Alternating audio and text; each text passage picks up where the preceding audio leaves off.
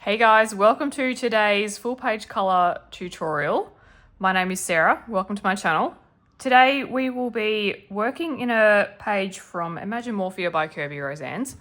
I did have a couple of requests actually, to do a full page coloring tutorial in Imagimorphia from my February planning video. So today's page we are working on this compass page and I have a color palette here. Now this was picked from a color palette challenge, so I've just pulled this out of the box and then went to find the page. And this one struck me as something that would be really good. So we're going to work on this one today. So as you can see, we're working with some reds, salmons, dark teal, mint, and sandy colors, some like beigey French grays. I have picked all of my pencils out. A couple of things before we start with our pencils. A lot of people have asked for the Kerby page purely because his work can be quite intimidating to some, especially because of all the shading and all the different elements that are going on.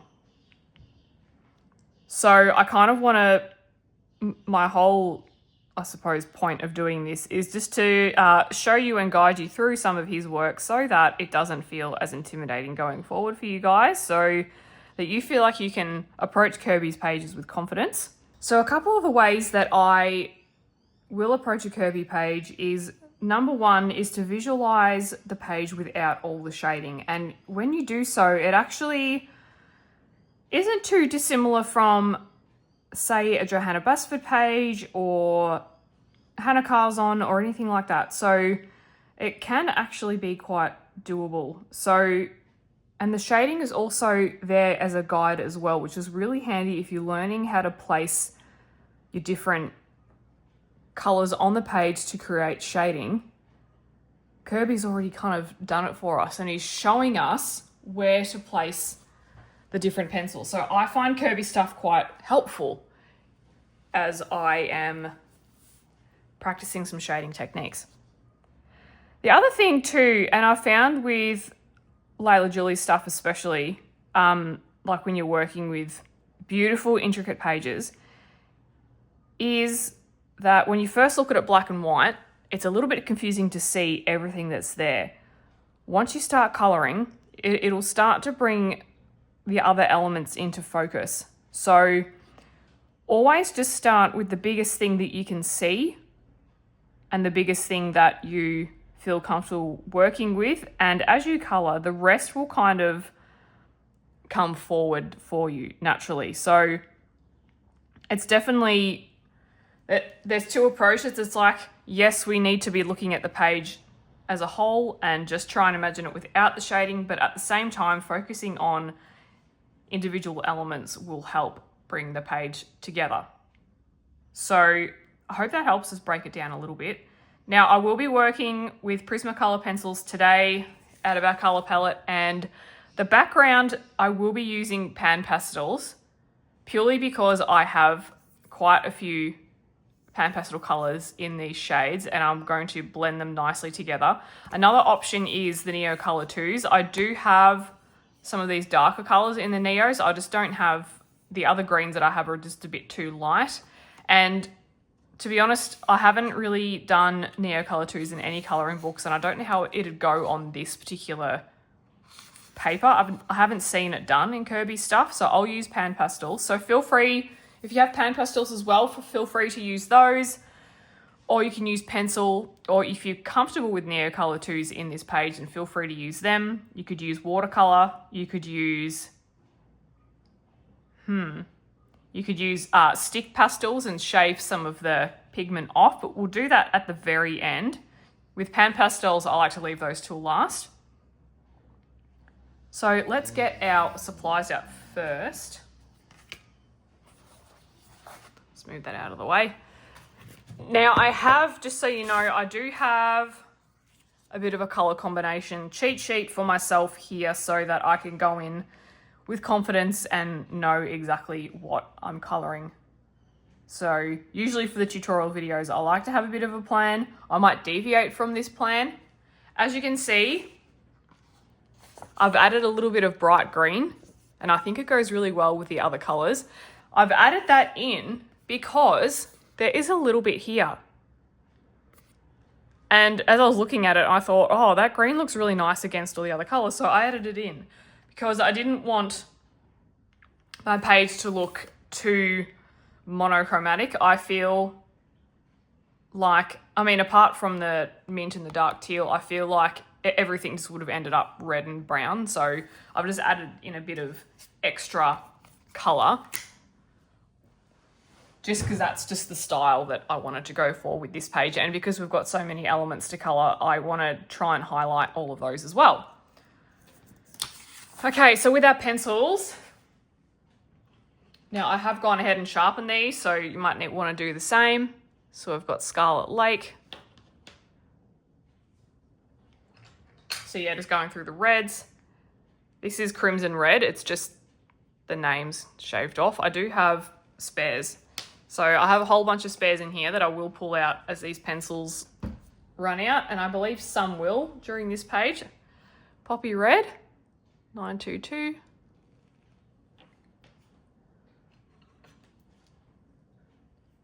Pale Vermilion, 921.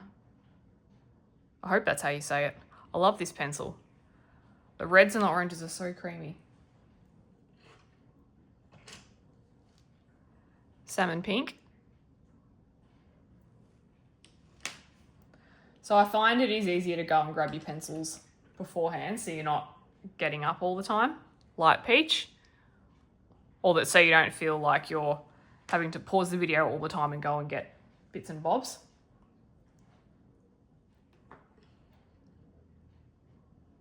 All right, I had a pumpkin in here, to be honest. Oh yeah, I do. Pumpkin Orange. I'm trying to do them in color order so they look nice, but I think I'm just causing more issues for myself. Peach.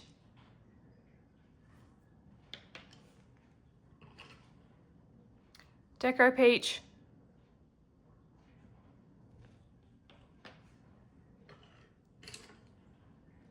Nectar. I do have another nectar in my collection. Beige Sienna. Again, I've got another one of this, which is good. I've checked. I do have them. Let's check that I do definitely. Yep, there it is. 50% French grey. Now the French greys I find are a great kind of option for these, as well as some other light browns that I have. So the combinations just go really well together, I feel. Seashell Pink.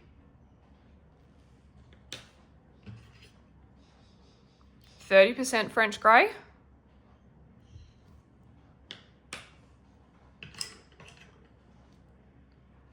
Sandbar Brown.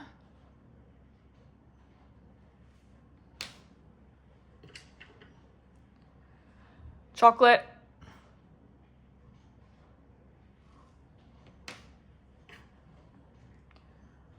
Light Umber.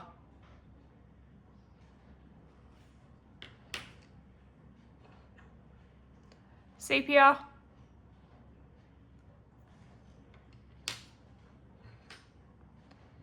Sienna Brown.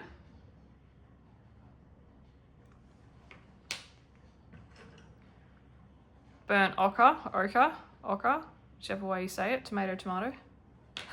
Potato, potato. 90% cool grey. I've just added this cool grey in for some shading if I need it. And probably the same with some of these browns. They are just in the colour combinations to create a bit of depth. For example, I'm digressing a little bit. With this, the wood element there, because there is a branch in there. The sepia and the chocolate aren't necessarily in this, but the beige sienna and seashell pink are. So I'm just trying to deepen up the wood element so that it's not too similar to my second leaf combination, because otherwise it'll start getting lost. And I'm quite happy with this combination, yeah, because there's at least two of these colours are in other combinations, so it's just going to keep it cohesive. Let's continue. Sorry. Peacock green. So now we're getting into our teals and our deep greens. Parrot green. Where would we be without cobalt turquoise? Again, I do have another one of those. These three are probably the most similar to these. I did try for those that are wondering where's my indigo blue, I did try. It's too purpley blue for this, so I've left it out. Aquamarine, my baby pencil. And just, again, which I say in most videos, so you guys are probably used to this now, I do have my dogs inside, so if you hear random grumbling or snoring or anything like that, it's just them. Light aqua. So I just had to think about it then, because it had the French translation and I'm still getting used to that. Cloud blue. You could also use a pale blue if you want. That particular cloud blue I'll be using on insect wings, and so I'll teach you a really good technique on that. White. I've got the white pencil here just in case, so I always have a dark grey and a white and or a black out just in case. Get this out of the way. Pale sage. Again, I feel like this one always makes an appearance. Sap green light.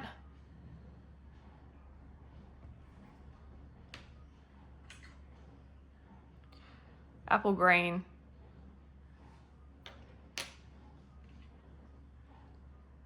Olive green. Yeah, so I feel like we've got a really even amount of pencils here depending on according to our colour combination card. Here we go. And feel free to, if you're just after the combinations, feel free to screenshot this. That's all good. And feel free to, you can colour along with me and do the exact same, or you can take these combinations and just jump in yourself and have a go based on how you think the page could look. And then, sorry, I've got a cup of tea with me, so you might hear me drinking a little bit. And then just for a couple of elements, I have a white Posca, which is the size PC1M. 0.7 millimeters. Have the same size in this coral pink. And then in a different size, this is the PC3M, which is 0.9 to 1.3 millimeters. So the tips are a little bit different than the 1Ms. They're like would I call it a sponge tip? Maybe. This color is only available in the size up from these, so I got it. But I I'm almost liking this size better than this size. I feel like the color laydown's a lot easier. And then I've got an Ohuhu glitter pen. So this is an emerald color with like a turquoisey blue sparkle. So I just have these on hand and I don't usually apply them until the end, until I kind of can gauge what I want to embellish. And then I've got some jelly roll here. So I've got, this is like a, in the Moonlight series, it's like a, I don't even remember what colors they are. It's just 419. It's like a pinky red, I guess. And then I've got this like copper 517. And then I have a Hunter Green 530. I seem to remember this color off the top of my head.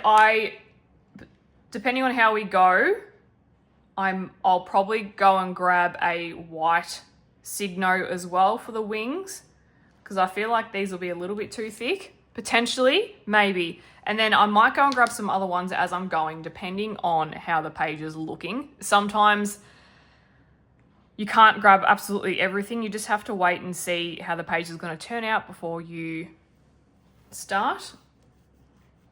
And I also have my sharpener. which is full of shavings. Might need to go and empty that soon. And I have some washi tape, which we'll put on the opposite page just for our pan pastels. And I have some erasers here too. And I've got a couple of sheets of paper, and I'll show you with that how I use those. So we'll do the pan pastels at the end. I have some ideas for some colours, but I'm just not quite sure yet. So I'll grab those at the end.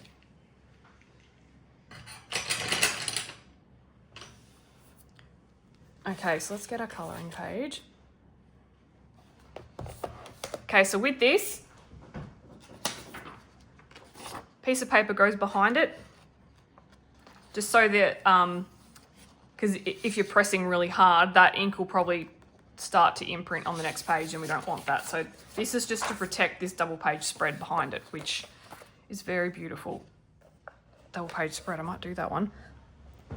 So the next thing I'm going to do is just to get some washi tape in there. It's just going to protect this page, and also when I'm doing the pan pastels, just so I can get a nice crisp line down the middle. So washi tape is really great for this because it's not as sticky as regular tape. Masking tape might be okay, but I like washi tape because it's also pretty. So if you're wondering what washi tape is, it's just this stuff. It's like decorative tape. And you can get it, a lot of places stock it. Kmart have it, Officeworks have it, online have it. You can get some really pretty ones off Shein and Temu and things like that. So I'm just gonna, like it's not that sticky. It is a little bit and not much. So one kind of thing to do is just to reduce the stick a little bit by just putting it over the fabric on your pants a little bit, or your top. And I'm just gonna put it in there like so, and then kind of stick it to, so that it gets in that gap, like so. And then it tears off quite easily, and I'll just kind of stick it down and it will come off quite well. So that's just going to sit there. The other thing that I will do is just have another scrap piece of paper, and I'm just going to tear it in half because, and I got this tip from one of my lives yesterday. One of my subscribers suggested getting bits of paper to lean your hands on, because I find that I'll just get the oil from my hands would just transfer onto the paper, and I'll just end up with all these smudges everywhere because it'd pick up the pencil pigment. So a couple bits of paper for me. You might, if you're right-handed, you might not find that you need to do this. I don't know, I feel like everyone's different. So what I'm going to do, I'm going to start with the largest element to me, which is the metal, and we're going with a copper look today. So copper, I went with copper because it's kind of what matches these colors the most. You could go rose gold. However, with rose gold, yeah, it's probably, rose gold and copper are very similar, but there's just a couple of shades that are different. So I felt that the copper was closest to this. And because I have done a rose gold before and I wanted to do a metal one. So I might zoom in a little bit so you can see what I'm doing. Yeah, so feel free to pause the video or skip ahead at any time if you're quite comfortable with an element. You don't have to hang out with me for the full 8 hours. Hopefully it doesn't go beyond 12. I think the limit that I can post to YouTube is a 12-hour video. I don't think this will take 12 hours. I think we've got something quite easy. So our first colour is light peach, which I will pull out. And I think I have another one in here, so I hope I do. Got a deco peach, but this should be fine. I can always nip down to Officeworks and get something if I need to. So when you're doing your metals, you just start off with your lightest colour first. And I'm just colouring over everything. And it's the same amount of pressure. So we're just applying a light amount. And sometimes it can take a little bit to get your eyes used to where everything is. And you might be able to see, I don't know if I might have to do a few layers if it's really coming up on the camera, but you can see me colouring it, so trust that it's there. I'm not fooling you. This isn't an AI generated video. So I'm colouring in the hands because I can see them the easiest. Well, not that. Oh, no, it's not. That's the hand. These are little pointery thingies.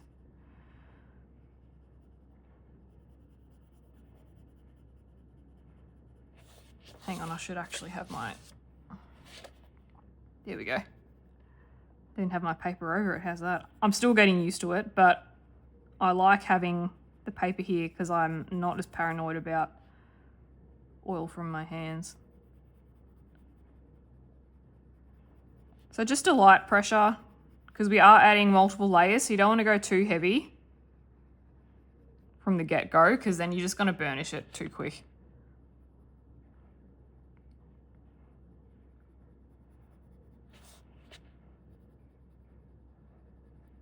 You can blend the pencils, these colour combinations, rather than layer if you want, but I find that with metal that layering has a better effect and you've got more control over where, like, your colour placement and your shading.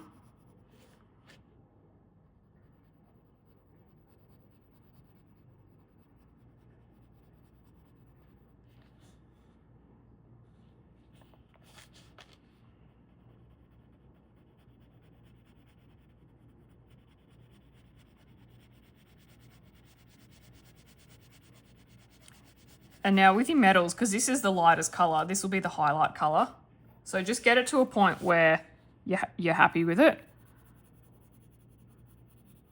And you might find that you need to come back in with colours that you've already used as you build up your layers, and that's fine. I do that a lot.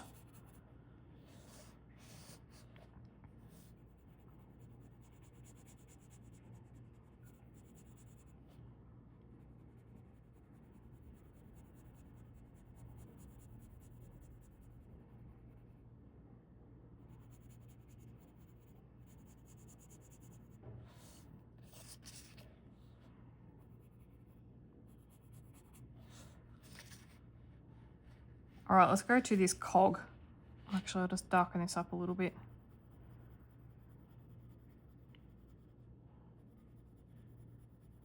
Oh, my dishwasher's on. I say this every time, and because I do it every time. Before I start filming, I always put an appliance on. So I'm always washing dishes or doing, washing clothes. And then I'm like, oh, why did I do that? I'm filming. You're going to hear it. But that's okay. It's kind of like nice white noise, I guess. Right, and I can see... What have we got? Yep, okay. That's part of the... And you know what? If you're... Even sometimes for your Kerby stuff... Can you see that? There we go. Even sometimes for your Kerby stuff... You don't even have to shade, just because he's got the shading there. Like, just go in and colour it. If that's a good way for you to approach, if you feel that'll work for you. Now, what's that underneath? That there is like this little plant thing, so I'm going to not colour in that little bit. See what I mean by the more you look, the more you'll... And don't worry too if you accidentally colour over something that's not part of the element. That happens. You can simply erase it, or you can simply just get creative and make it part of it. I've done that so many times. I've coloured in things thinking that it's part of an element and it's not.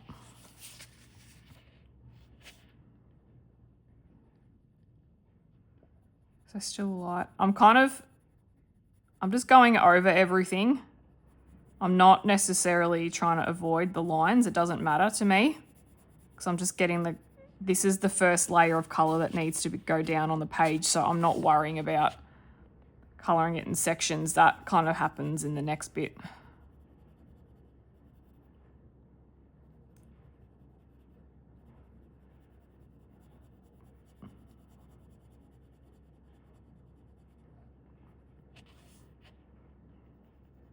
And even if you don't have this page, you can apply these techniques today to any page.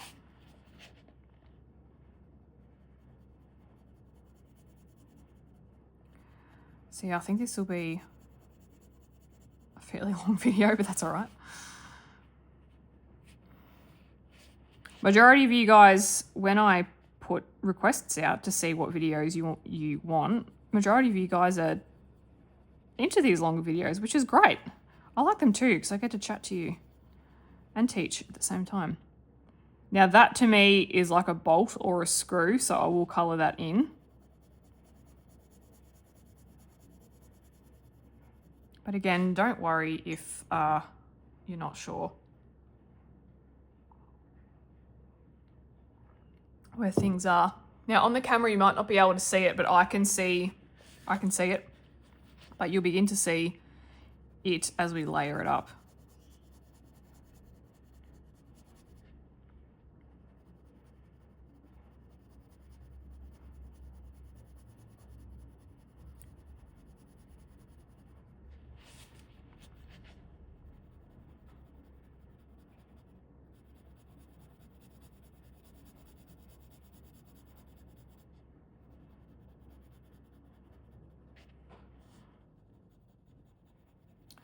But you guys have the advantage because you've seen the thumbnail and you've actually seen the completed image. I haven't yet.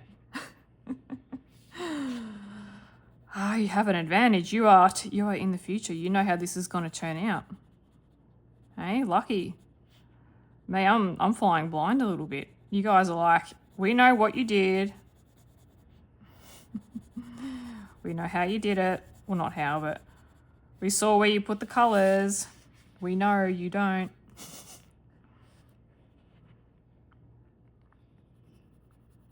Which is always funny when I film one of these.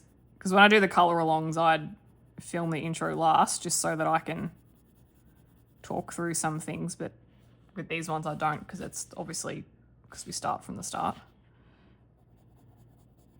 And because I'll usually talk about the page as well. And talk about the blank page and talk about my plans for it first. But yeah, with the colour alongs, I like to just give a bit of info at the start because I'm not talking the whole way through. Even though the intro to this was like 16 minutes. But I've heard you, from the feedback I have, you guys like that, so it's awesome. I love it. Oh, yeah, I think I just coloured over there's like a little bug or something that I've just coloured over, so that's just going to be forever fossilised in this metal element.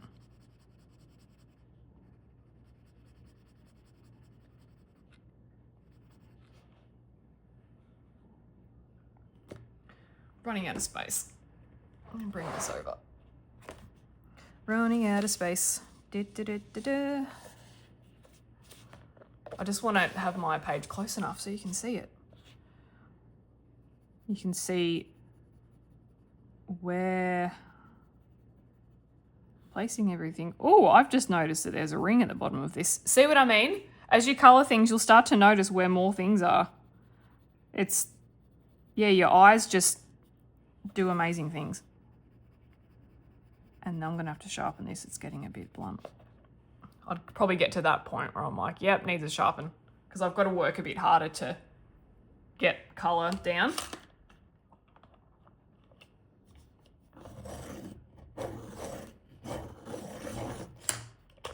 Three turns will do.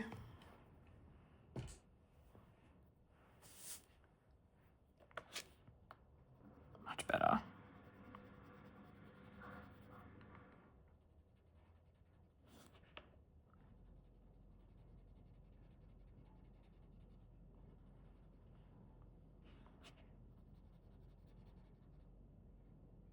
See, there is a metal ring down there, but I'm not paying attention to that for now. So I don't know what colour I want to make that. Like, it'll probably be a copper colour, we'll see. I don't know, I just don't want to do it yet. Oh, sorry, I need to remind myself to continually move my page for you guys, because I tend to get distracted on what I'm saying and I'll forget to actually do the things. And the other reason why I picked this page is because I want to teach you guys how to do insect wings and stuff. I've got a really fun way to do it. I mean, everyone probably does it the same, but I get quite excited when I do it, so I'll just take that as a win. Oh, there's a bolt in here too. Colour around that. No, I'll colour through it, because even I'll colour, it'll be copper. It'll just, yeah.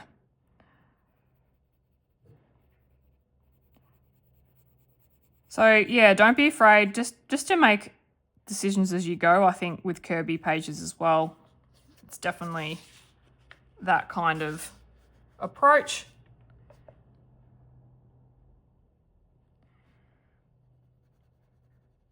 A little bit in here, a bit down there, there's a bit behind this leaf here.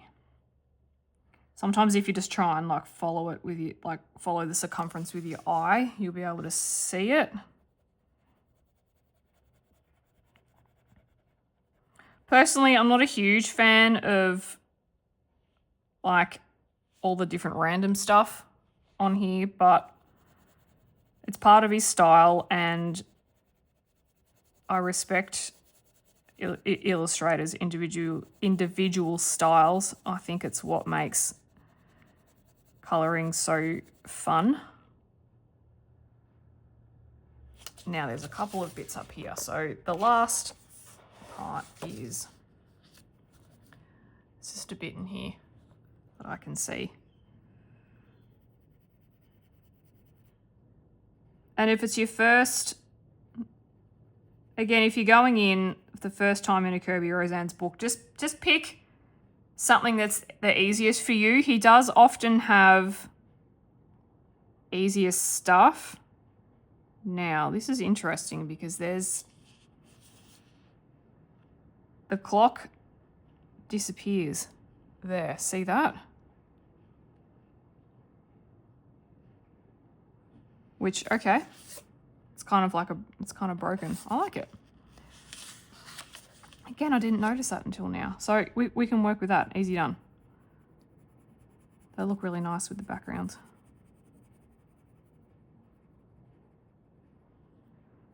Colouring that bit.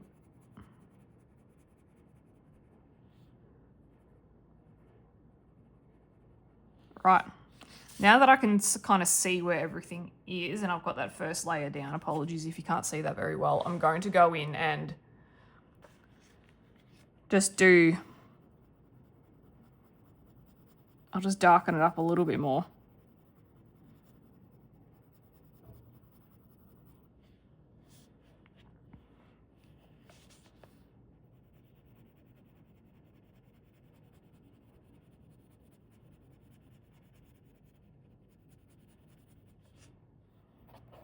I'll just get everything to a colour that I consider even.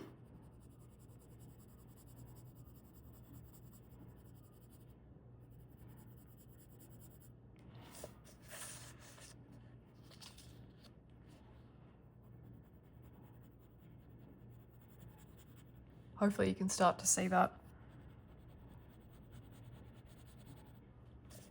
I'm going to edit this video in new editing software, so we'll see how the color gradients come out. I was using CapCut, however, I'm running into problems with it because CapCut is more suited towards short form videos, so like TikToks and Reels and Shorts. But it's really user friendly, and so I think it was really good to start out with in my video editing journey. But I'm going to move over to DaVinci Resolve, I think, because that's more suited to longer videos, and especially when I'm filming stuff like this, it's like 6 hours plus. You really need better software. So I'm gonna trial the free version and see how we go, and then if it's good, I'll buy it. And especially because the channel would definitely be a long-term thing. So yeah, apologies in advance if there's something different about this video than the other two. It's because it's edited in a different software. But hopefully it's better. I'll just have to spend hours redoing all the text that I did for my silent color alongs, where I put the colors up on the screen.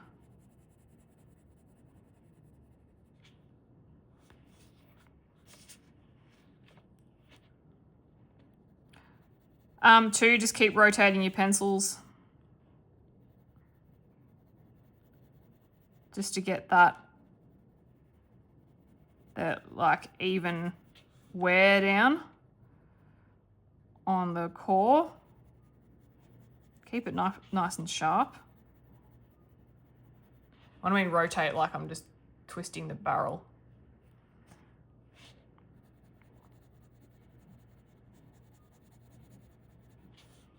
A lot of you probably know that, but I'm just trying to cater for,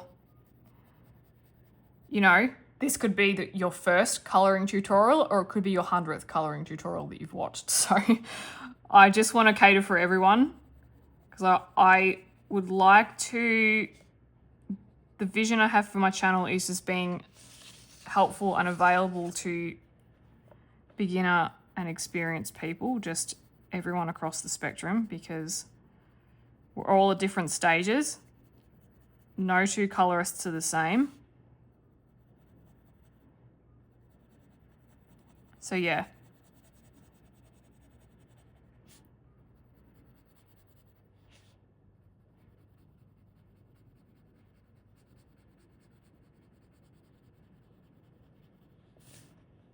Oh, sorry, you nearly couldn't see that. I'm just going to go down to this ring here.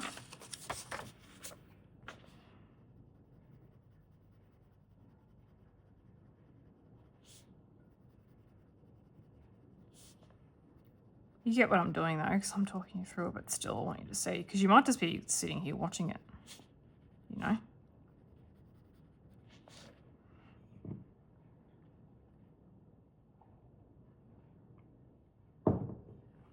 Oh, getting back to the CapCut stuff.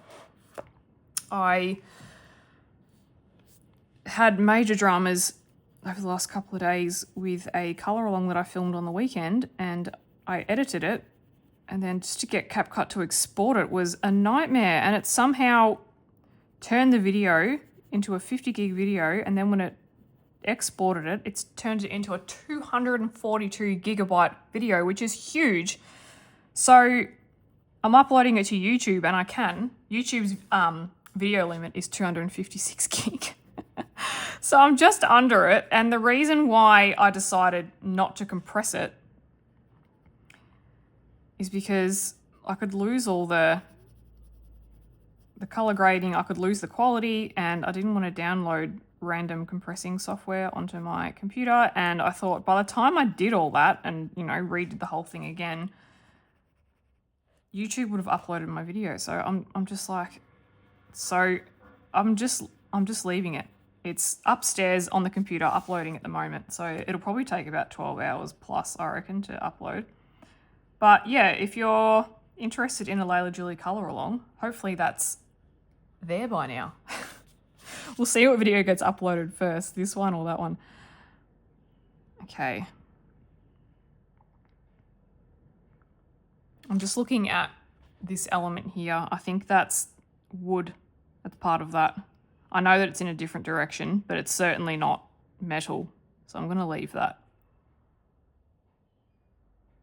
Okay. I'm going to go in with the second layer now. I'm just going to put this off to the side because I will probably reach for it. So the second colour we're going for is Nectar, and this is where we start building our shading. And I'll show you what I mean. My tea's going cold, so I need to keep drinking it. Okay. So now is when we start to shade. So if we think about it in percentage of areas coloured, that first layer in the light peach was 100%. This next layer, the Nectar, the 1092, is going to be about 70 to 80% covered. Probably 70. So if you think about it, with each layer, we're going less and less. And then my next one, which is burnt ochre, will probably be about 40%. And then sienna will probably be about 20. I may bring in a darker colour. I'm not quite sure. It might ruin the effect. So every layer you have less and less coverage. And that's how you get that kind of shiny metallic effect. So I'm just going to go in.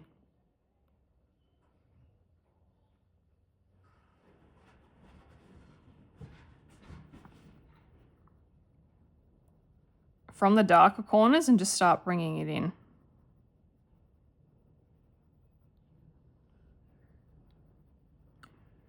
And I'm using Kerby's shading as a guide, which is always a great place to start, and it's one of the wonderful things about his illustrations. It's very easy to mark out where I need to colour. And again, I'm just using a light pressure, but it is looking significantly darker already.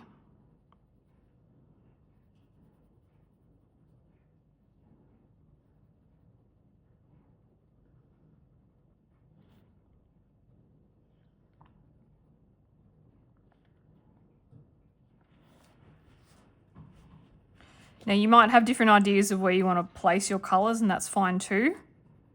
Just do it however you like.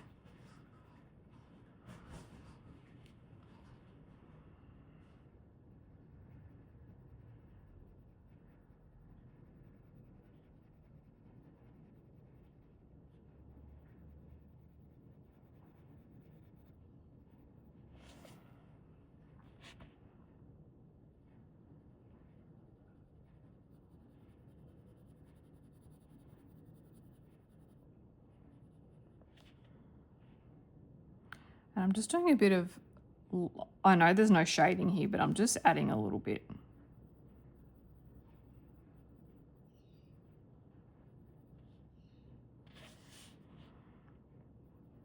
And as I was saying before, I'll come back in with my colours as I go.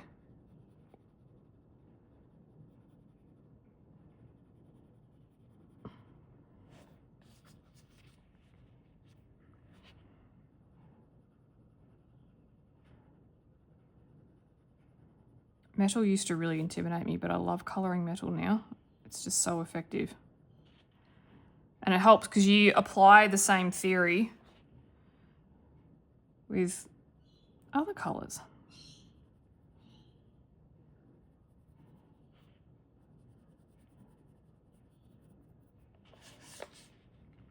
Now, tip with your shading too, notice how with this here, so Kerby with his shading, he hatches and cross hatches, which is just it's a name for how he draws, and how the pen marks go down. See here, these two are lighter than that shading. It's because these two are behind this. And so to create depth of field, you'd have more shading on an element that's behind and less on an element that you want to bring forward. So that's a tip if you're trying to shade something yourself that doesn't have the shading here. You make the back darker. But again, Kerby's done it for us, so it's great.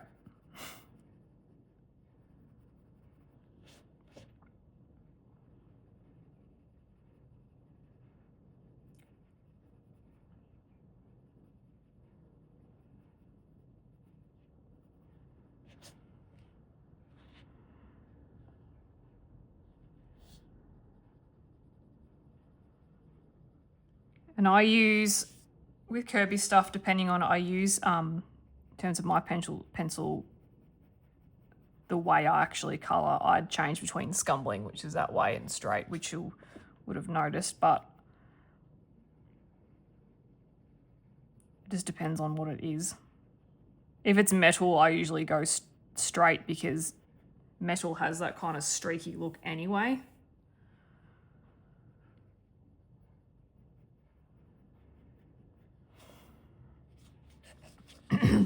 And you can usually tell by the feel of your pencil and stuff if it's just, and the look as well, if it's looking too streaky or too circly.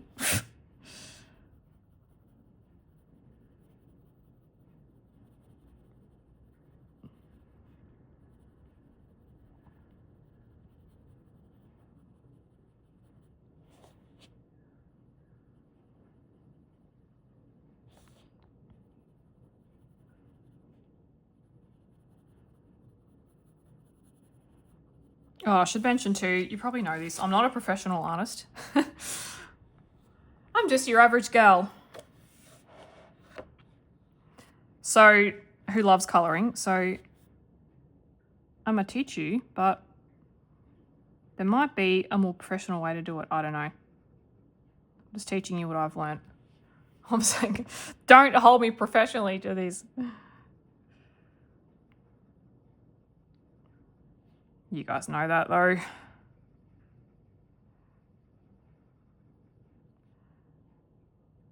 feel like there's got to get to a point where I don't have to articulate that because, you know, you may have binge watched my videos already.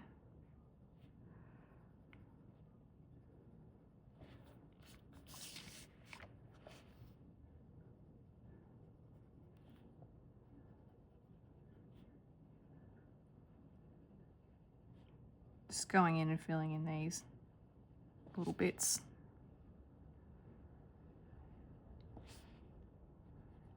Here. I actually quite like that it's broken. That the compass is, there's a section missing. I didn't realise that until.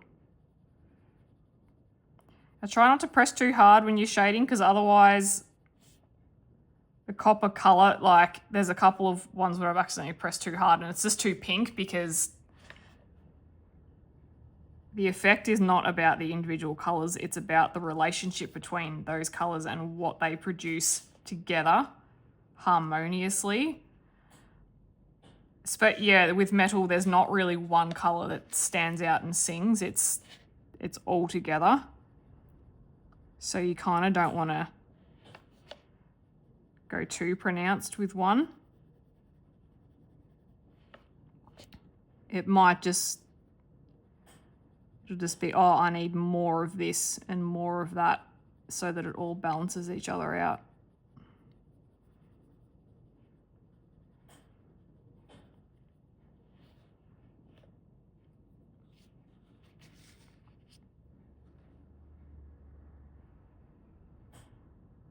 That clicking sound you can hear is my dishwasher. I don't know why it clicks.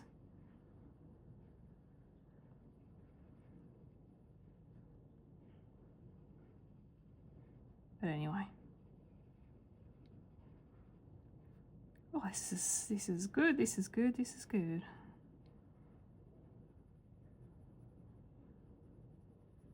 As I'm colouring it, I'm just getting excited. Sorry, I'll try and keep my pencil nib there for you so you can see.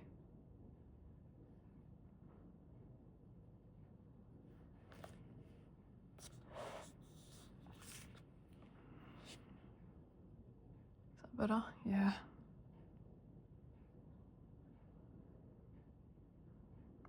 It's just me looking about where to do next, sorry. If you just see me like hold my pencil up and pause, it's yeah, because I'm just looking. Oh, I missed a bit in here. See, it happens. It's okay.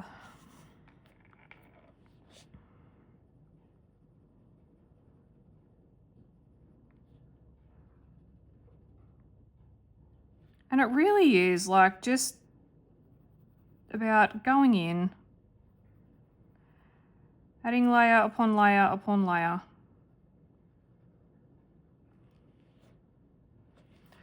Might zoom in a bit more. How's that? Yeah, let's do that. It's a bit better.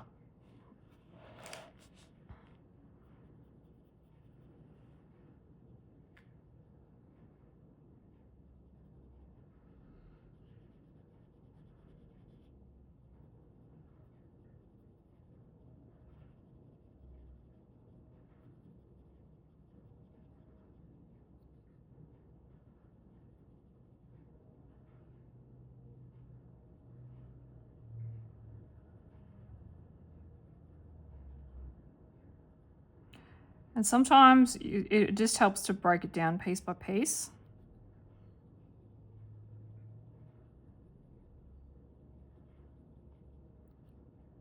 Because there are lots of different bits and bobs in here. So just, yeah. Focus on the parts that are behind leaves. Colour them in. Make them darker. And the parts that are standing out on their own, they can be lighter.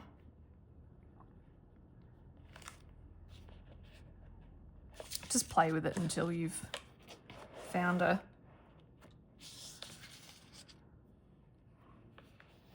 happy medium. Find something that you're comfortable with. You know what I'm trying to say.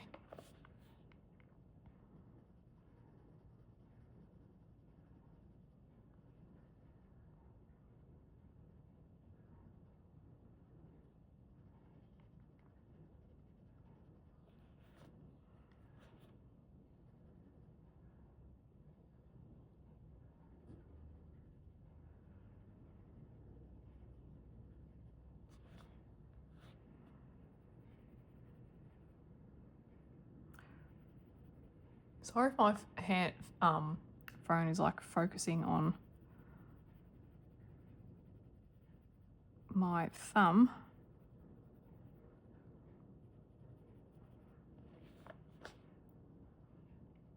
Colouring these little bits because they're like indented, so they'll be darker naturally. So that bit. Yeah, so any areas, I'm pretty much just picking any area that is indented or has shading on it or is close to another line or element. That's where I'm adding shading.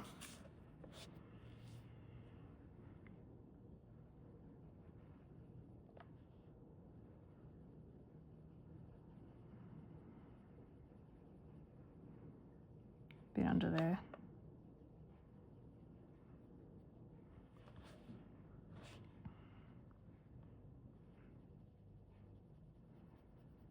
On here too, and again I'm just going to keep adding layers until I get an effect that I'm happy with, that's bold and vibrant, and I might even come in after I've added other colors on the page depending on how they're all looking together. So it's really just a matter of just keep chipping away. You can always come back and change things. With pencil, you can layer, layer, layer, layer. So yeah, it's fine. Don't worry about getting it, you know, bold and vibrant from the get-go. We'll get there. We'll make it happen.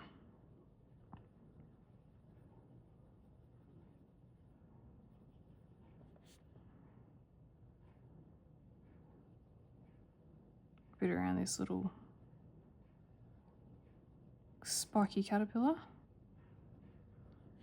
He'll make a very pretty butterfly.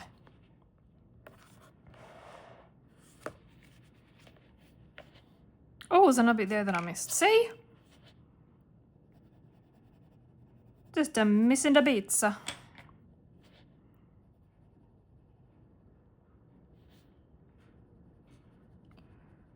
Sorry, I watched a few Sushi Mango reels this morning, so it's just it's in my head. And with these little buttons, these little screws, I've just coloured, like done half of it, as you can see, with this second colour.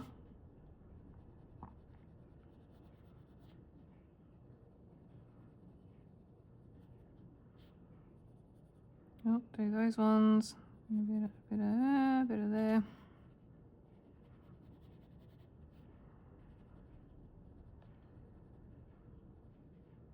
Bit of that. Maybe a bit there. We'll see, I might add a bit more. Yeah, I probably will. Hang on. Let's do a bit up like that. I'm just trying to keep in my head the little shading percentages. And I'm thinking, oh, yeah, this E over there, the east, I'll need to change.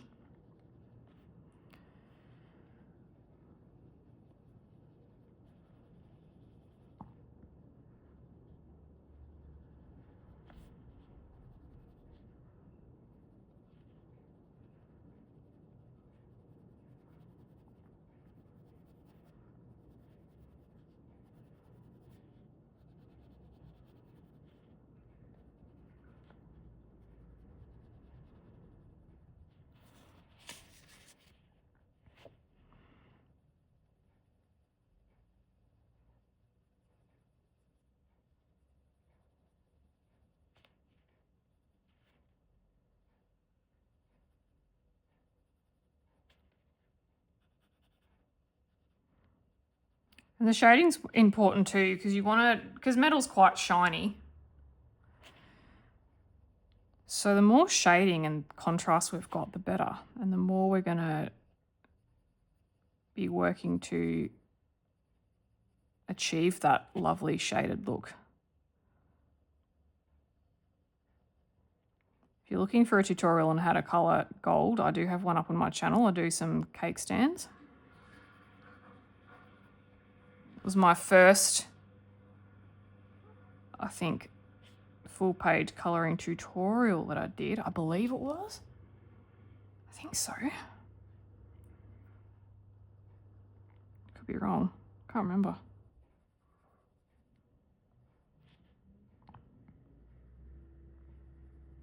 Oh, the dishwasher's taken off.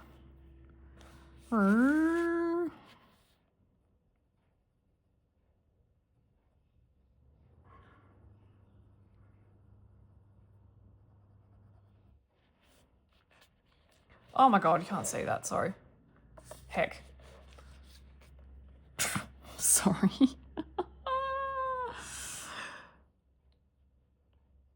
This is the problem, I just get carried away. I'm like, just talking.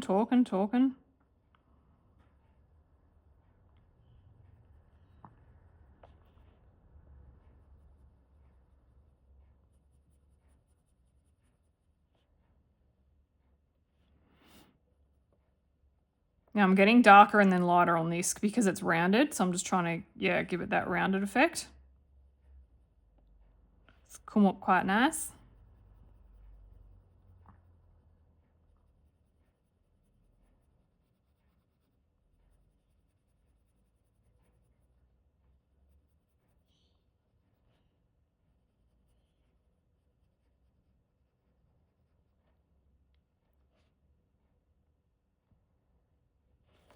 Right, I haven't done this section down here, have I? No.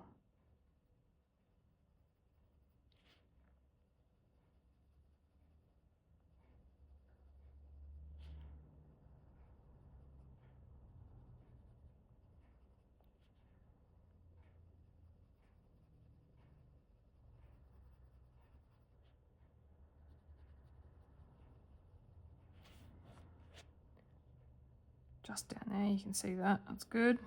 Winning. It's debatable whether this part here is part of the metal. I don't think it is because it's all curved and round, but we'll cross that bridge at a later day.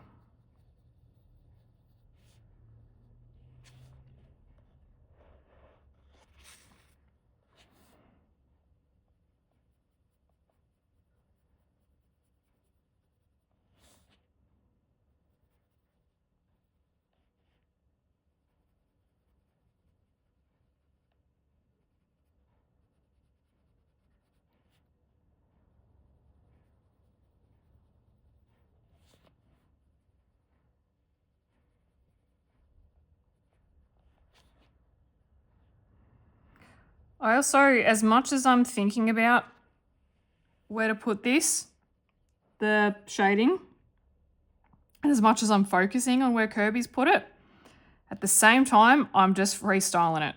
I'm just going in and I'm winging it. So there's an element of that too.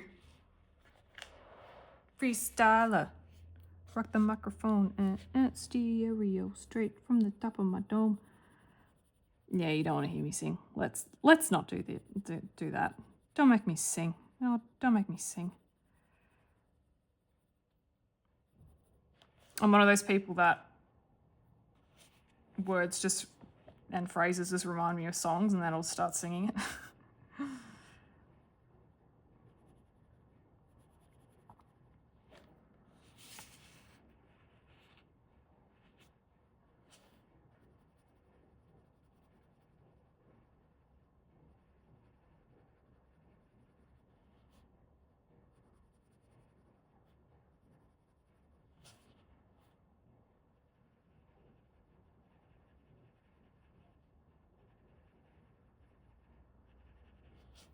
Alrighty.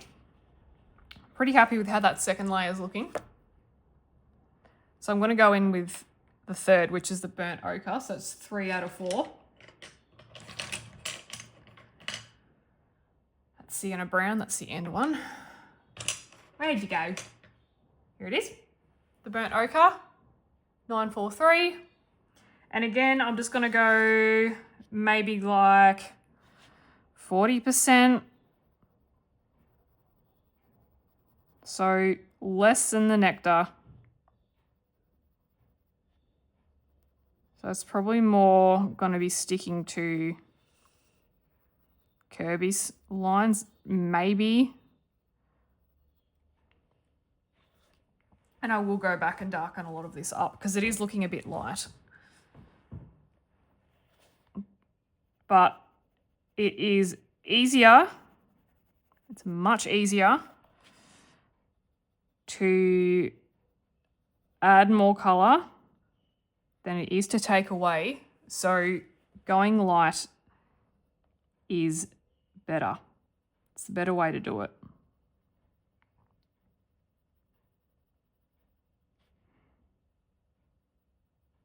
Yeah, I can already see I need way more nectar than I applied. That's all right. Sometimes you won't know that until you apply your darker colours, and it's better to know that like at this stage than it is, you know, like, oh, you went too heavy-handed or something like that. It's just way better to do it this way than the other way. Trust me.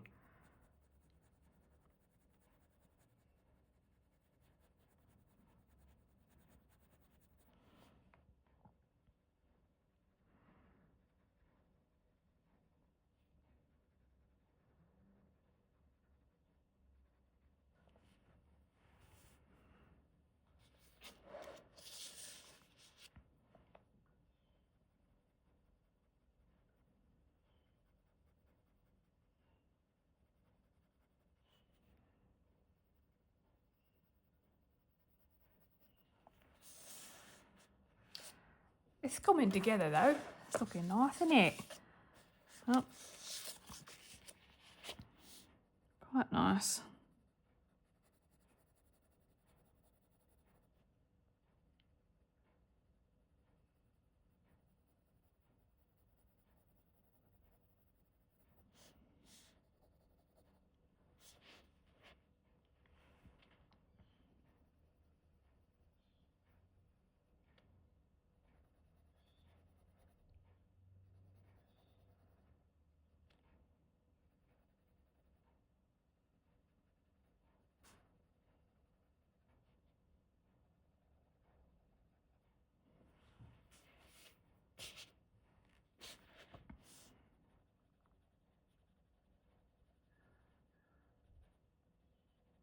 Ah, the currawongs are back.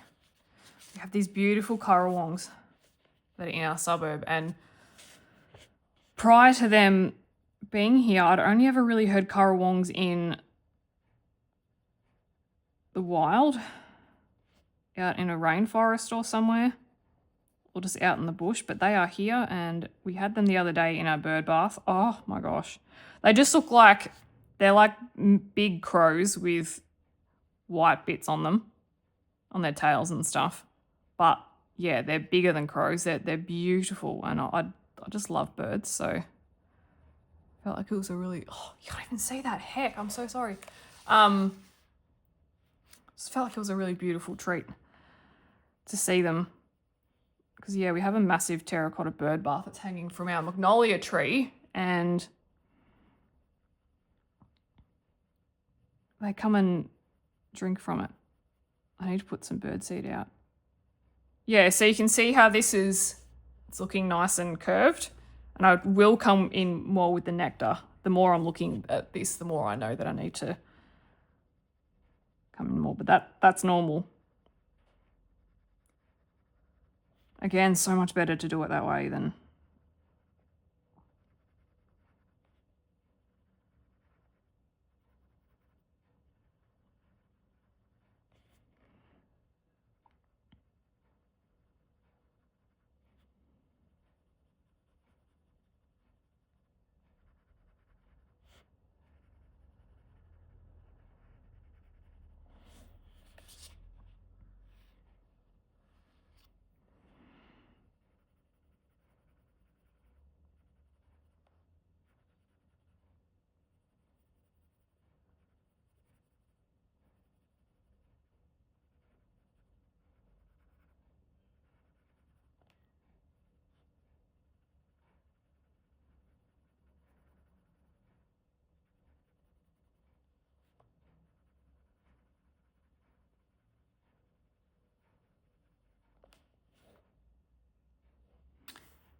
Oh, yep. I've just seen a bit that I missed as well.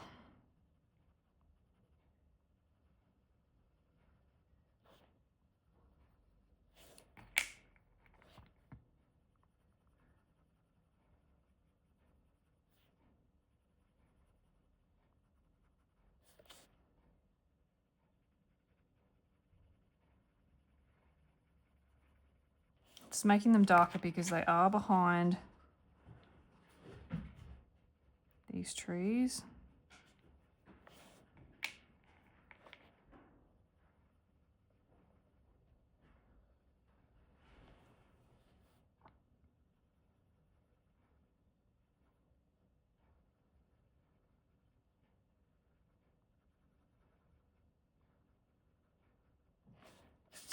You can see that we're starting to take that coppery kind of shade. We're slowly starting to build it up. They take time, but hashtag worth it. Am I right?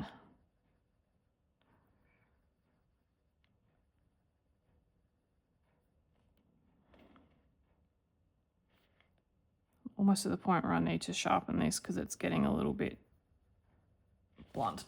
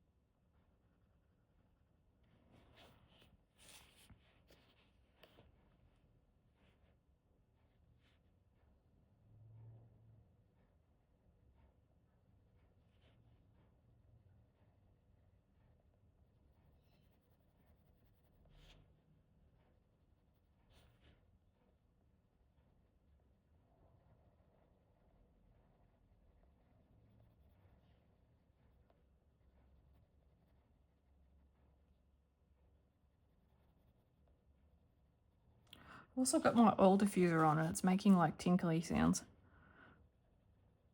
Oh, and I forgot this bit too. Where's my... There it is.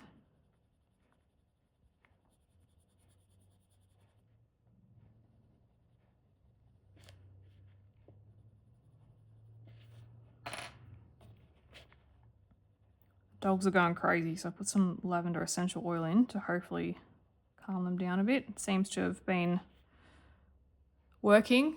Lavender is safe for dogs. There's some essential oils that aren't, so just be careful if you're putting essential oils on with pets, especially smaller animals. I don't know why I'm saying this. This is not an essential oil video. Oh gosh. Live tutorial with Sarah.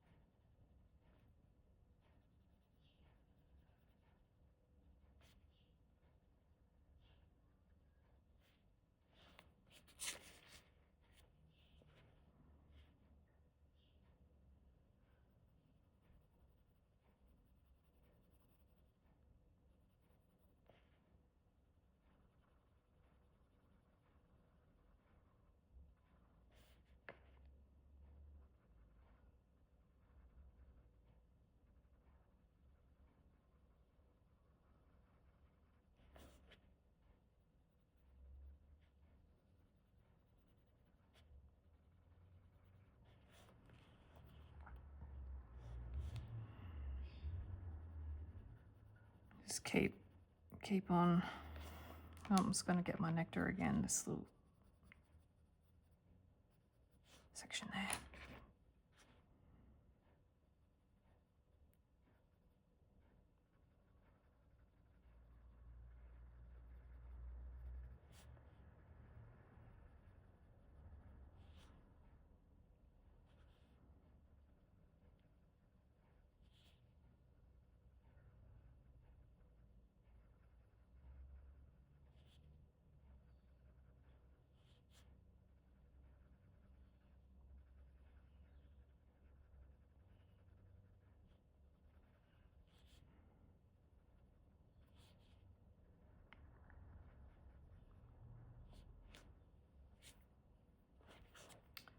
You know, I could do a bit of shading here. How about that?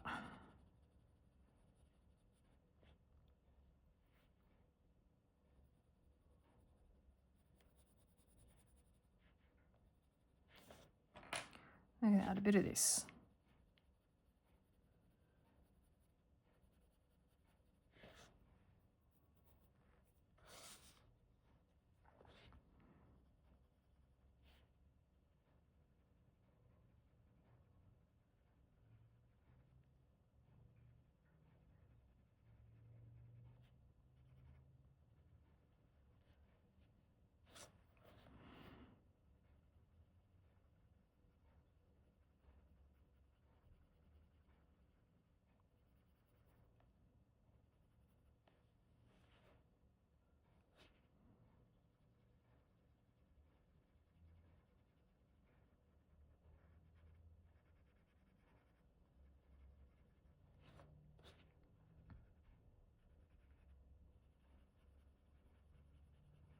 I've got the nectar down here, didn't I?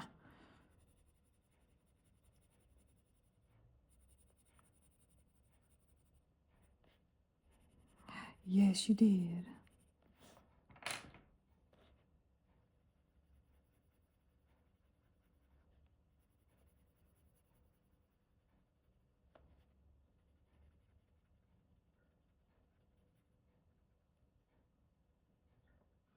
Put it in those little gaps.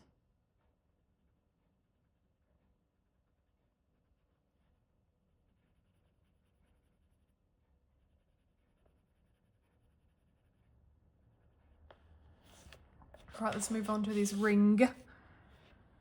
Did I completely miss that too? Jeez Louise. See what I mean? Just, yeah. Bits will become more apparent to you as you colour them.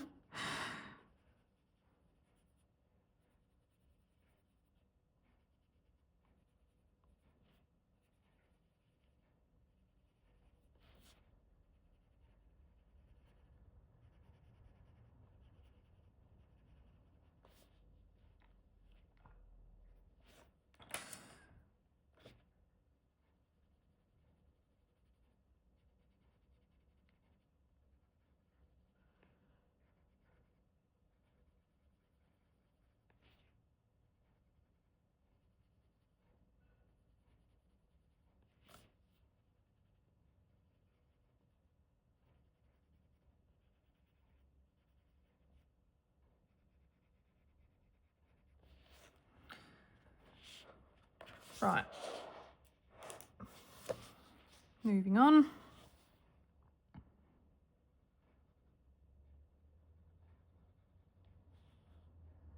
Done that part.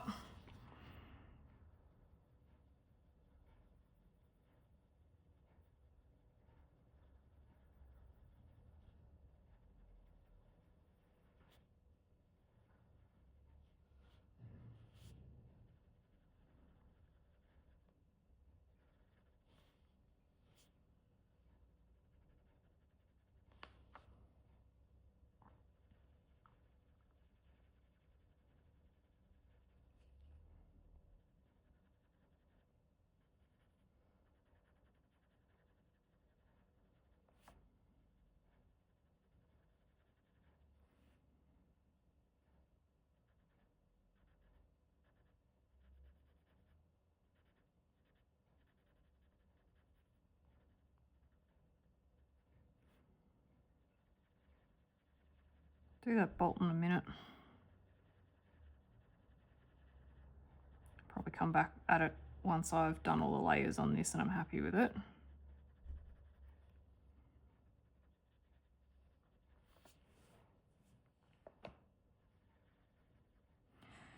What I'll do, once I've done my first round of full layers, I'll zoom it out, we can have a look at the full effect, and then you can see how it looks before I go in and start re-adding colours.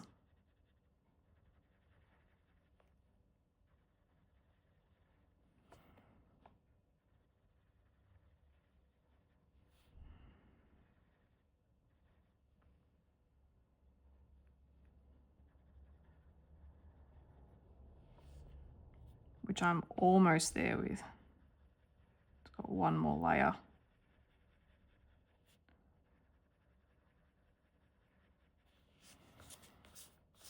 One more shade to go.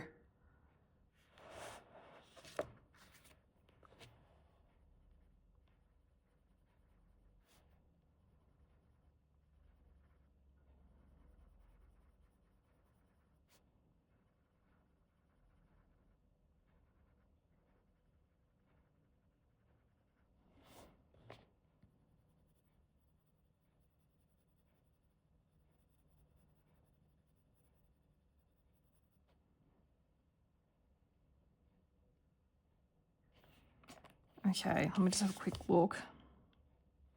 I was a bit down there. Might not be able to see.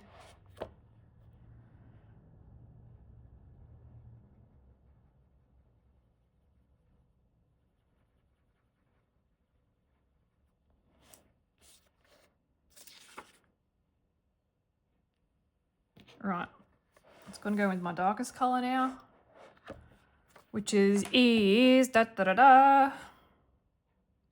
Sienna Brown. Tela de Sienne, ho. I would be absolutely crucified in France if I went there. Oh dear.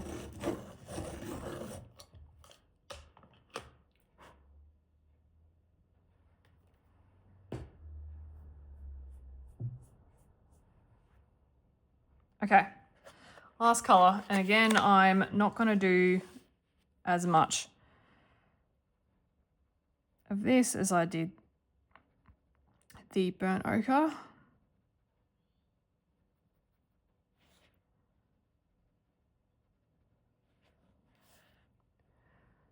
Just going to darken things up a fair amount, and then I'm definitely going back in with that nectar.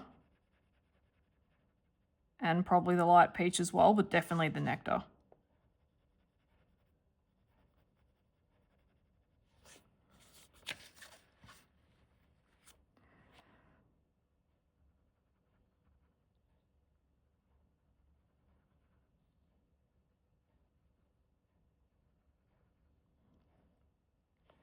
Yeah, it's just one of those things that you won't know until you get there.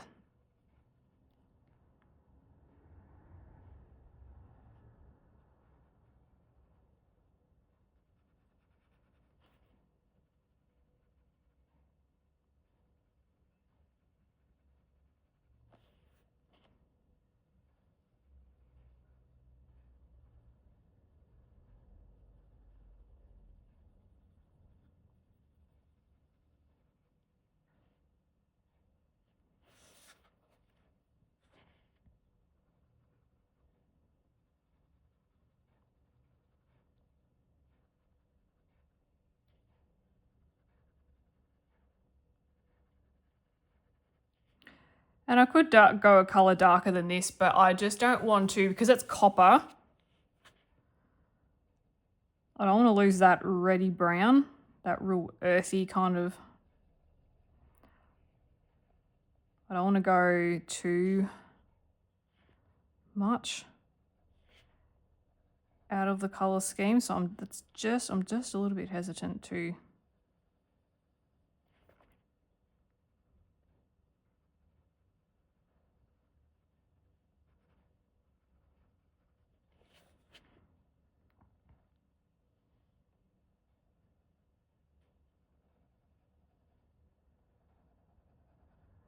Yeah, I'm just focusing on the corners. I'm focusing on those bits underneath that are like behind everything else.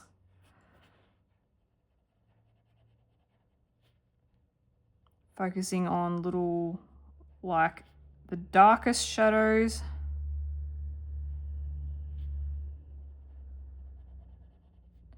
This is your 20% coverage. This is the one that's going to provide the most contrast.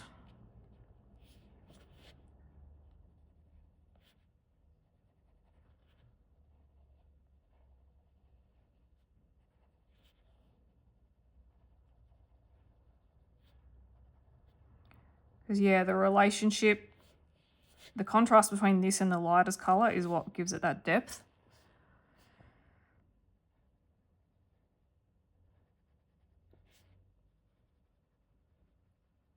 And how they all play off each other is really important. So, which again, you'll hear me bang on about all the time.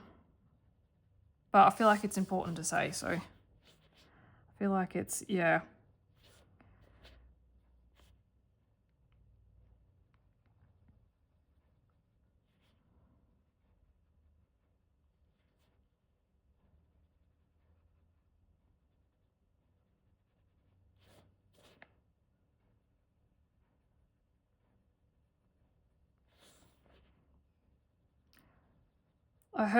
I do watch a lot of professional artists on YouTube, and one of my favorites, I forget his full name, John someone.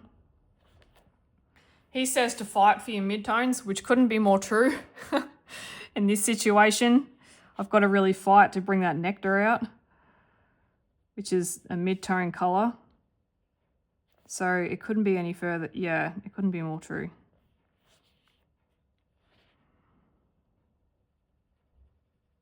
In this situation, especially with metals.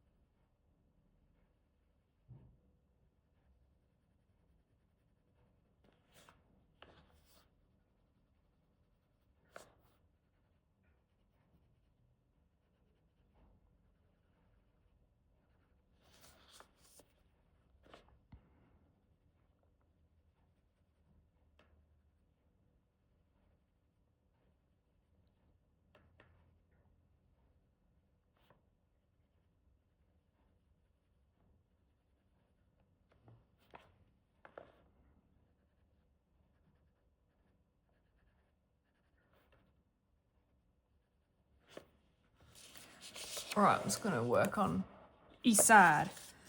And then we'll zoom out and take a look.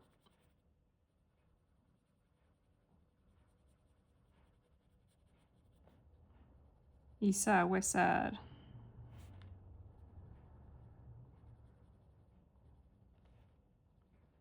No, I'm not a gangster. No, I'm not cool.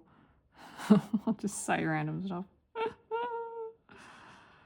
Oh dear. You know that by now.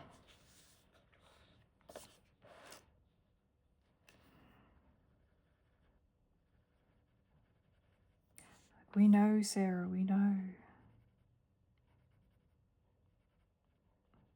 Oh, I need to put my glasses on. I don't know where they are. My eyes are doing that random darty thing.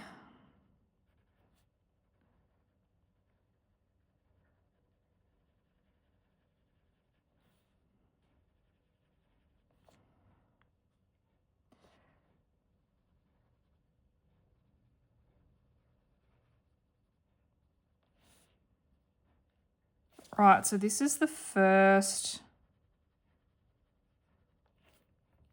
Oh, just a quick bit over here. Right, let's zoom out and survey our work. What we've done the first time. It's looking quite light still. I mean, it's definitely got colour there, but I definitely want to brighten it up. You might be happy with how pale that is. I'm not, but this is how I colour metal anyway, is I'll always go back in a few times. Like I was saying, it's better to do it that way than going too heavy-handed and it's a right mess. So I'm just going to start with my lightest colour again. And I'll keep you zoomed out a little bit because you'll be able to see I'm just going over some of my lightest points.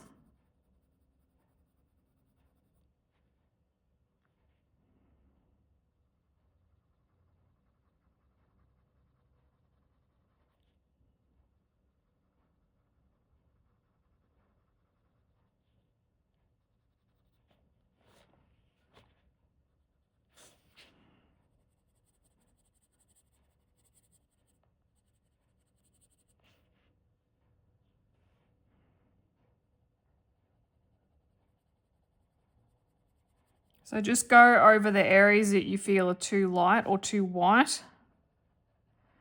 Just go over those. I'm not zooming you back in full focal or like fully at the minute, just so you can see what I'm doing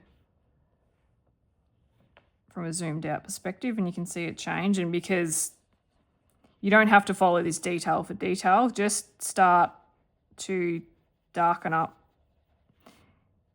areas that you feel need it.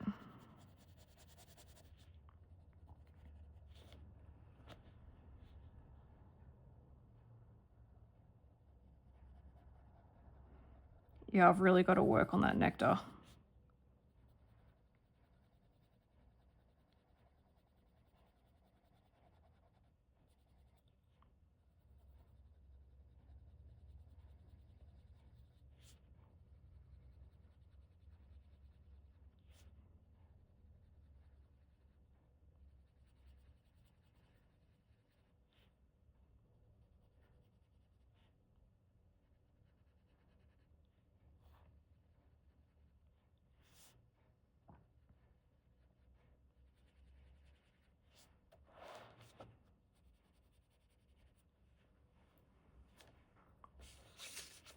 Again, you can certainly leave it this light if you like it.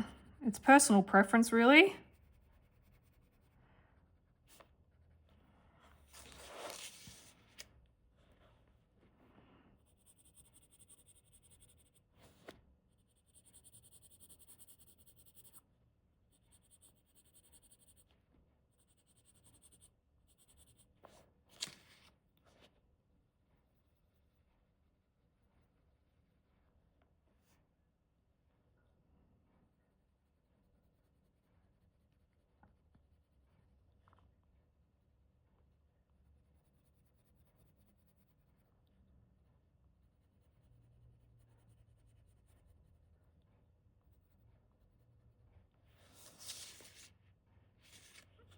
Over here.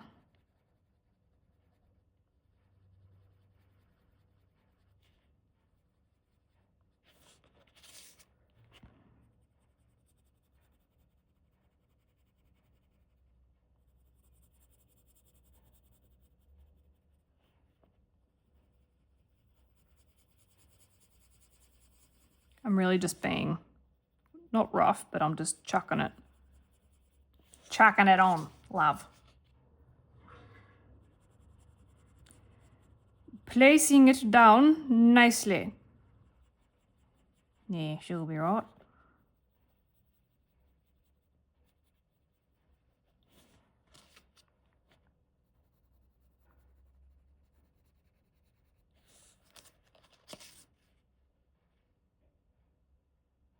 Okay, Nectar, come at me, bro.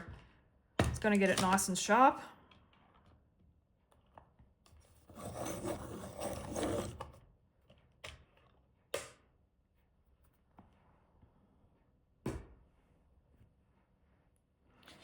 In we go.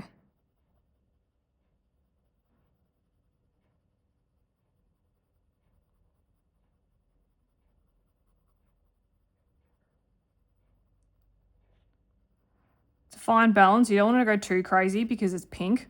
Well, like it's not pink, but it's like a peachy pink, so you certainly don't want to go in too much.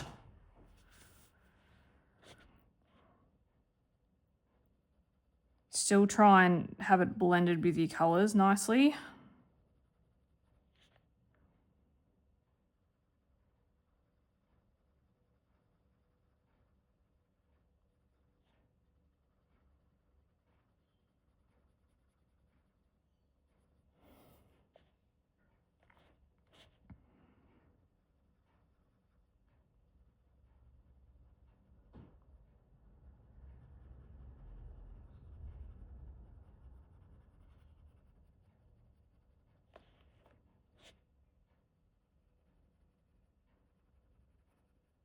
Yeah, just giving it that extra once over.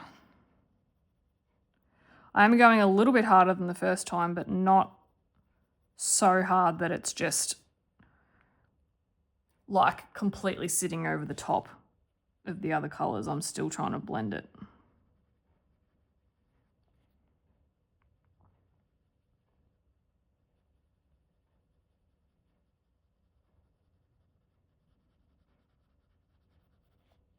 Because otherwise, yeah, it'll just look insanely pink.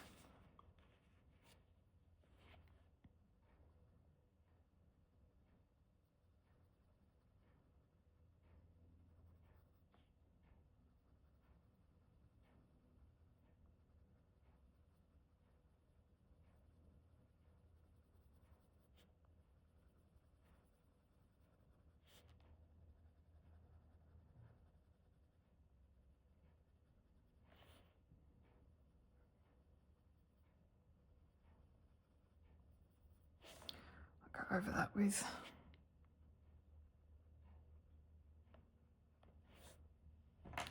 that as well. I will come back in with the other brown too.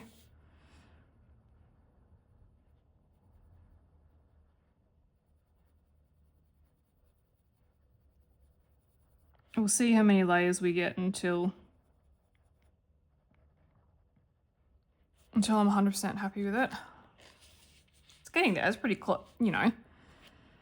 It's pretty close. Even though it's lighter, I'm getting it. Yeah, I'm happy with how it's looking.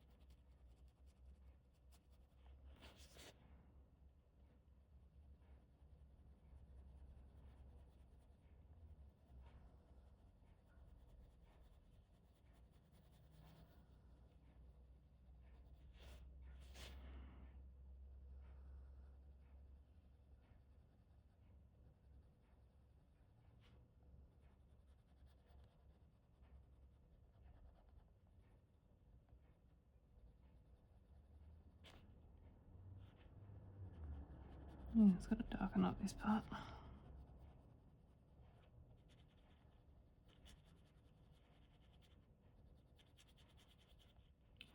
Yeah, so every so often, just take a step back and have a look at it. Even go make a cup of tea and come back. Sometimes your eyes can just get so used to what you're doing that you just don't see the full thing for what it is.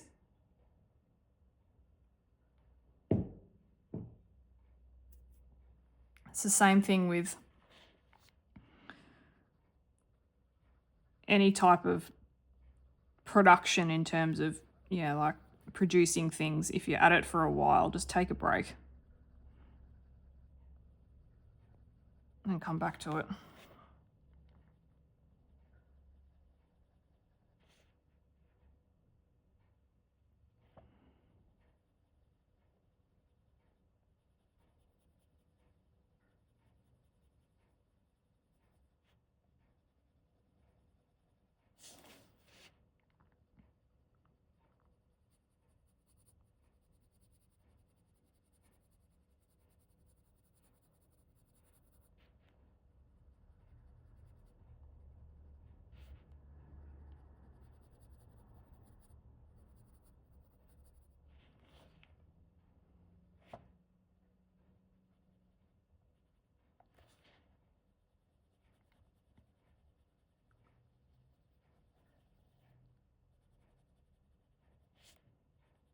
Some random bubbles here. We'll fill those in with like white Posca pen at the end.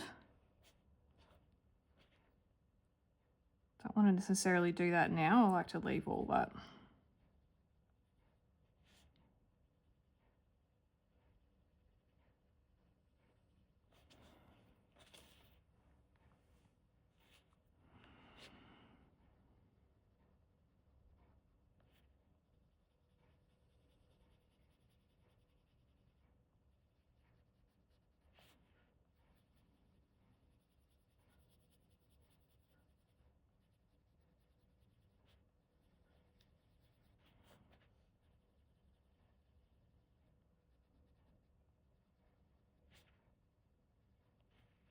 It's great how with pencils you can just keep layering and layering. There will be a point where you burnish it and it becomes more difficult to layer seamlessly, but you can just keep on keeping on. You can just pile it on, layer on that color. And if you feel like it's not done, you keep going. If you think it doesn't look nice, just add more layers.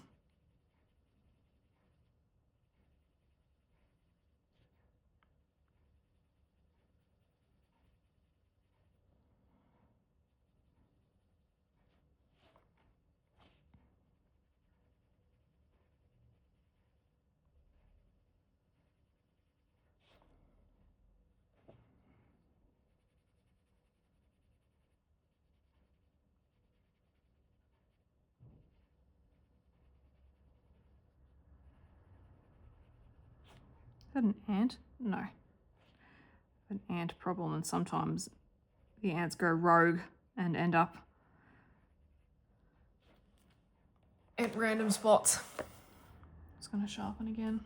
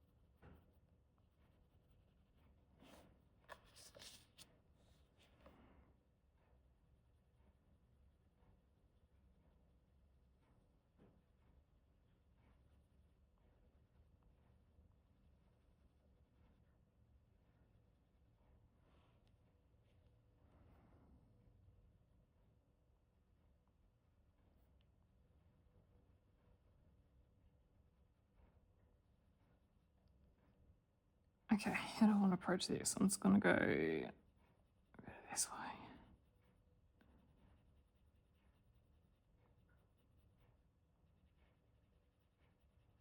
Add a bit more brown to that in a mini.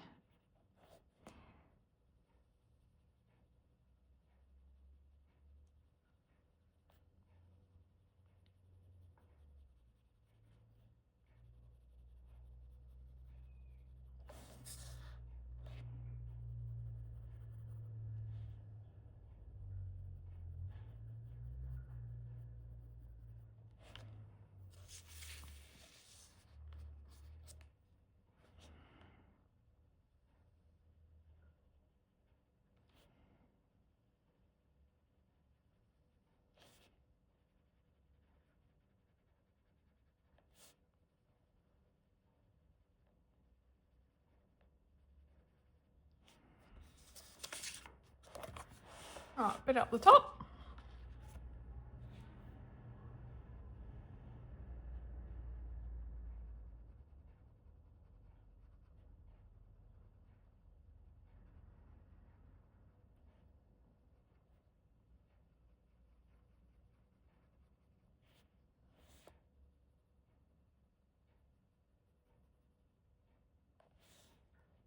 I feel like I've just messed up that arrow a little bit.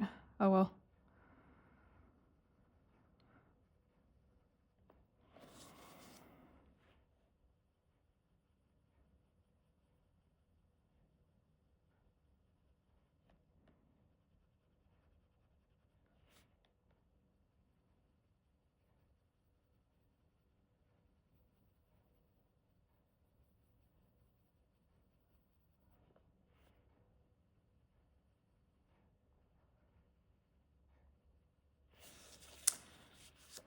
A bit more over here.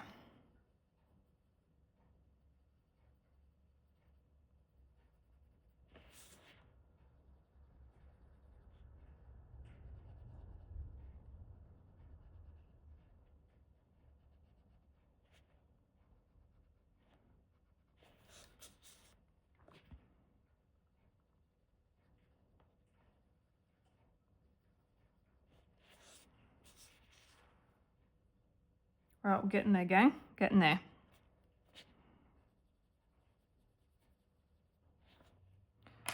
Right, I'm going to go in with a burnt ochre.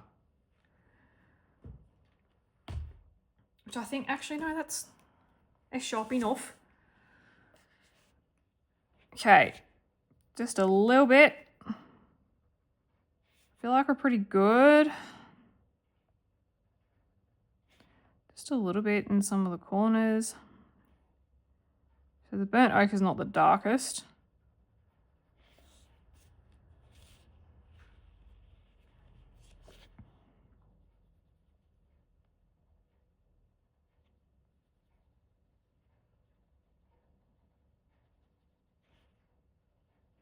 So you can bring it out a bit more.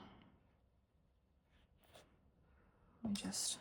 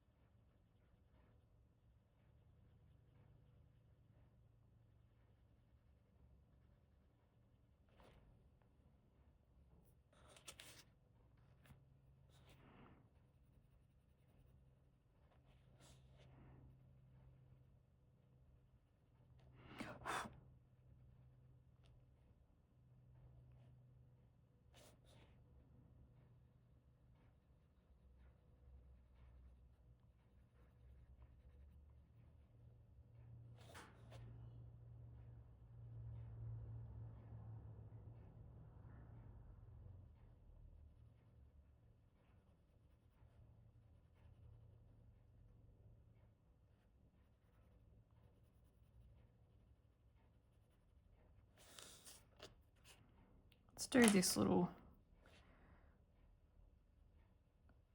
screwy thing.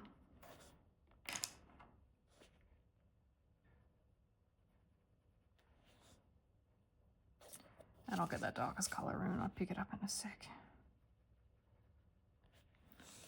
Right, we're getting some decent coverage, which is good. And then we can come back to it again once we've added our other colours on the other elements.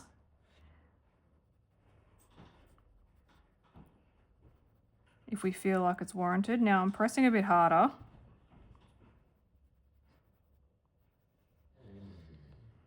Is that right, mate?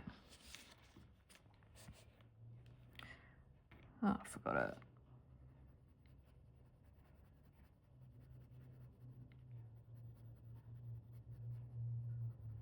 Just a little bit there. Why am I whispering? I don't know. You know, secret business.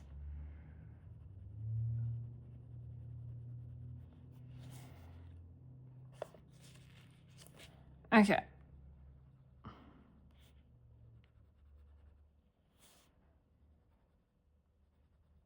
I might even with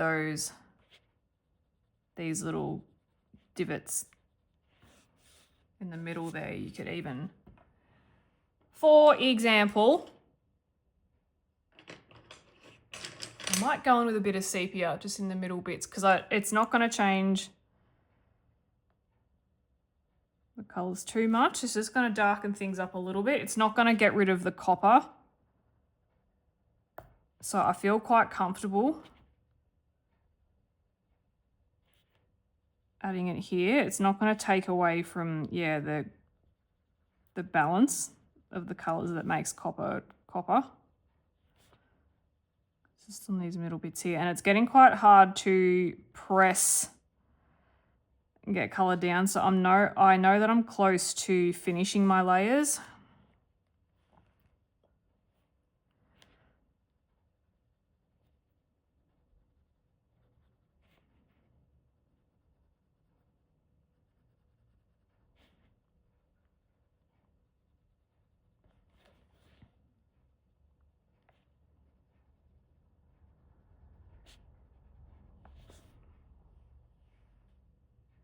Also, I've got my little bag of tricks there. Even grab a bit of grey.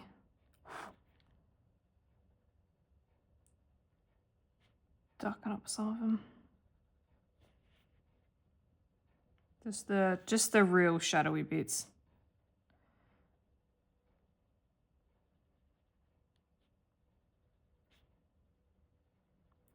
I really don't want to put any of that grey or the sepia on the cogs and the metal itself. It's just these little divoty bits.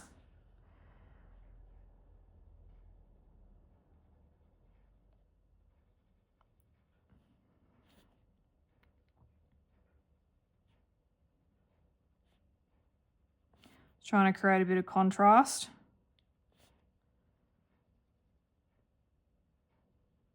Again, I don't want to mess with the copper because the ratio of colours is what makes it, and I don't want to mess up with that ratio.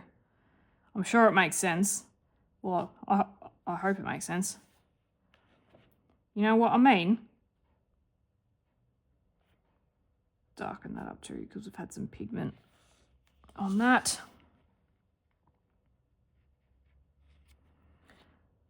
Let's get these little little inserts. Another one over there. Oh, buddy, it's a hard life, isn't it? All right. I'm going to go in with my... So that's what I mean when I say it's good to have a grey on hand, is because if you feel like you need to darken up any areas, you can. I'm just going to go in with my light peach again. I'm pretty happy with it. I could always build it up, but let's move on to a different element in a sec. I just want to fill in a couple of bits that I know are looking a bit pale.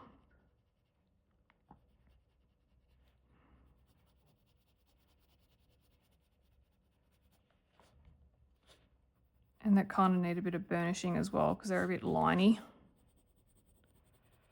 Yeah, we'll move on and we can come back to it because, yeah, I don't want to be too...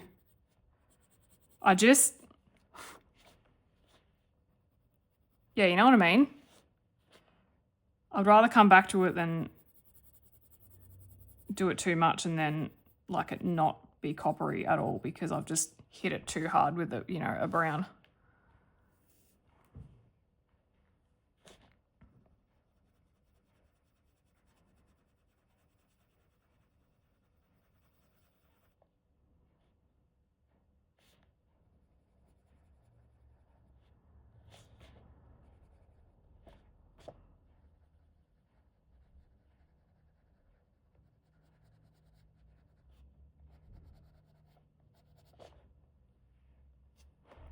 Okay,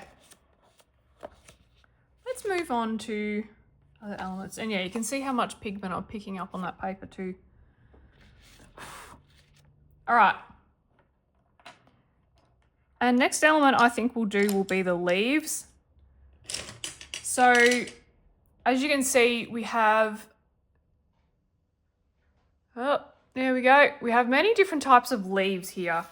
I've got I've got 3 combinations that I'm playing with. So the first leaf is turquoise. Second is this brown with a layover of salmon on the top, which actually looks quite nice. The transition with salmon to the browns is really nice. And then green. So what I'm doing is I'm going to pick which leaves are going to be which color. And I can see, in terms of our leaf types, there's this pointy one, so that's 1. There's a rounded one, which is 2. There are the leaves that come off the flowers, which look like these pointy ones. 3.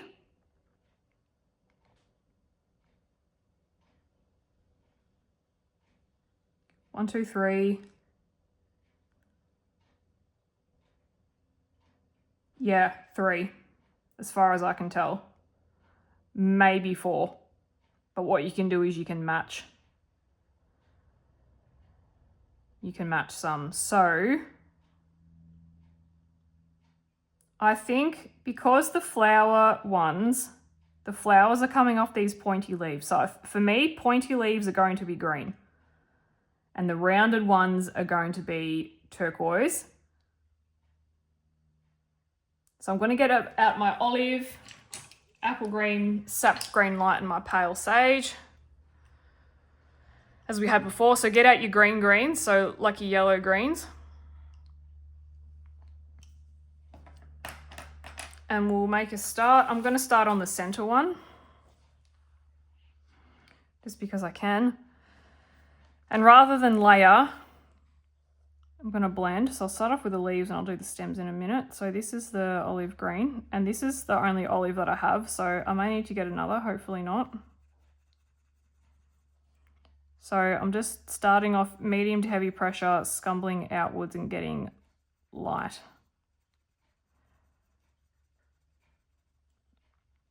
Start with this one too. Hard pressure. I'm going about halfway. I've got 4 colors to fit in. We will. I might not even go the pale. I'll see. The pale sage. We might. I think I'll definitely have it in the stems. Oh gosh, I haven't zoomed in. Here we are. Sorry.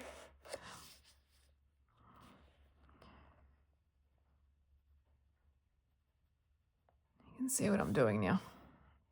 And already, gee whiz, it looks really nice against that that copper. So with stems, I tend to go fairly the harsh-ish line with stems, just around one side. And with stems, I will use just both my darkest and my lightest colours. I won't bring any mid-tones in there unless it's a big stem, because you'll get more of a more of a contrast and it looks quite striking.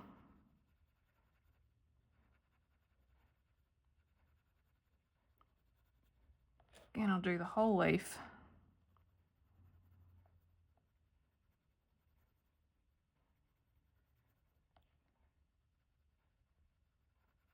I'm glad I made the decision to bring in that green. With the color palette cards, I tend to do that. I'll always, if there's like a 6th color or an extra color that I can just see on the cards, I'll bring it in because, yeah, I just will. I wasn't going to originally, but then I decided that it was a good idea. You don't have to. Depends on your preference. I just like to because there's so many elements on here. I just, like I was saying at the start, I just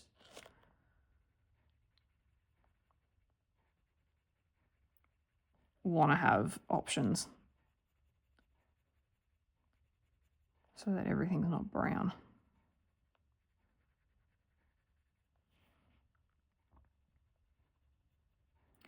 I'm going to do a line here. There's not much to fill in.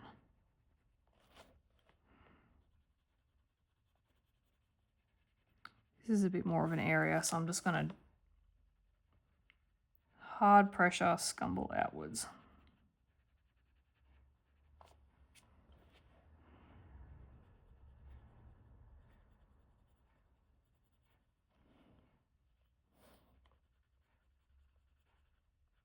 Now, I usually do my shading in a couple of ways. If you're used to the way that I do leaves, often, so see here how I've done the shading on the left side of each leaf portion. Sometimes I'll do it in the middle, so it's the left-hand side here and the right-hand side there. I'll do them in the middle. Sometimes I'll do them on the outside, but they're the same direction, because see how they're starting to look a bit curved? That's because of that.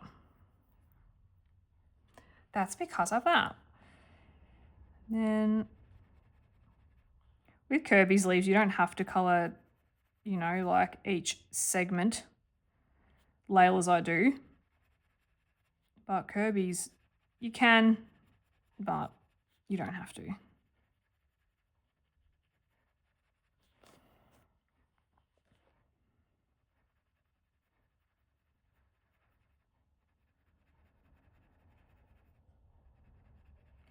So you can set a hard pressure and then taper off, because this is how I blend. Well, this is not how well, it is, but how blenders blend. I don't own this. This isn't mine, my technique exclusively. Is you start off and then taper off so that you can get a seamless transition, because you're going to be blending both colors together. And I'll show you. The next color in this thing is apple. Sorry, in this leaf. Start from the edge, scumble over it and stop just after it. So you're bringing it out just a little bit and you're creeping over ever so slightly with every color that you bring in.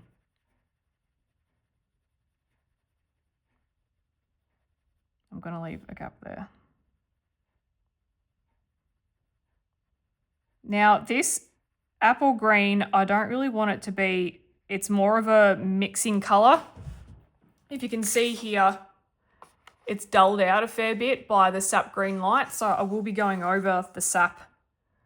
Sorry, I will be going over the apple green color with the sap green light to mute it a bit. Oh my God. To mute it a bit. I don't want it to be this bright.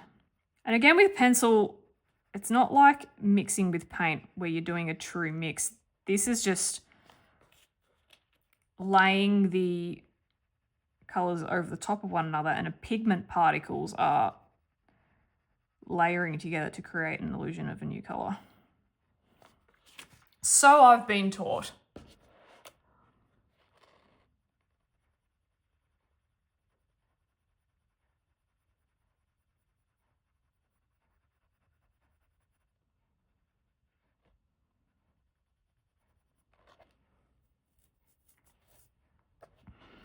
Not enough room for force there, so I'll just go over with the apple and I'll probably just mute it down a bit with the sap.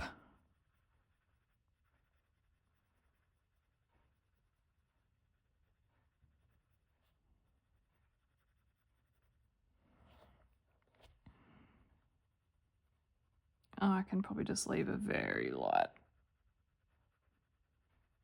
white line there. White line sounds like white wine. I feel like a wine. It's Friday somewhere, is it? No. It's Wednesday today. Happy Wednesday.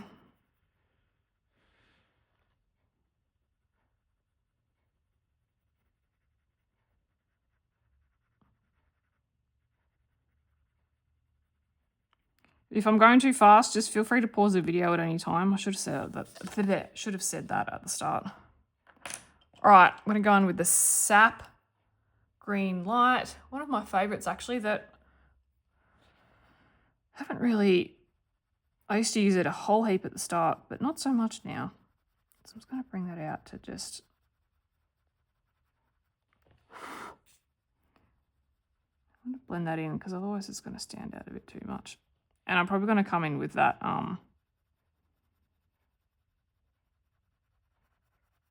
the olive over the top again, just to darken it up at the edges.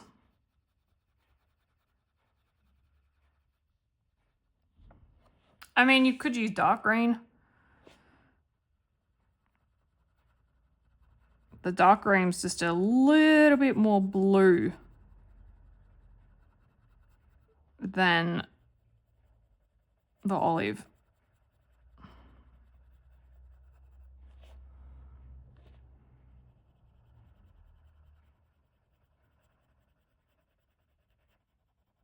Again, it's going to leave a little bit of a gap. I'll shade over it a little bit, but not too much, because I want that for the sap green. Like I was saying before, I was like, do I use it? Sorry, I want to use it for the pale sage. I was wondering before if I use it, but I'm definitely going to use it. Okay. Pale sage. And I will just use it over my stems, but I'm going to bring the olive green out a little bit.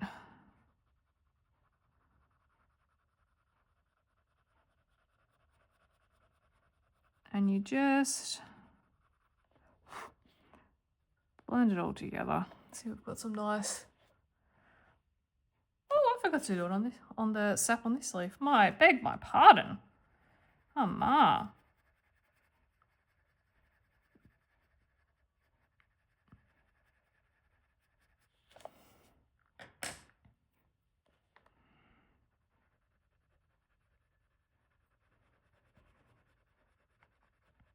Oh, did I even do it on that second one? Gee whiz, getting distracted today. Places all over the head.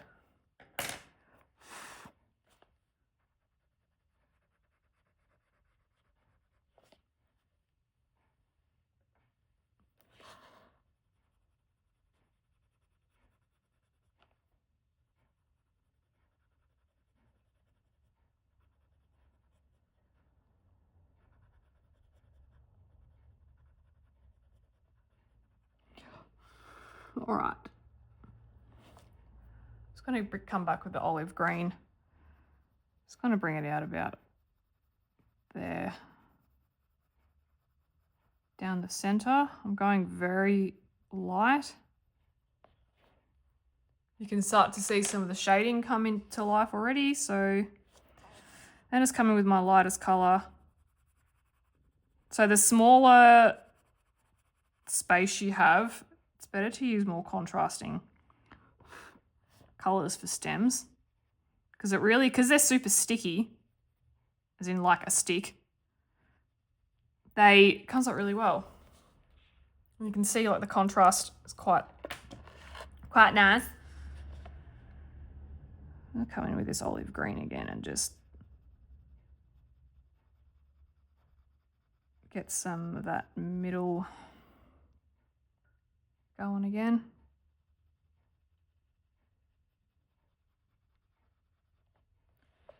The The apple's very much taken over it.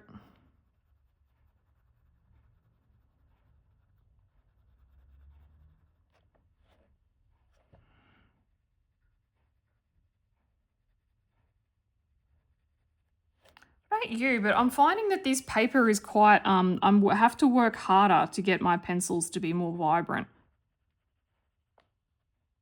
I feel. Something about it. I thought maybe it was just copper, but now that I'm coloring this, I can really feel the difference.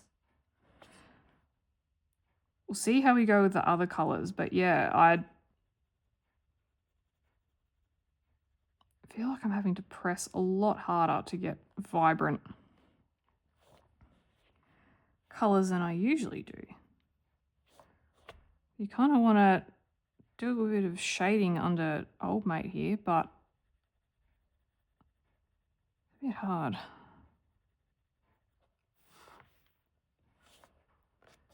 Okay, that's that one done. There's a couple just above it. Let's do those.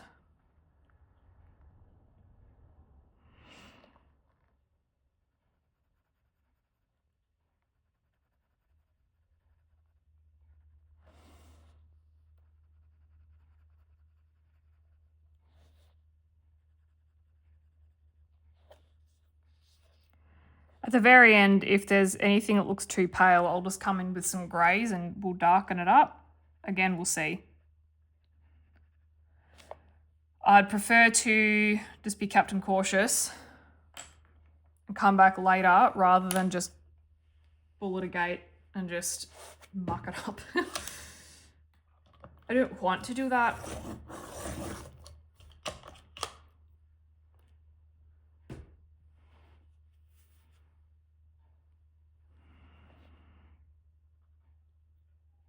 Oh no.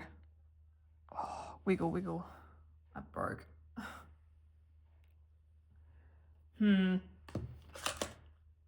Maybe I will have to bring in a Prussian if this one ends. We'll see. See how we go.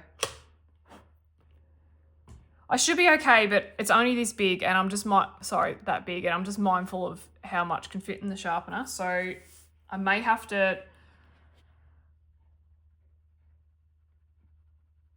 bring in the other green. We'll see.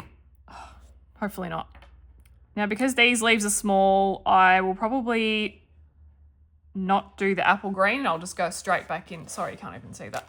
And I'll go into this sap green light. So when it comes to smaller leaves and you've got to sacrifice a color so you can fit everything in, just, yeah, think about what colors you can let go of. So for me, it's the apple, because the apple doesn't play as much of a role in my mind as the others do.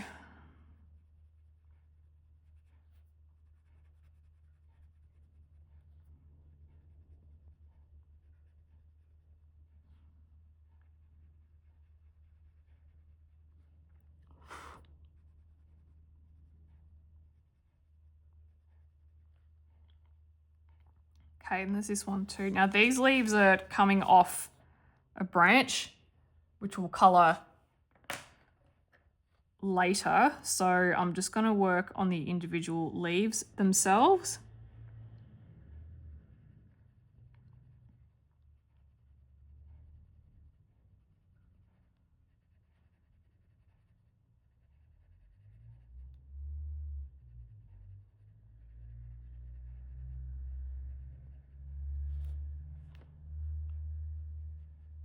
And just their little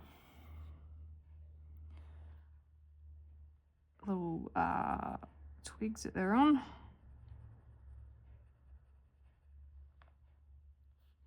Checking you can see that.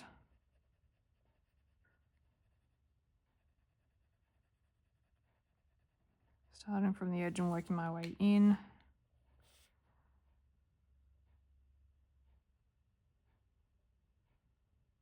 think. Just wondering if I want, because I know I've got sage for that one, if I want to swap it and go apple for this one. Yep. Oh, sorry about that, PA. There's a school across the road. And they love the PA. There we go. I know it's only a slight difference between this and that, but like a little bit of difference is nice. So yeah, you can play around with your 4 colours. I'll definitely, like your mid-tones you can play around with, as in chop and change between the two. Like if you can't fit 4 in, play around with sacrificing one or the other with your mid-tones, but always keep your shades and your highlights the same. That would be my suggestion. That's just how I would approach it. Well, that's just how I usually approach things. Depending on your style, you might have a bit of a different way that you want to do it, but that's just how because I want to keep it consistent.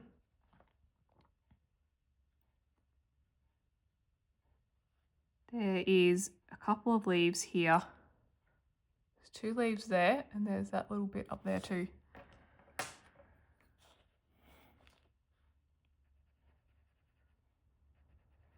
Now I'm just going to have the 2 colours for these ones because these are getting real small. So I'm just going to go the colours that will give the most contrast when they are put together.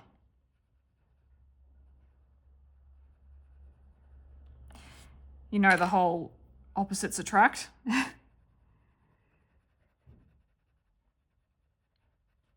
That's how it, yeah. What it gives off here. It's so nice. I'm just looking, when I pull this page, when I zoom out, I'm looking at the opposing page and I'm just thinking vibrant blues and oranges and reds when I'm looking at it. It might have to be a page that I do next. Not next month maybe. I've already got everything planned for February.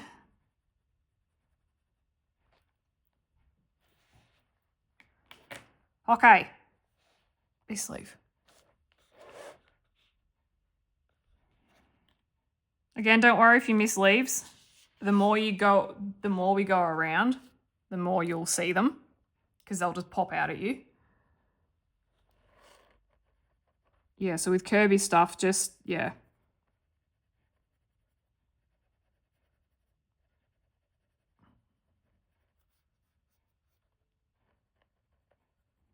Yeah, I don't know about this paper, guys. I'm not sure. I could be wrong. It could just be me. Maybe my pencils and my brain are having a bad hair day, but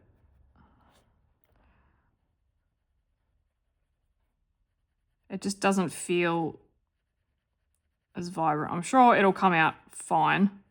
Every time I'm worried about vibrancy, it always comes out fine. Like I never know what I'm banging on about, but I always get worried for no reason.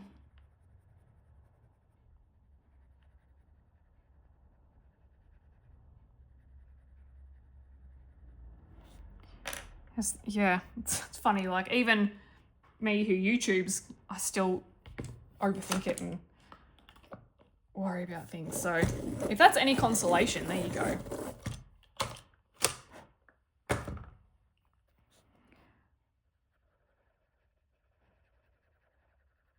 There was just enough of a gap, I reckon, just enough of a gap to bring through the different colours. Let's give this one a sharpen too.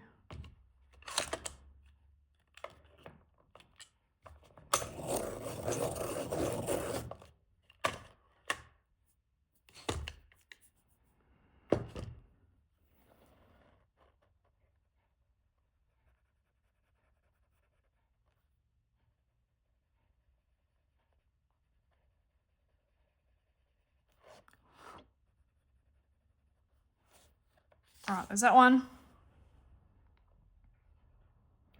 Just going to make my way down Making my way downtown. Doodly doodly doo. Next, down the bottom, I believe. Down here. So we've got, there's 1, 2, 3. There's a few. That one. More butterflies than I thought too, hey?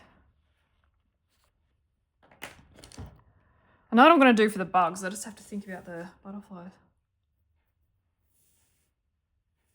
I will, yeah, I'll leave all the bugs and stuff till last. Again, just go along the very edge.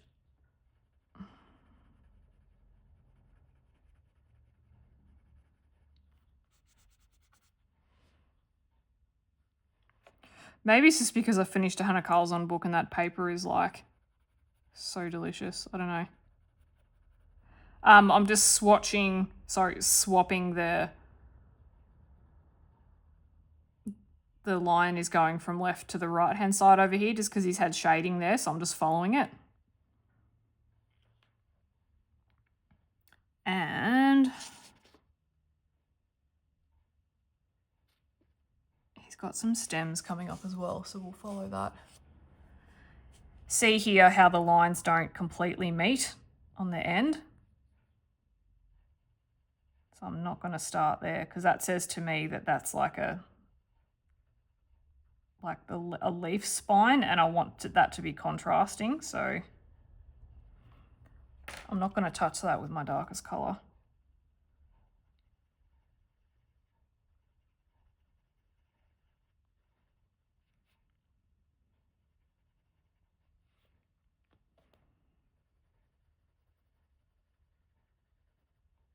Oh, I forgot to do.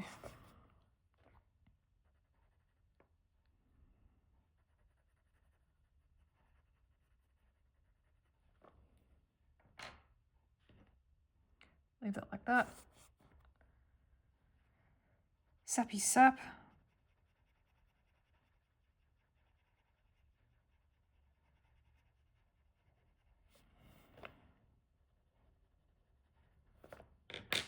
Bring up my olive green for this. Yeah. Have your pencils... Oh, I've gone too dark there. That doesn't matter. Have your pencils on hand, like all 4 of them next to you, especially that's what I'm just finding now with Kerby stuff. Because I'm picking up and putting down different pencils all the time. Just have them next to you.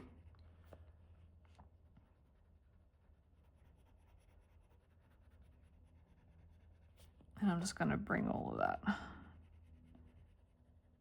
in like so. See how that spine's lighter?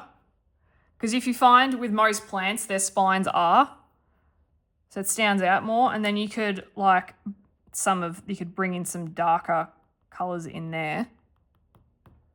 Like what if, oh no, do it at the end, Sarah, do it at the end. Just wait, hold your horses, laddie. Okay.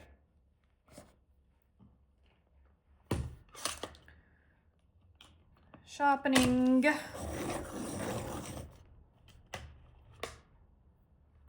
Oh, this one's got those, I've just noticed there's these things in here. I'm like, I don't know what they are. Like flower centers that are like sticky outy. I'm like, I don't know how to do that. I don't know how to treat that, I should say. So I'm just going to make it up. Is that the postie? Ooh, Roadworks. Roadworks again. Just going to get this stem. If you can see this here.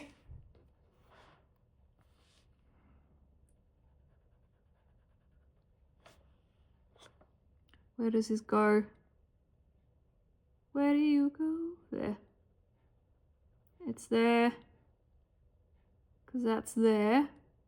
And this is there. Yep. Sometimes you will need to look at it for a bit until you're like, yep, I know where everything is. shade that, because that's underneath, that just over there.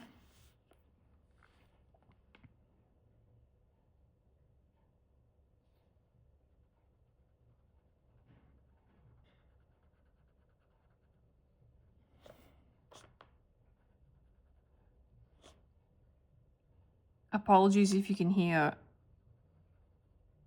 any of that road work. I've just noticed that they've put music on. Hopefully it's not too loud. It's amazing what the ambient sounds that the phone can pick up, because it makes the birds sound really loud, which is quite nice.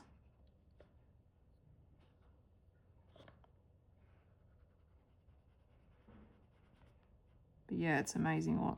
Oh, there's another leaf down here too. Just gonna do this whole little section. Do this bit too, because that's kind of behind another leaf.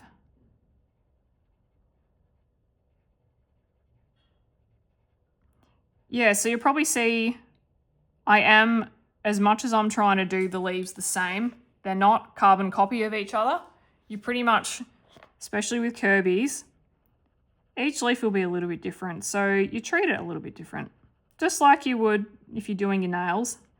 Every nail is shaped a little bit differently, so you don't always have them, well, I don't anyway, have them perfectly the same when in comparison to each other. You work with the shape and how it looks individually. So, for example, with my thumbnails, if they're square, they look horrible, but my ring fingers look nice square. Anyway, going back to leaves.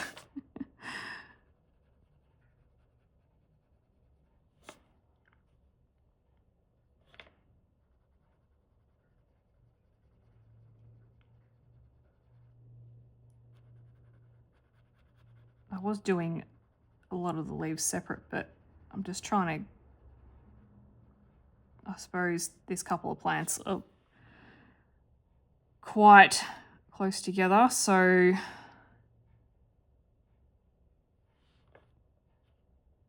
I'll do that one in a sec. I'll just stick with these. Right.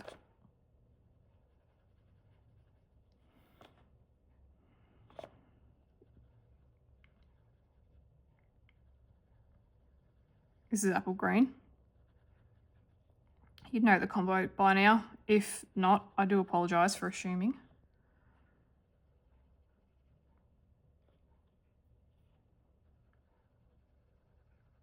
Sorry, I'm trying to actually show you where the pencil thing is. Maybe I need to change the camera angle.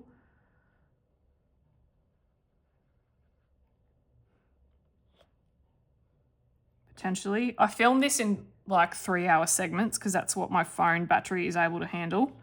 So maybe in the next segment, I might play around with the angle and see. But I haven't had anyone kind of say that this camera angle is a problem, and I think it's quite universal in terms of what other people do.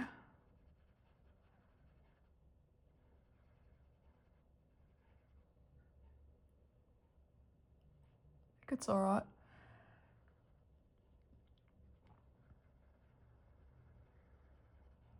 So I've just done a little bit of shading on the spine just because it is behind that plant. If it was on its own, like this one, then you just have it the single color. So I've just gone a little bit. So yeah, I have general guidelines, but again, going back to that coloring the leaf for the leaf, like honoring its individual characteristics. Because if you do them all the same, it looks a bit It looks a little bit sterile. It's nice to, because in real life, every plant is different too, isn't it? This is just that lightest colour that I'm going in with quite hard just to mush it with everything. Now, what's that? Oh, that's a... Yep. How am I going?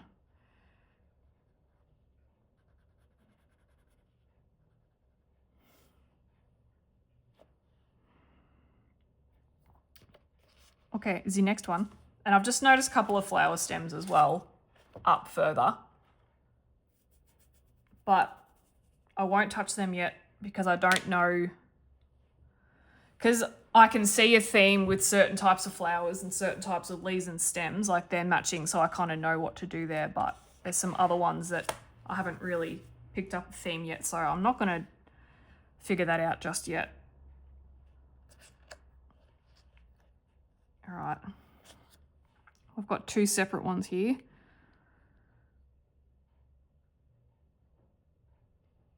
Oh, I can't even see that, sorry.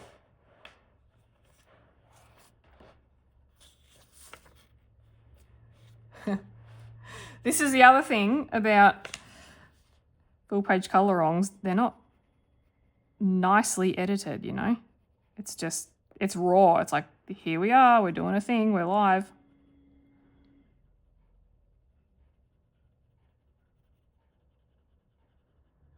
See me moving around my pages, fumbling over my words.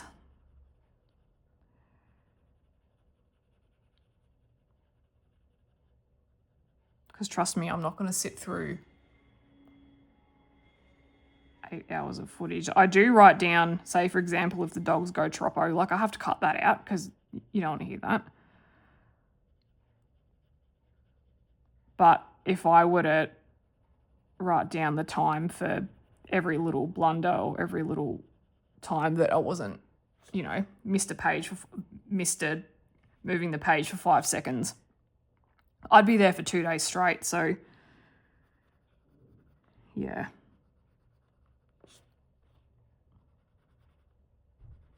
And this one down here too, because that is, and again, this is where Kerby shading comes into play as a guide. So we're lucky in that way with Kerby stuff. And again, it's fantastic if you're learning to shade.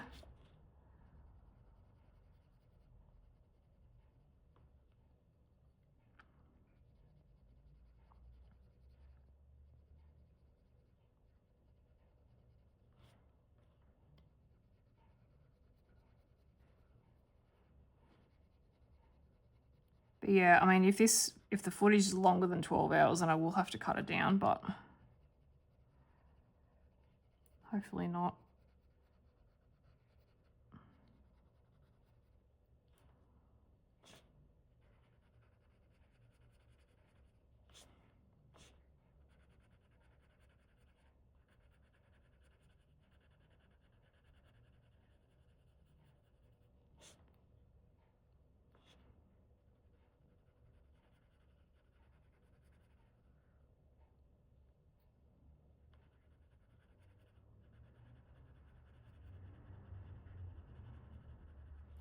So yeah, I've just been using the same shading technique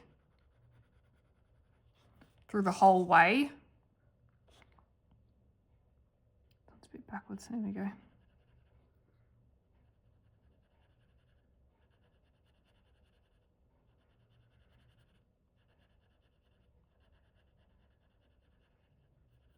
Trying to shape the shading too, so it's not like flat. I'm contouring with the lines.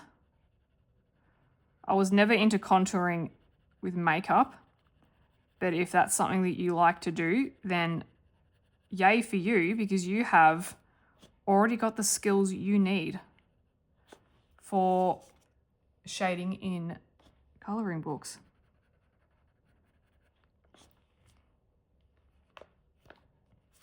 Winner, winner, chicken dinner.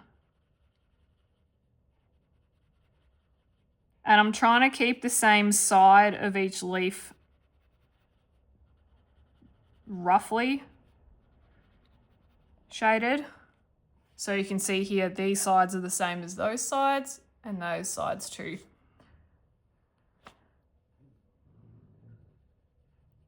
Apart from these ones, which will like flipped around the other way, I've done those a bit differently. So there is always an exception to the rule, which is why there are no rules.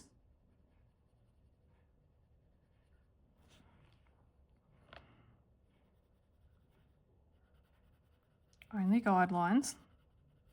And only like preferences. Like this is just how I prefer to colour. You might not like to do your leaves this way. Then, you know, if you don't like to, then don't. So yeah, there's like so many different ways to go about the proverbial cat.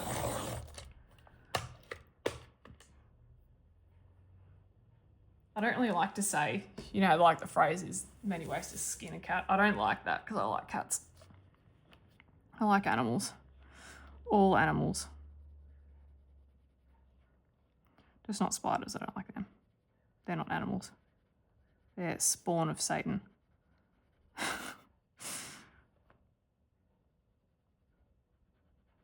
It's funny because like I'm only scared of the big ones. I couldn't, like we have like so many daddy long legs in our house, which are great for getting the big ones. But, oh, it's the big leggy hairy ones. So over in Australia we have huntsmans and oh, they're so, because they're all legs. And they're gangly and they're fast. Like they are so fast. And they run, or they, you know, they'll like run at you, or so they don't spin webs, but they have these things, they're called drag lines. So it's just, you know, the same.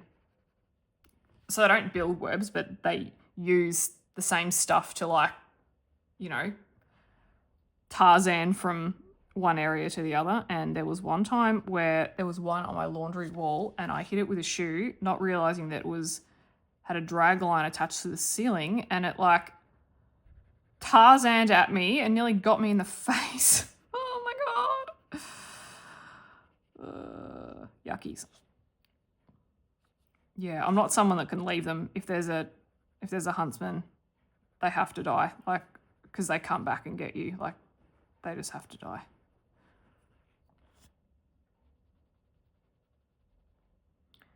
All right, this section's like a little overlap.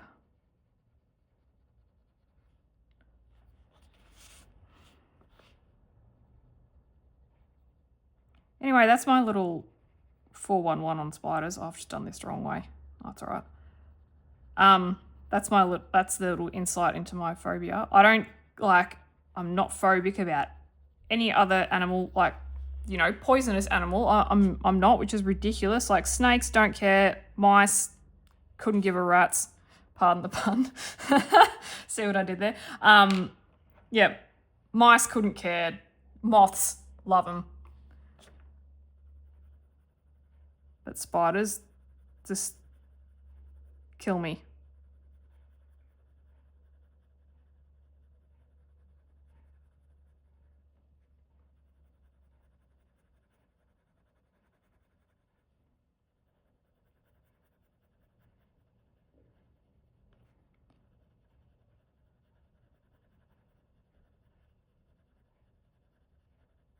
Oh, it's getting close to lunchtime for me. My tummy is grumbling. Apologise about that if you hear it.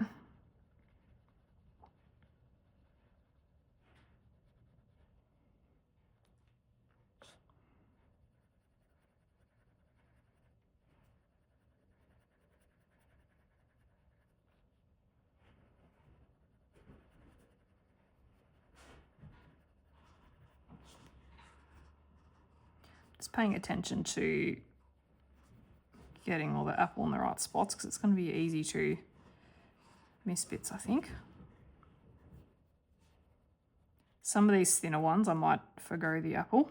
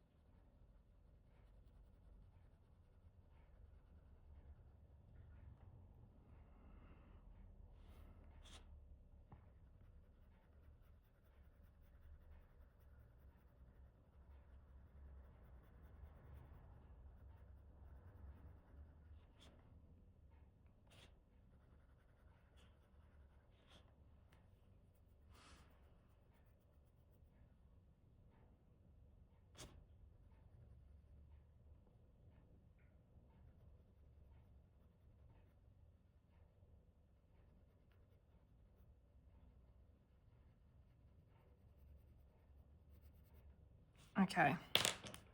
Sap for these ones. Making sure I keep a white line for that last colour for a bit of contrast. You can shade over it, but yeah, just make sure that you can see some white on the paper still. Mush that in with the apple to get a nice green. It's still fairly vibrant from how I'm looking at it. It's just dulled down a little bit. It's less, yeah, it's just a little bit.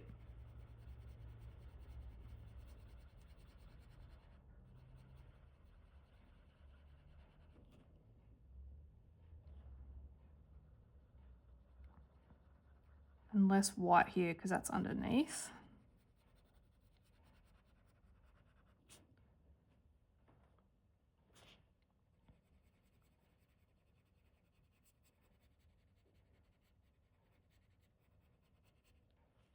Okay.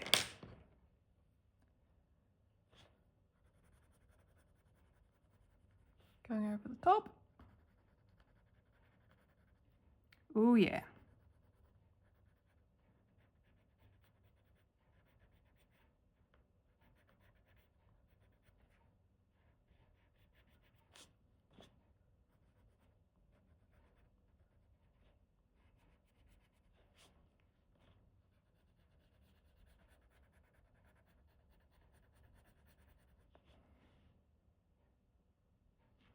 Missed a bit down here.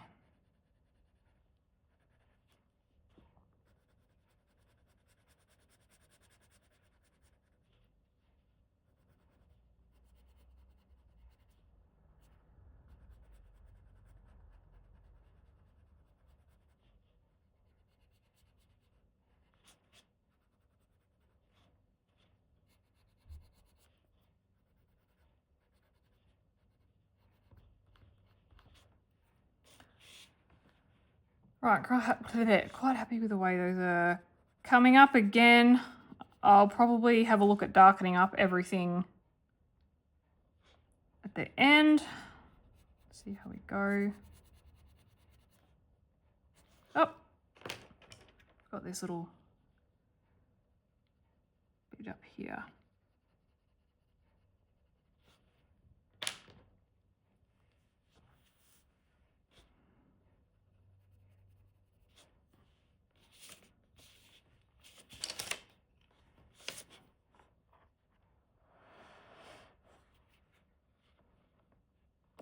Now for this section.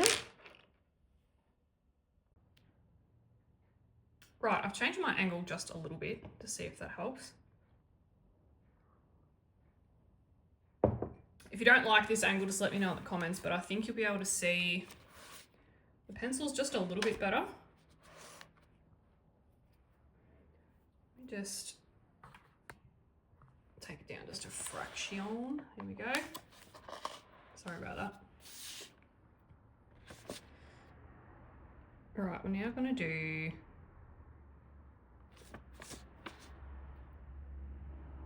this section. Oh, it's way better.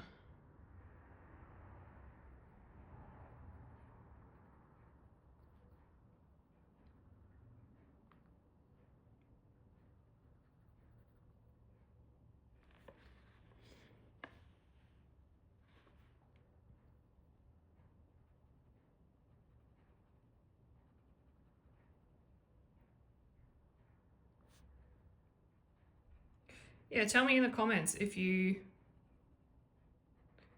prefer camera angle A, where it's completely overhead and it's completely level and flat, so it's like parallel with the ceiling, or B, where it's on a bit of a 45-degree angle and it's just kind of sitting just in front of my shoulder. If that makes sense, let me know what angle you prefer. I kind of can't watch it and color at the same time. I'm just trying to look at it. I feel like that's a little bit better. My hands look a bit more ugly, but oh well. I think, let me just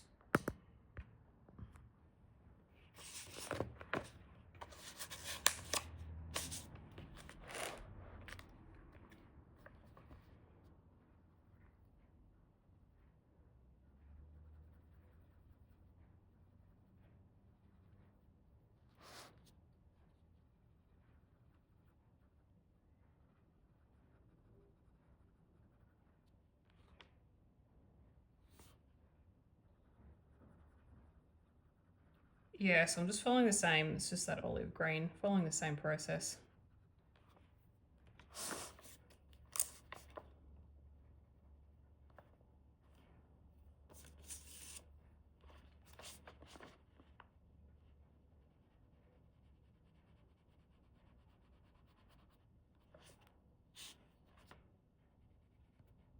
I think perhaps like when I'm talking and showing pages, the other way might be better, but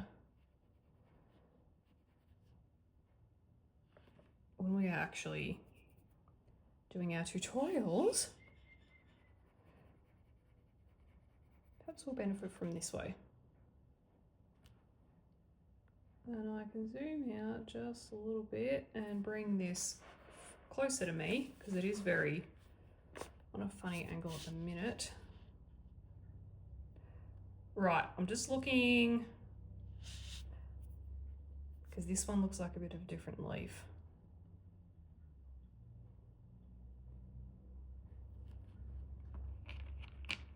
We can make that different and easy done.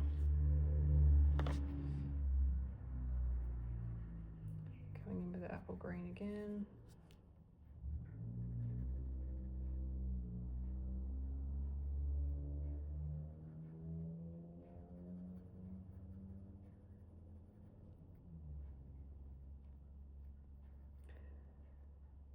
With this one you can probably see the strange way that I hold my pencil as a left-hander.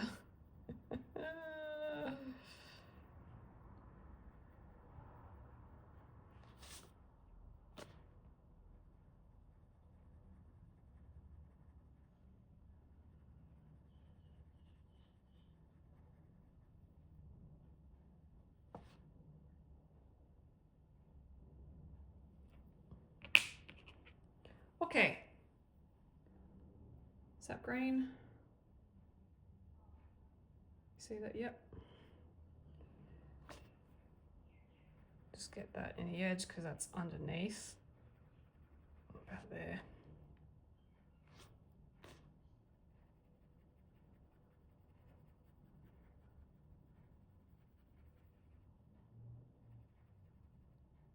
Oh, my hand looks ridiculous.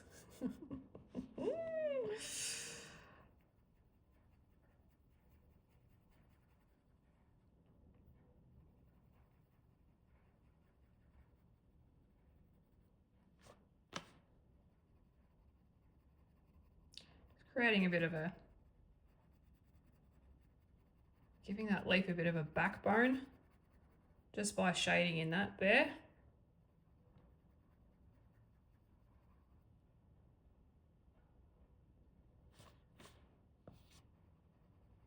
I really like colouring in leaves that are backwards like that, where the stem is facing, sorry, like, yeah, the spine's facing upwards. You can get some really cool effects. Right, I'm just gonna have to sharpen this.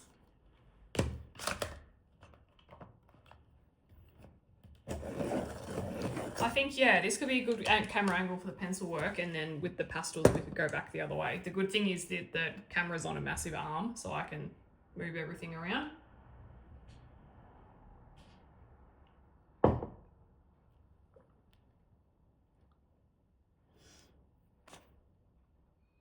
And I might even for my lives as well.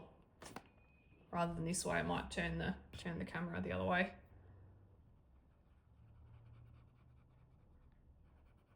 Because I do long form, so it's in like the portrait mode. Yeah, so see how that leaf looks really nice and standing out quite nicely. That's why if the spines are quite visible, it's good to accent them. Because they can pop out very well.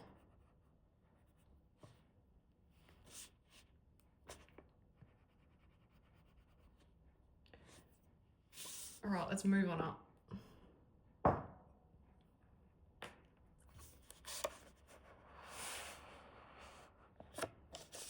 This one up here. And then I think that this is the last in the green leaves. for now. And then we'll move on to the teal, because that's the next kind of biggest element, I would say.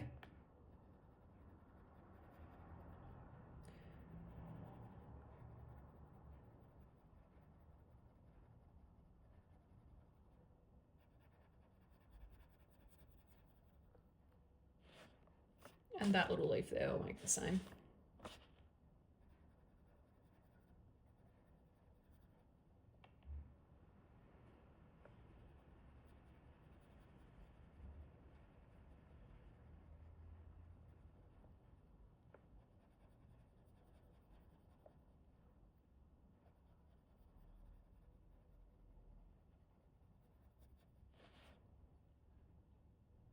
So I was looking at that leaf down the bottom. I just need to quickly, there's a little section I forgot with a flower bud. We'll just quickly fix that up while I can see it. And look, while I've got the pencils out. There we go. Okay. Down there like so.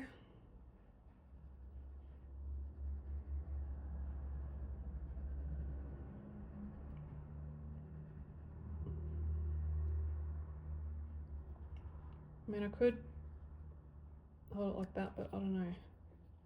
That's just the way that I hold it. I hold it like a weirdo. Look how my hand looks when I hold it.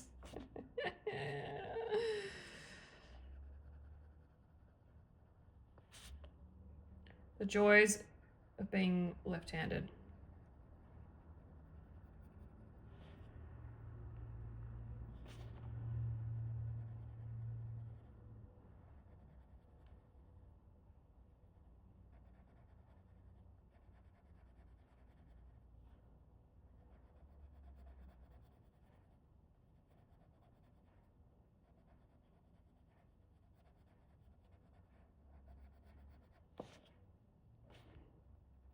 Bit of shading on the bottom here, and just leave the outsides for some highlights. And we'll bring it up here. And then shade it down here. And leave the rest for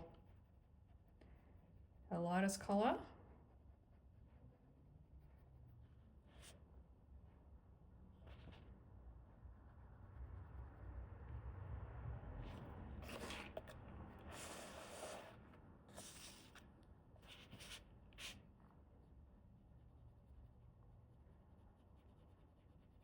Just turning my book too so that I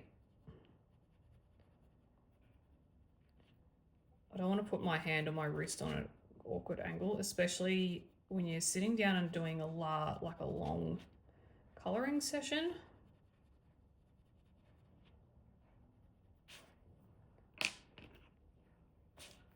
It's kind of good to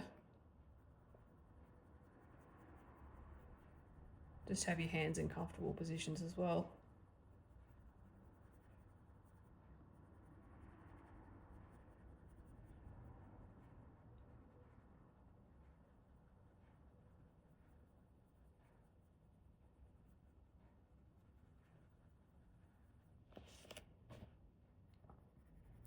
And that about there.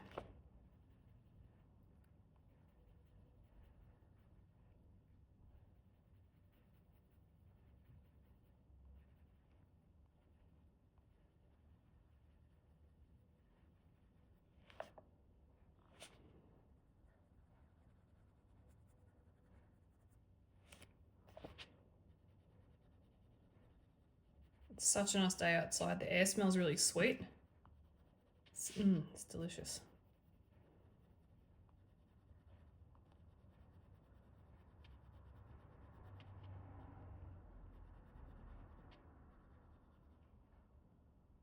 Okay. Sap.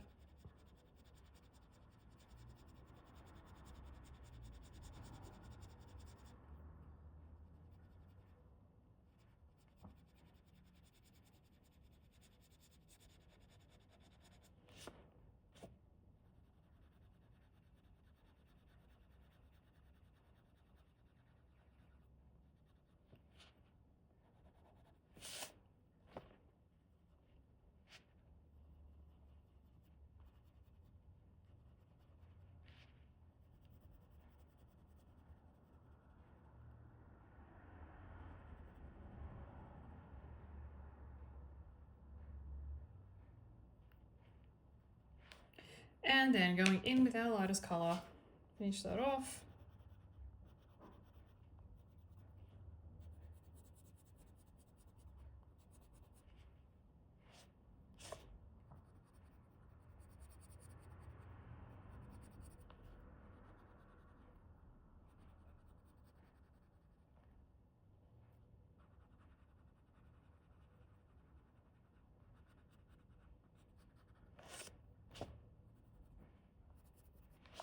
All right. I'm going to move on to the turquoise leaves now. So our first one is the cobalt. Oh, 105. Peacock. That is peacock green. No, that's parrot. I don't need parrot just yet. Parrot's next. Sorry. Peacock green. Vert ballon.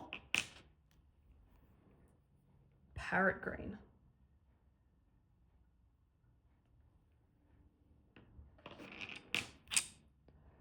Light aqua. Baby pencil. And cloud blue. Sorry about that disgusting little dried blood blister there. I was pruning my garden last week and got the secateur wrapped around my finger. Not the actual blade, like the handle. Got me a bit tight. Okay, cobalt. So these round ones are what we're doing next. And the same thing, well, I think I'm going to start, I was going to start in the centering, work lighter, but I think we'll go same thing. I'm just going to work with the spines if I can help it. Maybe I've got 5 colours to fit in. Maybe that's not going to be too much. Maybe that will be too much.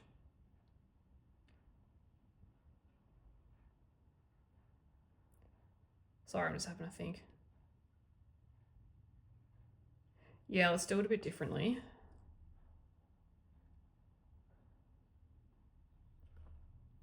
That leaf might look a bit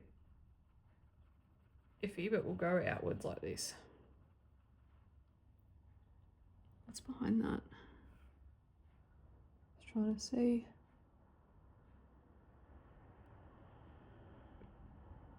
Oh yeah, no, it's just the leaf.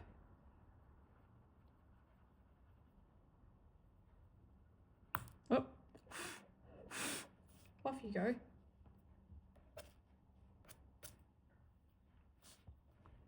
Yeah, so that will be, I could try and erase that, but I'm just concerned I might smudge it.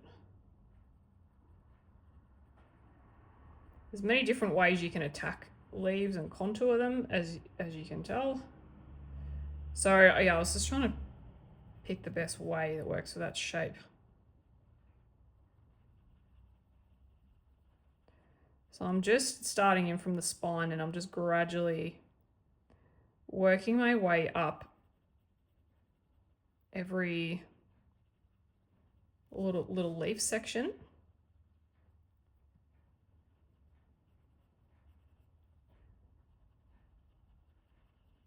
So the idea is that in the spine, in the center of the leaf, it'll be darker and then it gets lighter as we go out, because I've got 5 colors.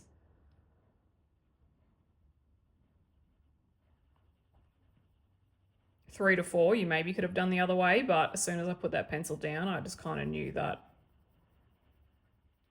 that was going to be too small to, as you know, I had too many colors to do it that way.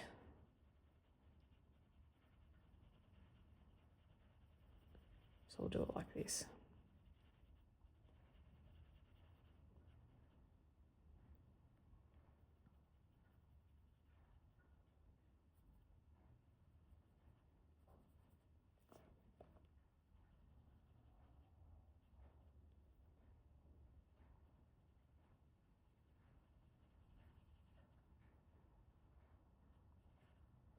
Okay. The next colour, which is the peacock green, just going to go over the cobalt.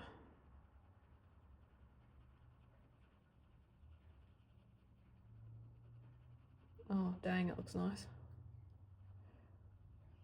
I really like the transition between the two. Creates a lovely colour. I think that's also part of the leaf, but I'll wait to the end. I'm not quite sure what that is.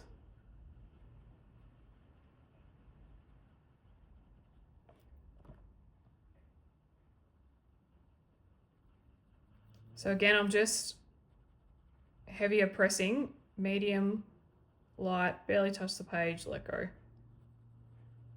And as you can see, I'm scumbling around. Medium hard pressure, light off, let go. So your pencil's like barely touching, and if there's any areas that you need to go back over and smooth out more, then do. The darker combinations you won't notice it as much, but when we get lighter, you've got to be a bit more smoother, if that makes sense. You kind of got to be a bit more gradual because you can really notice it.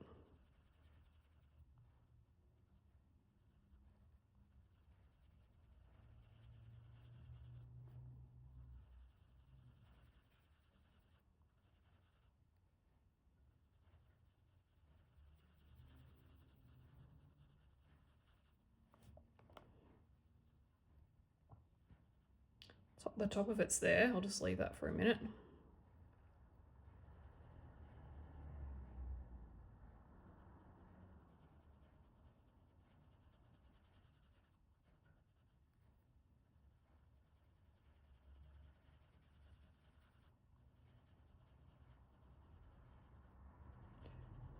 Let's go under that. I'll leave that to the lighter colours, I reckon.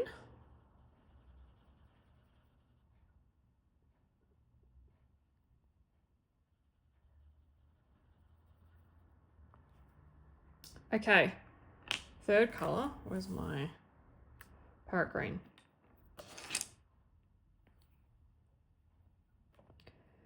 Same thing, start from overlap where you just went and get lighter. So you're just gradually dragging the colours out. Excuse me while I reach back and just get my glasses. Okay.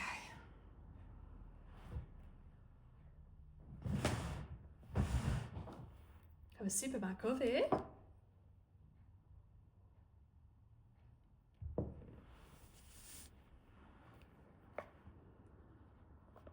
Up to here.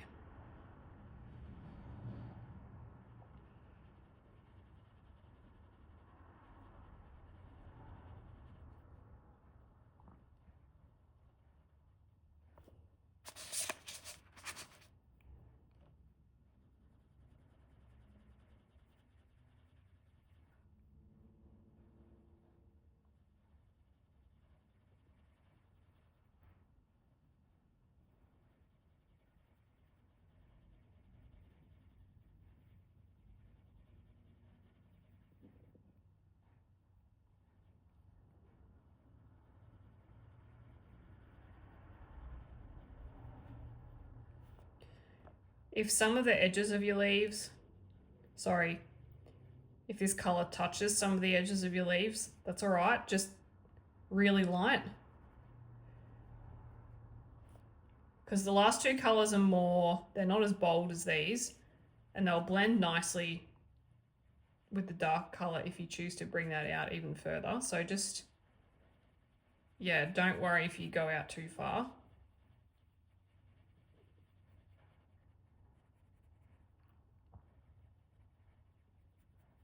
You'll be able to fit them in.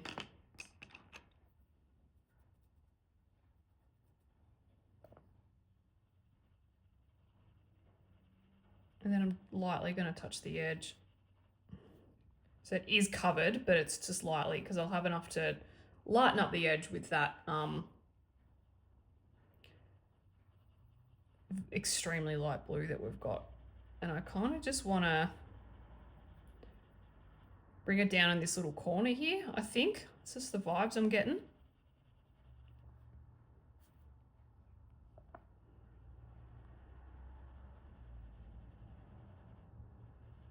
Just cover that in a bit because there is an element in front of that. So I'll just, yeah, down there. And I will colour this spine in that light aqua and just bring it in like so. That can be covered over because it's under something. Same with that. It will be darker anyway. I'm gonna leave that little section there white. Just go around it. Leave that little bit white.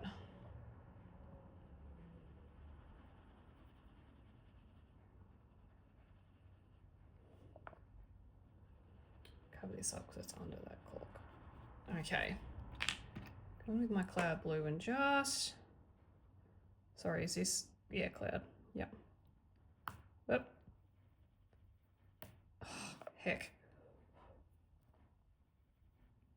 There's a fine line between sharpening them too sharp and getting them perfect.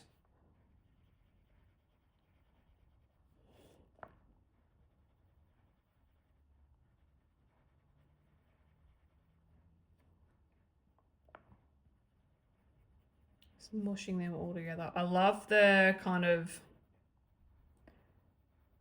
dappley between the blue and the green. It's like it's all turquoise shades, but they're like varying hues of that. Like some lead more towards blue and others is more towards green. Now, I don't know if you can see it on the camera.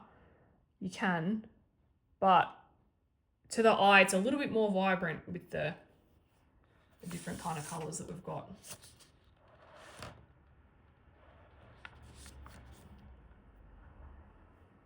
So I'll just move on to the next one. I'm just going to spread things out a bit because I'm rotating my book a little bit more than I thought.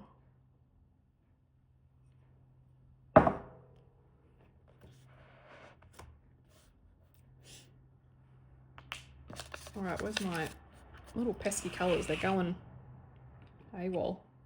They're running away.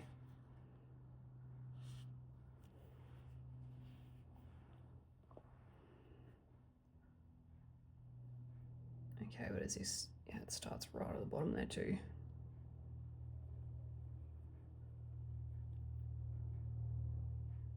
Little Buglies, little feelers are in the way.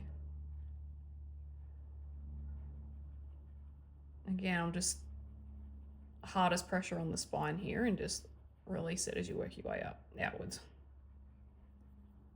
We'll need to sharpen it a bit.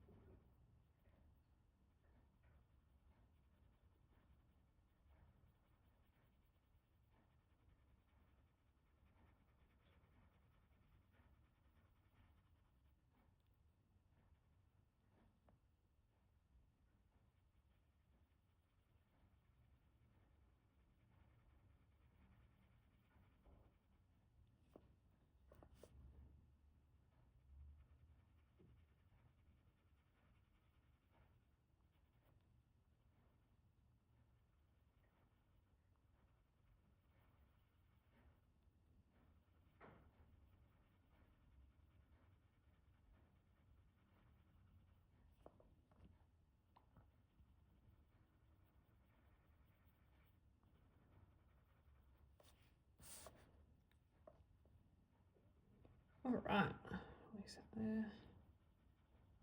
Up there, next color, peacock green. I like this green. It's this that 907 again. It's just, yeah, it's the same colors from the last leaf. Just in case you forgot, I will read them out every time. I forget too, that's why I write them down.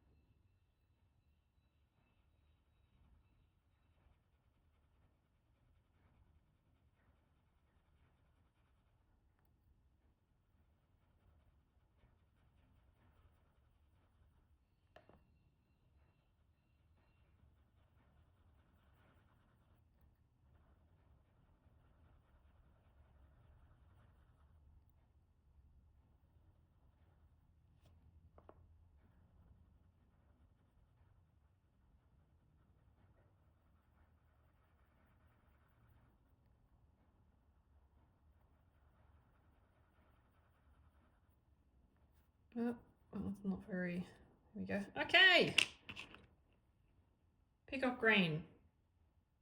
Sorry, parrot green. Gee, glad I showed that. Oh, how am I going?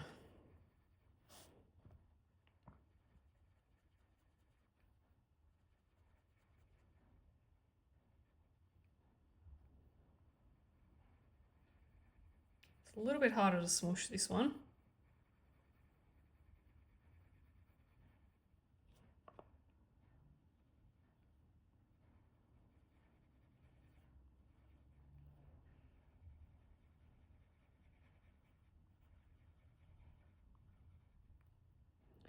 Let's get a little bit.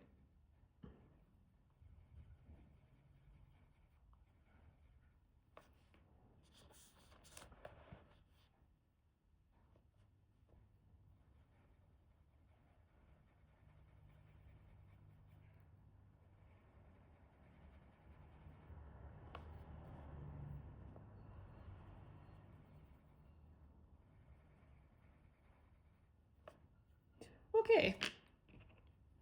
Light aqua. Just taking it back a little bit over the other colours and blending it through. I wouldn't bring it back too far into the cobalt. You can, but it might just reduce some of that saturation a little bit. So yeah, I wouldn't do it too much, especially probably not with the powder blue, but you could if you were intentionally blending those to make a particular color.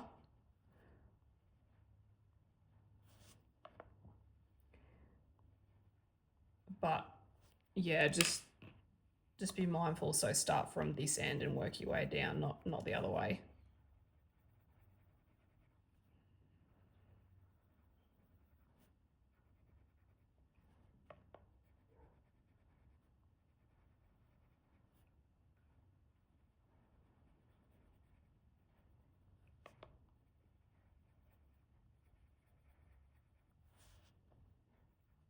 Okay, that's that one. Ooh, I really like this combination between the turquoise and the green. Good decision.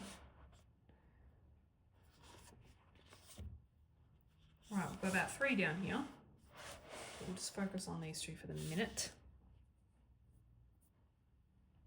And then we'll move down. Just gonna sneak this one up here because oh no, I think that's a bit of metal. I'll leave it. Can't make up my mind. Now, these two I'll do a little bit differently because the spine is coming out. See how the spine's forward and the leaves are back? So it's different than this one up here where the leaf is like facing upward like that. This way it's facing up like that way. Does that make sense? And if like that's the spine, it's going that way. It's like curled outward. So I'm going to leave a little bit of space for that because I want to be able to focus on that and accentuate that a little bit just by leaving room for it.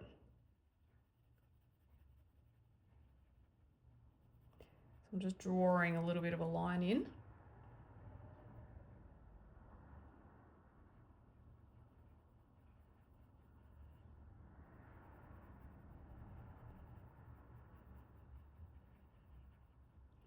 You could, even if you wanted to,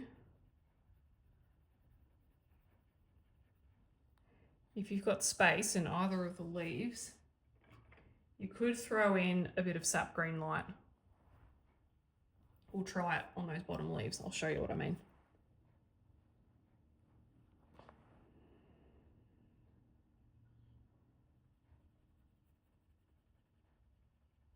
I think I'm just starting to get to the point where I'm experimenting with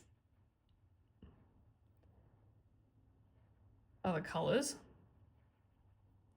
in colour combinations, as in like throwing random ones in that might not necessarily be there. Now I'm just colouring that in because to me this part here is behind that spine, if that makes sense. Feel free to interpret it a different way if you like. If you want to leave a gap, go ahead.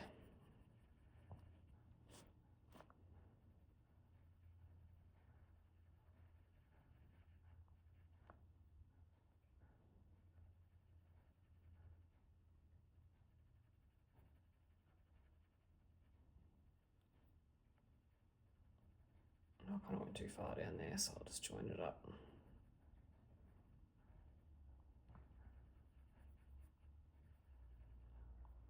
Okay, let's go that peacock green.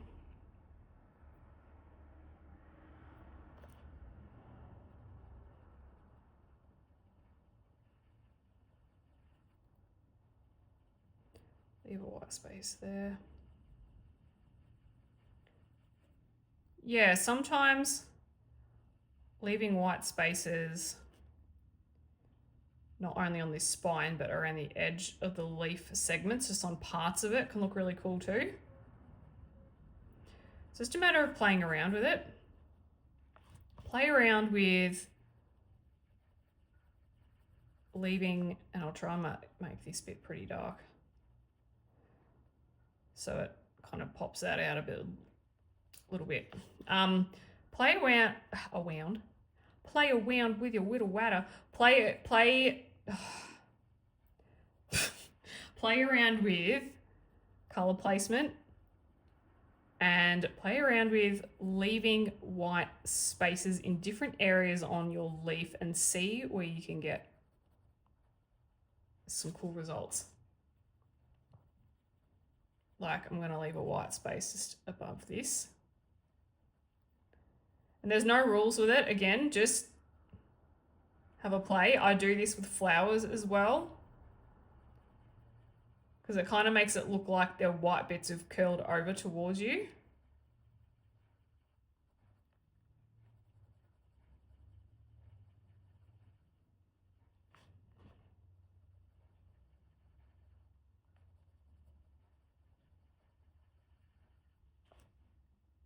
Oh, I didn't do any cobalt in there. I fix it. But yeah, in like right there, I'll probably put a touch of grey in or try and get more cobalt in there in a sec. I might add more grey later on. There we go.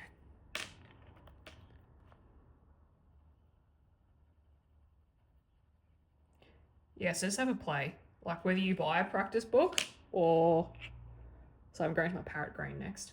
I'll sharpen it one little overlucky. Yeah, like whether you buy a practice book, if you don't really want to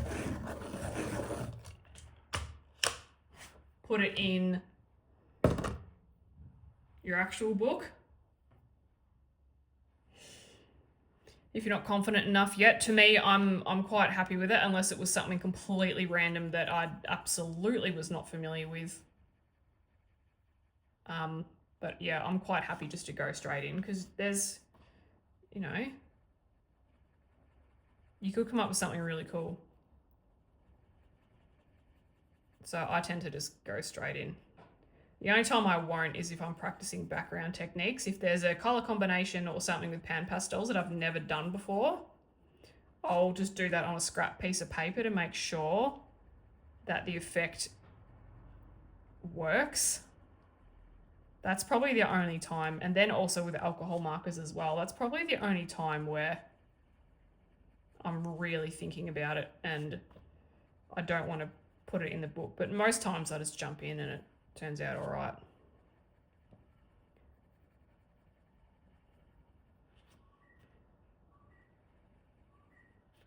Or I'm quite happy for it to look bad and I can fix it, which that has happened before as well.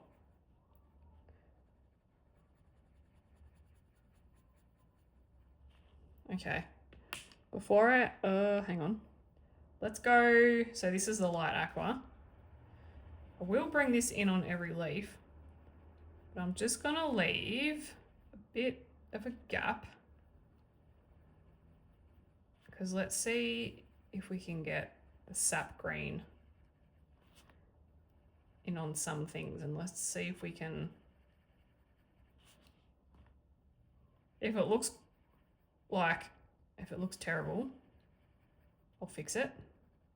But I'm so curious that I just feel like I have to do it. Up here. Ooh, I like that. The saturation is a bit different on this camera compared to my eyes. So it does look quite bright. I like it. Let's put Rita Berman eyes. And I could just go in ever so lightly down on the spine there.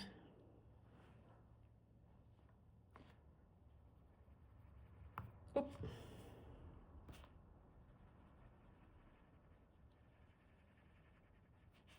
Oh yeah, it looks cool, I like it. Oh, look at that. Bit down there. What about you? But I like that.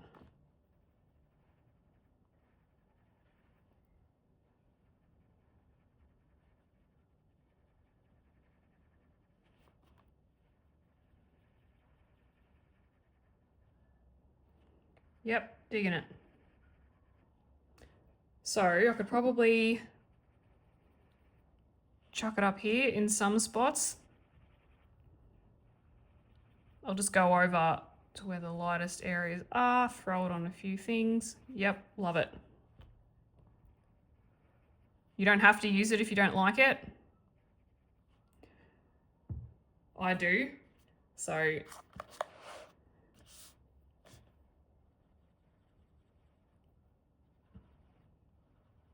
very Rita Berman-y. Yeah. Just call me Rita. No, don't do that. She's so talented. I am still learning. Ah. I like it, guys. You just mush in with your other colour over the top. Come in with this. It's going to mush all together. Oh, yeah. Nice.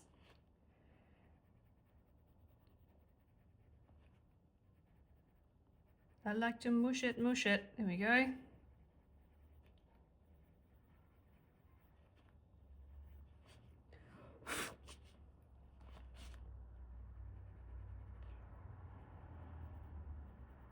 Oh, I have fully 6 of that. Right, let's do the next one. I love it.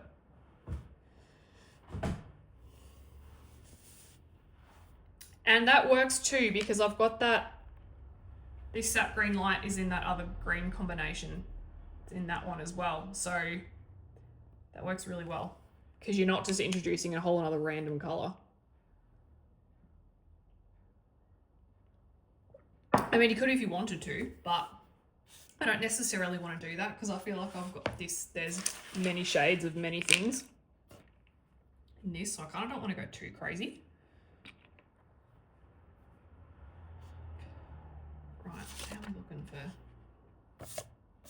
I'm pretty good. It's definitely helping having this paper here, I'll tell you that. Right, whoopies. Let's drag this up there again. We've got one there, we've got one down here. Then we'll be working our way upwards.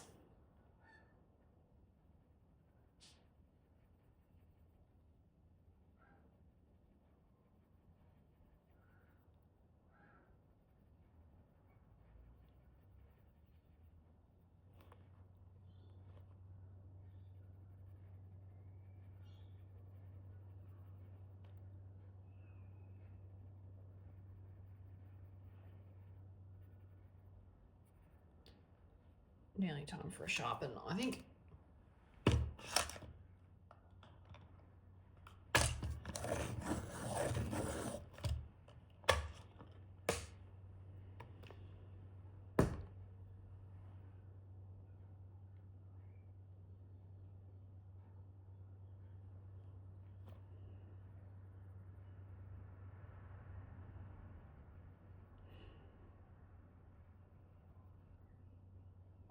Oh, I cannot get over how nice a day it is. I was out there with the dogs over lunch, just throwing the ball for them.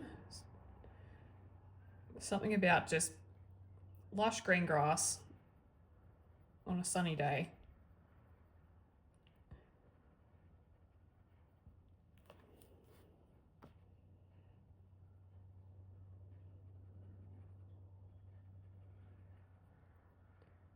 Right, I'm just going to continue that spine down here, if you can see that. Yep. And we are, so there's our, that's the metal bit and that's the other part of the leaf.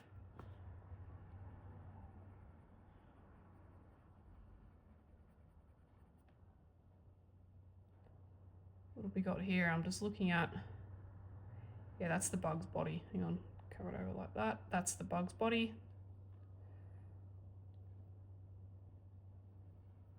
It's a bit of a shadow there, really. Number 2, back to our peacock green. Someone is making a hell of a lot of noise outside.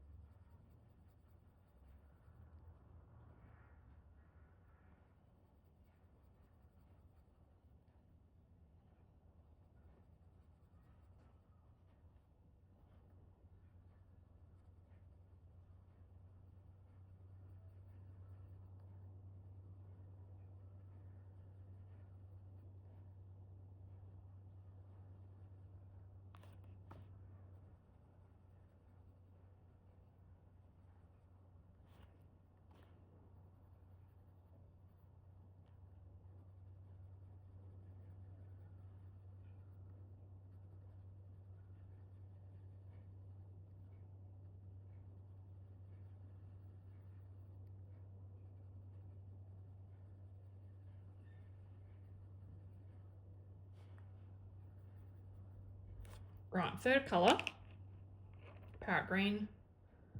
Caw-caw.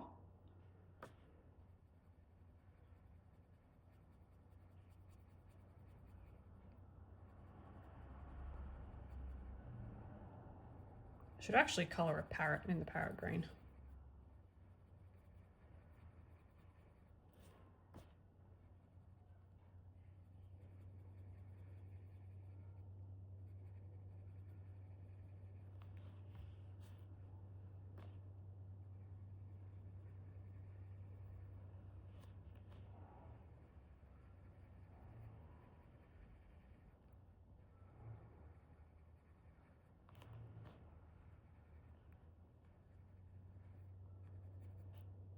Okay, bit of that.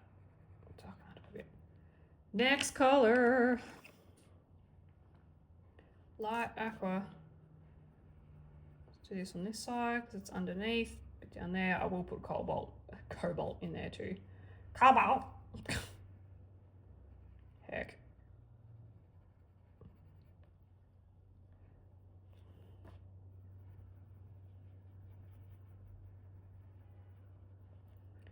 Making space for that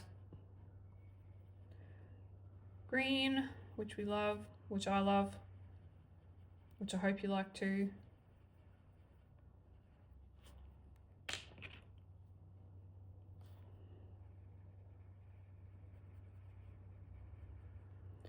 Bit of that. Oh, dang, so good.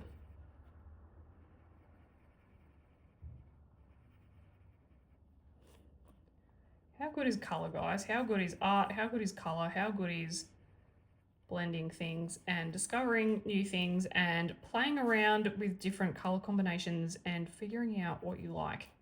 How good is it? And it's funny because I feel like when I'm doing lives or filming, that's when I tend to get most creative. If I'm just coloring myself, I'm like, nah, I'm not gonna do that. I just like, I can't be bothered with it. But when I'm here, because I'm like, oh, like we could all learn something together.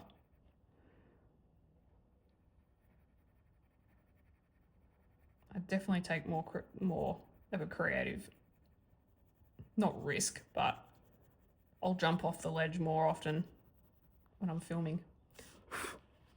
Sorry, I really should be, instead of blowing on it like I was raised by an animal, I should really dust it off.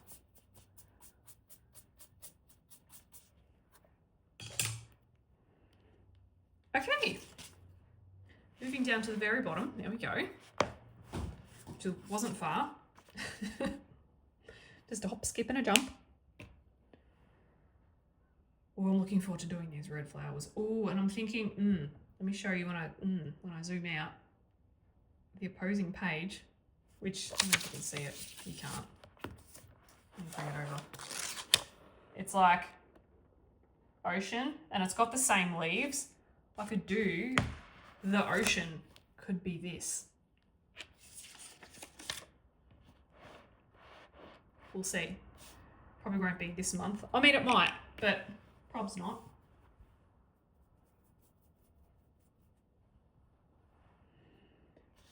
Because I marked out all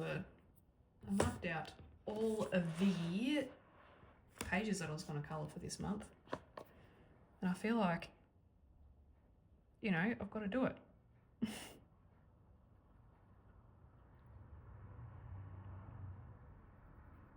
Because I'm trying to do way more colour alongs and full page tutorials like this as well. Because you guys love them, so absolutely, if you guys love them, then consider done.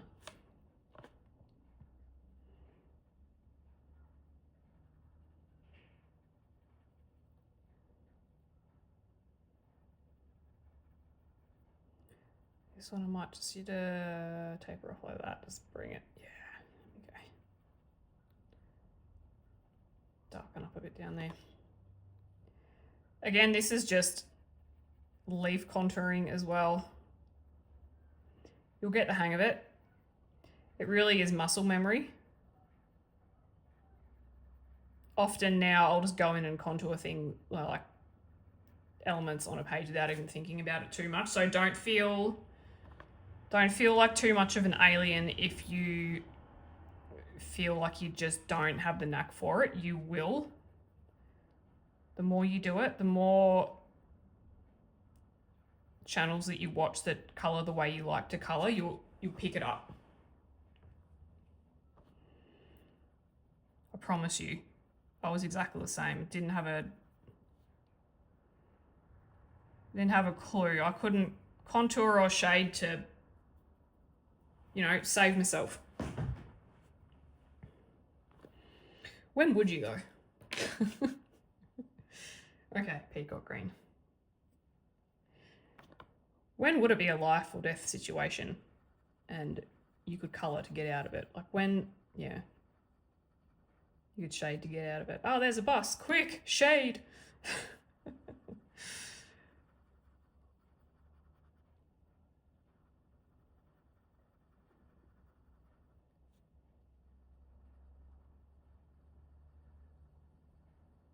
Just try not to catch the edge of the paper too, and especially when you're scumbling, you can kind of nick it. So just keep an eye out for that. I'm sure you do, but just in case you don't, hot tip.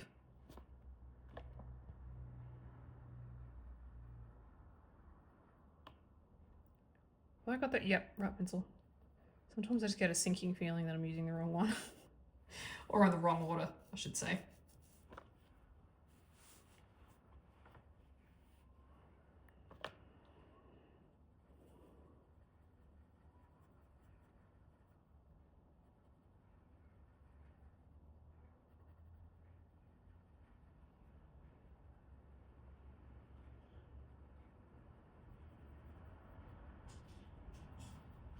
Okay, now we go on to the parrot green.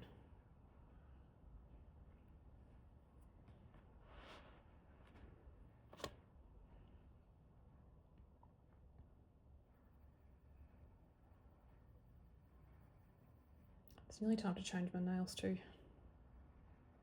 I really like these ones though, so I'm a bit hesitant. I mean, I do have more glittery ones, but these ones are just so fun. I like them. Because you guys have to stare at my thumb for 8 hours, you know. May as well look nice.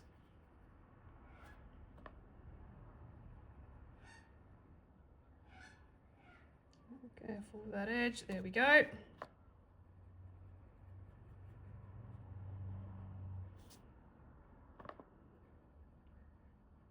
Oh, I'm having a whale of a time with these leaves. So great.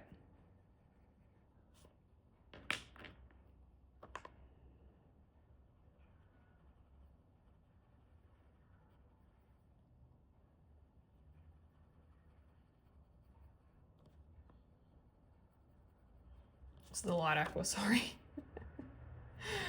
Just in case you've forgotten.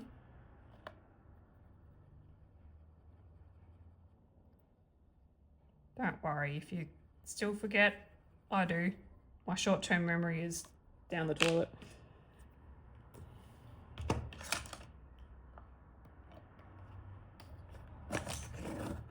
The more I'm looking at the opposing page, the more I'm kind of thinking that it could match.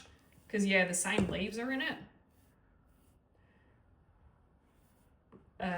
As these ones.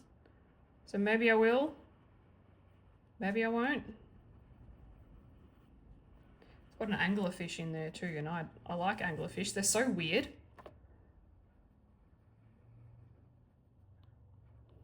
Not that I like a whole heap of weird things, but I'm very curious about them because they are very strange.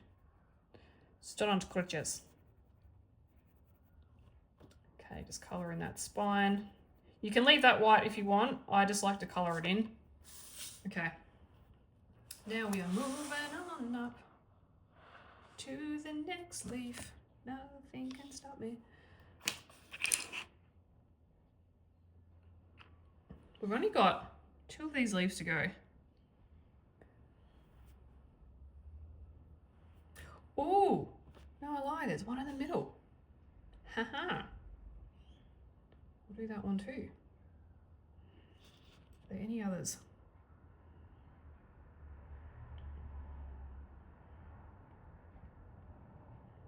I don't think so. I think it's pretty good. All right.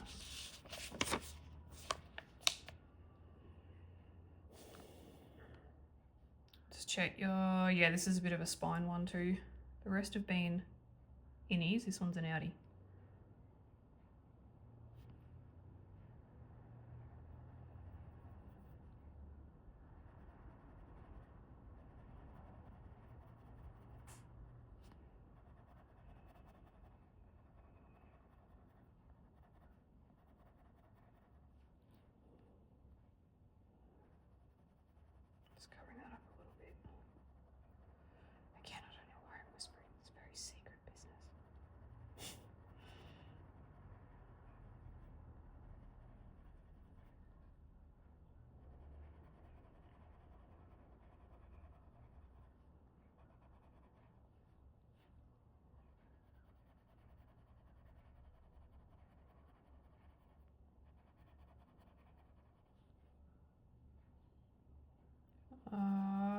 Yep, just taper it off there.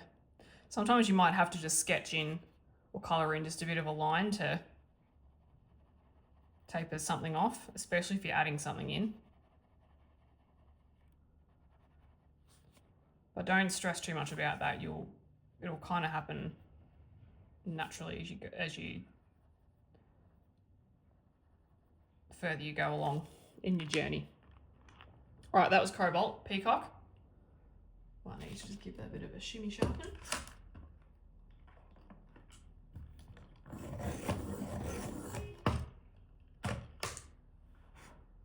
It's tooting outside my house.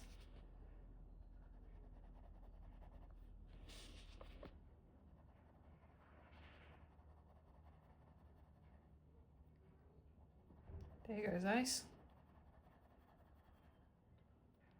Suki Lala.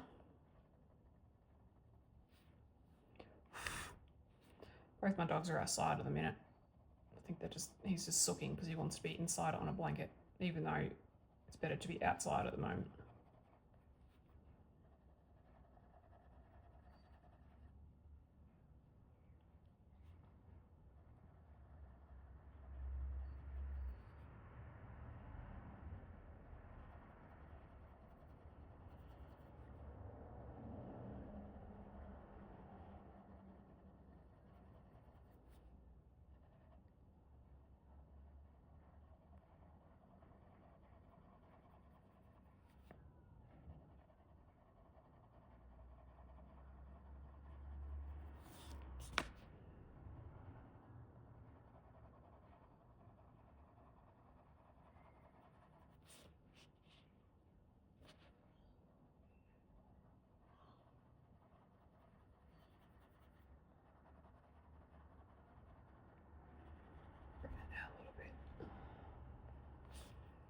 Okay, parrot green.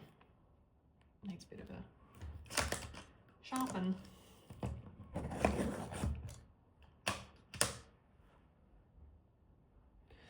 I'm thinking with the letters, I might come through in the end with a really sharp black pencil and just bold them up a little bit.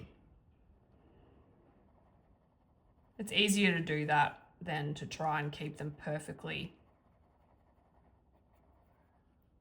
black and with no other pencil colours on top of it.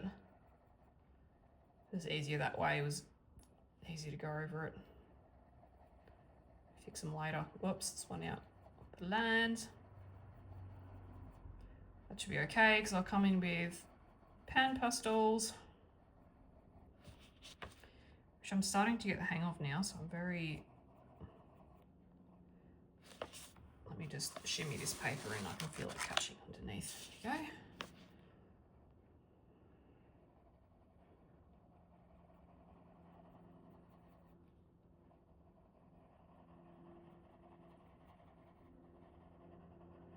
And this is a full page tutorial, so I will be doing the pan pastels in the video too.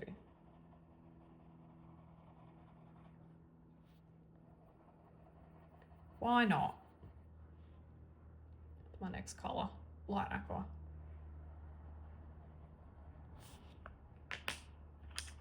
Sharpen this. I'm almost ready for a new pencil with this one.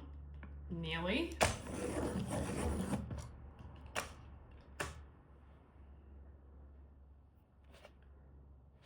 Sorry, I thought my phone was dropping, but I think it's all right.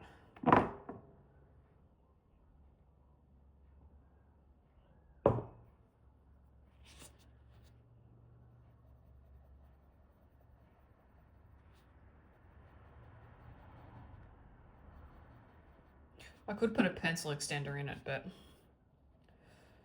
I only use them some of the time because I can. It's still resting on my knuckles on the inside, so I'm all right with it. It's just when it gets to the point where it won't. So say if I was holding it back a bit, which I'm not. So I'm all right with it because I find just the pencil extenders, it's just because you can't sharpen with them on, it's just too much mucking around.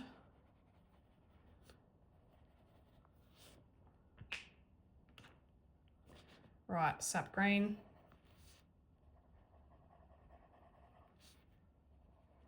Fair amount of white left, so I'll just leave just a bit of that.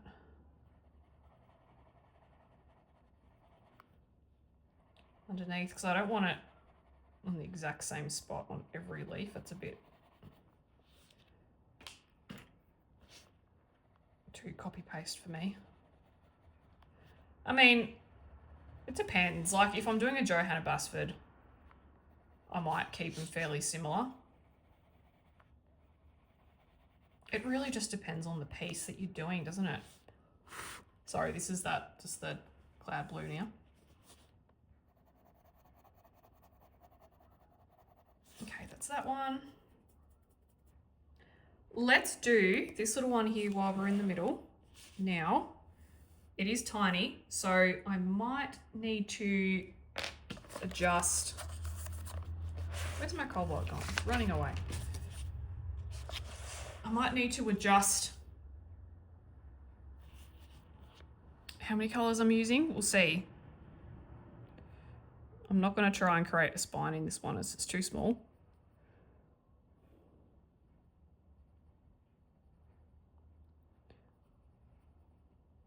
Maybe 2 to 3 colors.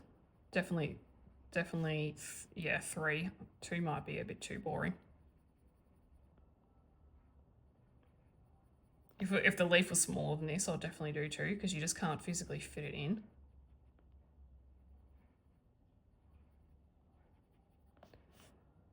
Right, I might skip 2 parrot green.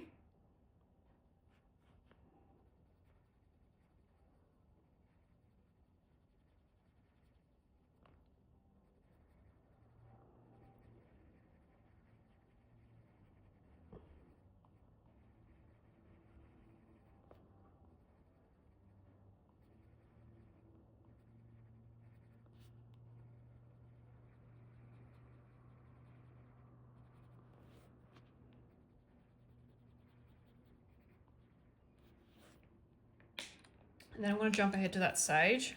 Sorry, sap green light. Just do a couple.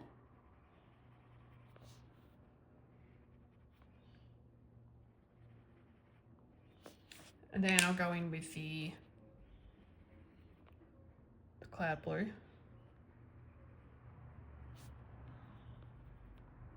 Cool. I like it. Oh, hang on. It didn't quite cover over. There we go. It looks like it's not covered over in the video, but I assure you, my dear, it is. Okay. Look, stuff everywhere. I'll move you up a bit. Let's do this one.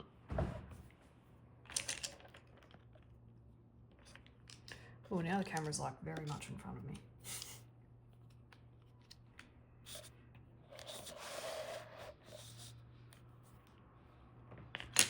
I never know how to colour these little guys.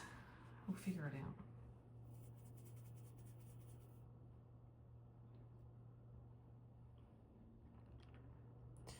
It'll be a figure it out at the end. Whoop.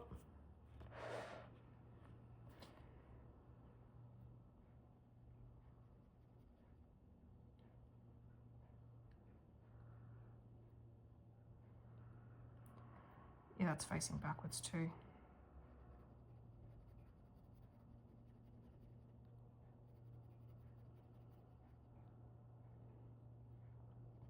Camera is right under my face now, so I'm just looking under it.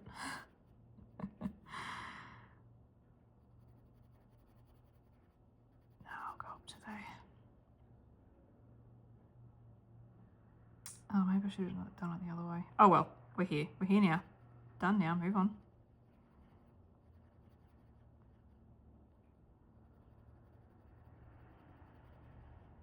And I still could. Yeah, I still can. I'll just shading, quote unquote.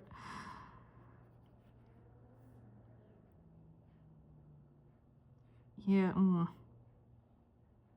Nah, let's just do it the one side. It's gonna look a bit thingy.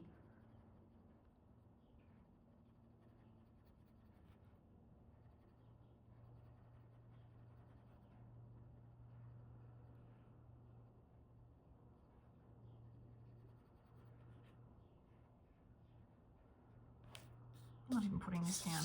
What you doing? What you doing? Where you going?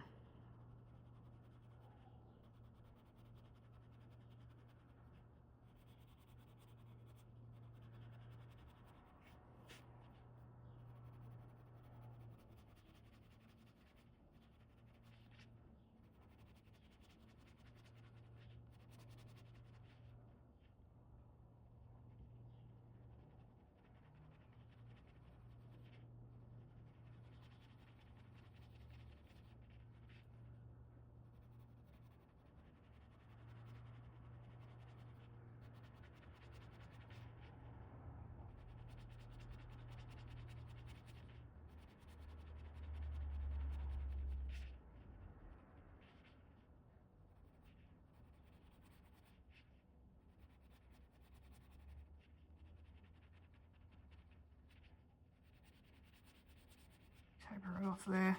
All right. Peacock green. Missed a bit there, but I won't have blue on it anyway. It'll have this color, I think. It's too hidden. The blue section, yeah, would be too hidden. There.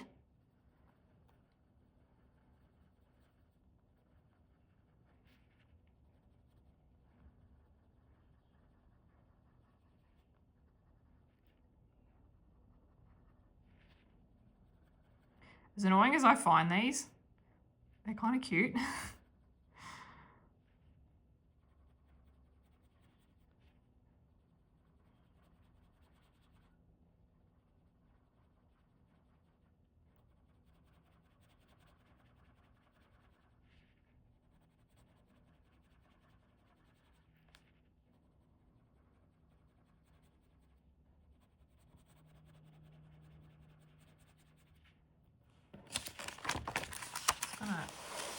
Bring it in a little bit. Sorry, it's running away from me.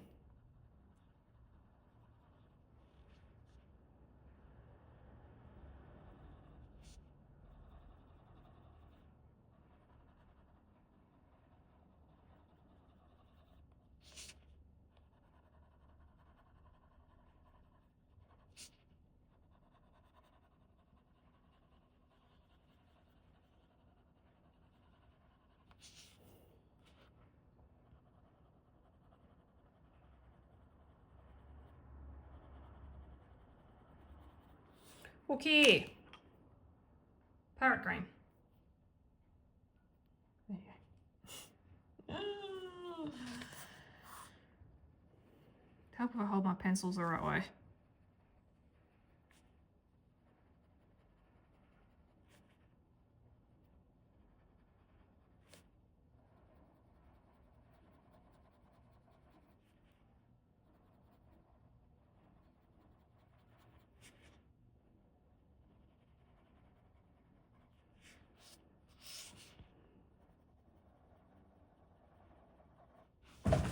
Chair in a bit. Oh, there we go. It's like hanging out on the edge. This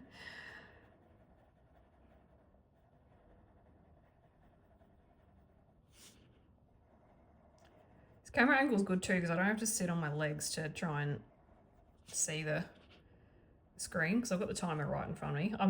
I keep an eye out for it because yeah, my battery will last about 3 hours and I've got like a rechargeable battery pack here. It's like, looks like a hard drive, but you plug it into your phone and it'll charge it for you. So I've got that ready to go if I'm longer than 3 hours, which I think we will be.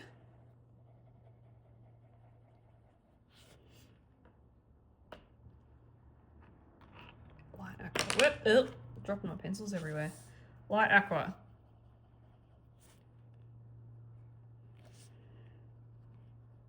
Now, just because this is the last leaf doesn't mean this combination is not going to be featured again. There's a couple of stems that I am thinking about, but I just am not 100% sure of the color yet. They either will be that other green or this turquoisey color. I don't know. I kind of want to wait to see how other things pan out before I start making that decision. I kind of think like getting the bigger elements done and then being able to go in and work on the details.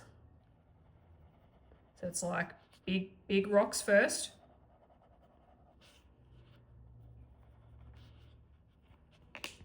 And then your little details fill in all the gaps. That's just how I do it anyway.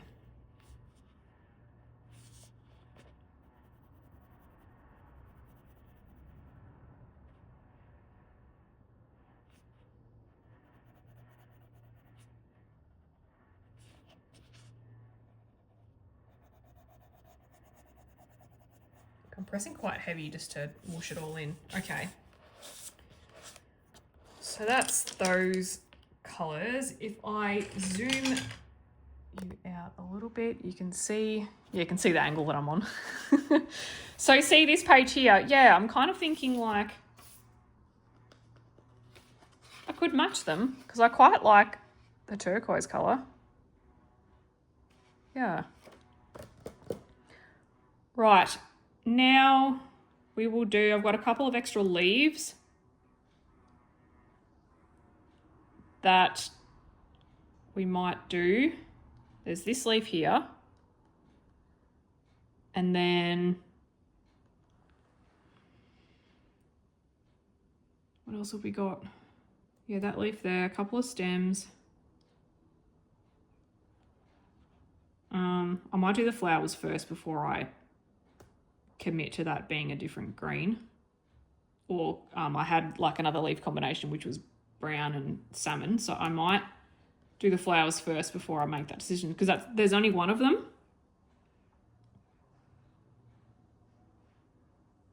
Yeah, let's wait. Okay, let's do these flowers. Zoom you back in. Okay, red flowers. This should be the fun part. I mean, it's all fun. Okay, so I've got crimson red, which is that one. Scarlet Lake. Sorry, hit my camera. Poppy. I use this colour combination a fair bit. Pale Vermilion. Salmon Pink. And Light Peach. Now, Light Peach is that one? Yeah. I might end just at the salmon, we'll see. Because that's 6 colours to get in there. You can see it's not that much bigger than my top half of my finger, so, and these two. So these fanny outy ones, or the ones that are attached to the apple green stems is what we'll be doing. So I might even just omit this light peach. We'll see how far we go. Now with these ones, the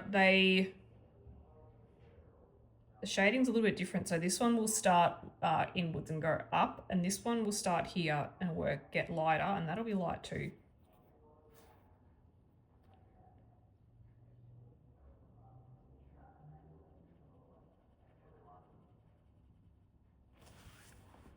Sorry, I'm just going to adjust my camera angle just a little bit. Here we go.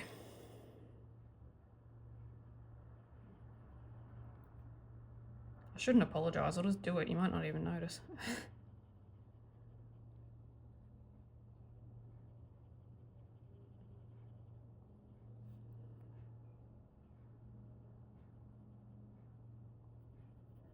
Just leaving these white bits here, because much the same as we just did with those leaves.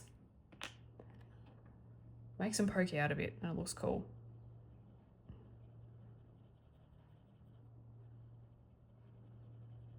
Yeah, I don't know if I'm going to get all these colours in. We'll just see what we can fit.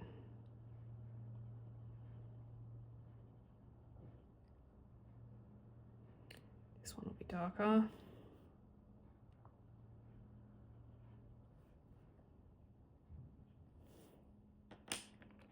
Sorry, that was Crimson Lake and then Scarlet Lake, and then I'm going in Poppy Red.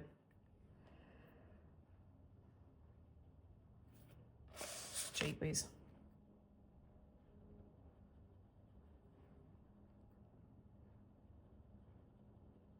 Same technique with the leaves in terms of your pencil. Like the way you lay down the colour, so just medium to hard pressure and then taper off and blend back over it and then work your way up.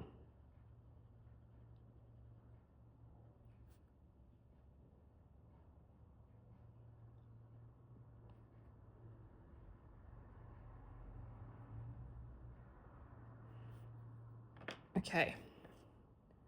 Pale Vermilion. Pale Vermilion.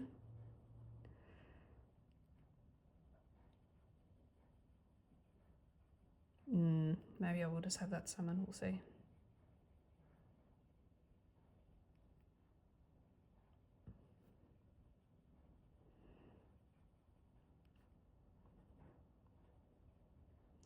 Perhaps on the peach, sorry, on the outside we're bringing the peach.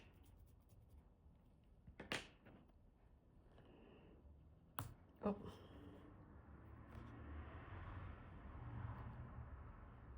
Yeah. Because there's another section of like another flower color combination that is lighter. This one's definitely darker. So I might just do a light bit of salmon just at the top here.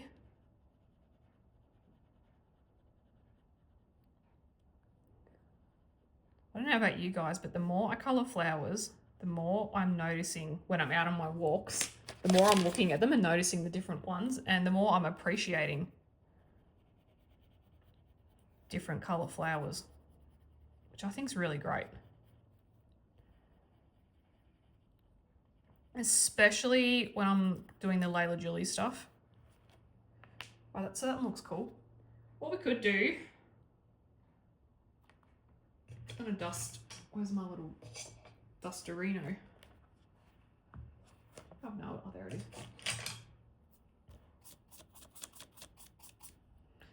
Bring in a little bit of, to make that really pop. Where is my, I'm just gonna grab my warm grey from my pencil set. I think always the greys at the bottom. I just have them in trays, as you can see. So I'm gonna grab 90% warm grey because these are warm colours. If these were turquoise, I'd use the cool grey. I'm literally just gonna scumble a little bit. See how it just darkens it up? Just ever so slightly. Yeah, love it.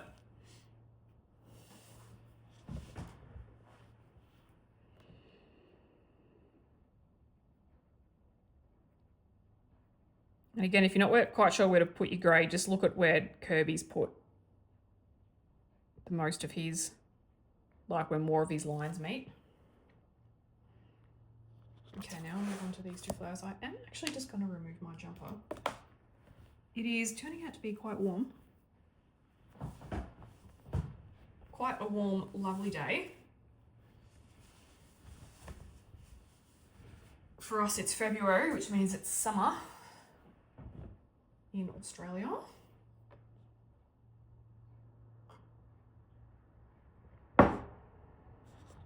Drink of water. Oh, my throat gets very dry as I'm talking. Okay, back to Crimson Red. So 924.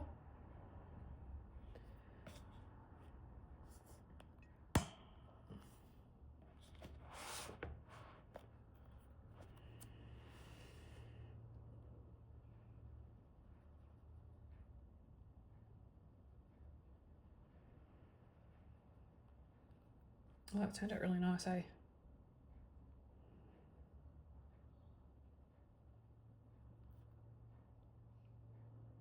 bit in the center too, because there's a bit of some hatching here, shading. And there's a little bit down there. I'll just bring that in, and I will bring a dark grey into there in the end.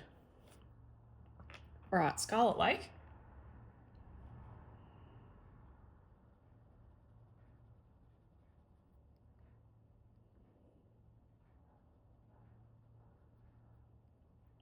Bit in there, which I probably should have done the darker color. That's okay.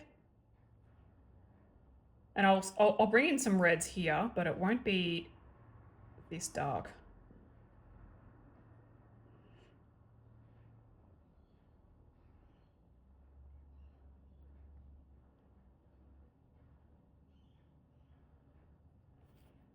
Poppy red.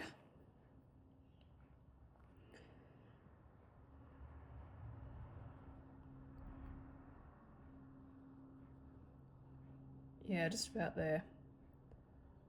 And I'm just doing that because that is underneath this curled over a portion of the flower. My voice broke then. Flower.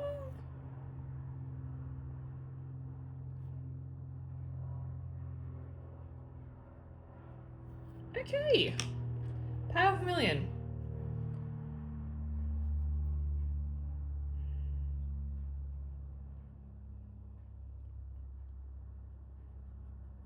Bring that down, just not as far, because I want that to be fairly light. It's like the others have been. I've kind of just taken it to meet there, so there's a shape there. Okay. Salmone. Salmon pink. And just going to start, because this one's behind, just going to do a little shade. Same here, just a little shade, work our way upwards. There we go. Work our way out here. The middle of the flowers I might actually use a gel pen for. So I might leave that for the momenta. A little bit more.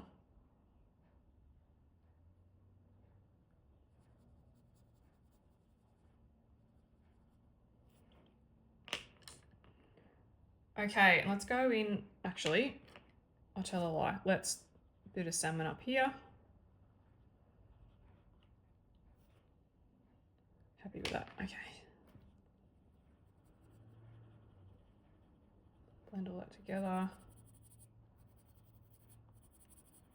I'm just tapering off in the middle. I'm not gonna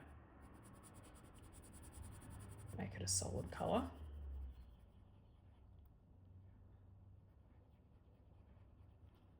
It's be a lovely rose combination.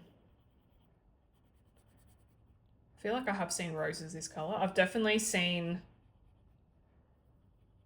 it's like the peace rose. That's kind of like this, but it's pink and yellow. So it's not like this at all, but it's got the but it's got the two colors in there. Oh God, help.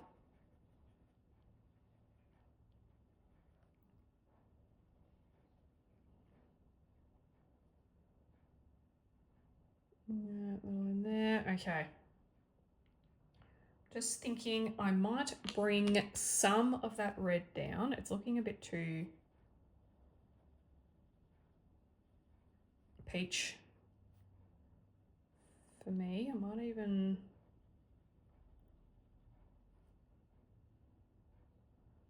some of the red down here. Just blend that a little bit.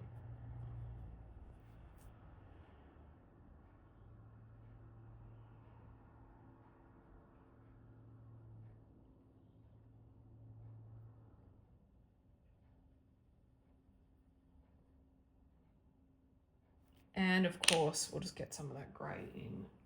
There's a couple of sections there that'll get it in.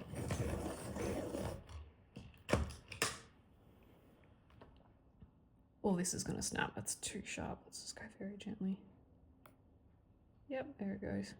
Should have just given it one little crank. Is that, oh yeah, that's, oh, it's debatable whether that is the stamen or if that's the petal. I'll go with that's part of the stamen. Let's go with that. Darken that up, there we go.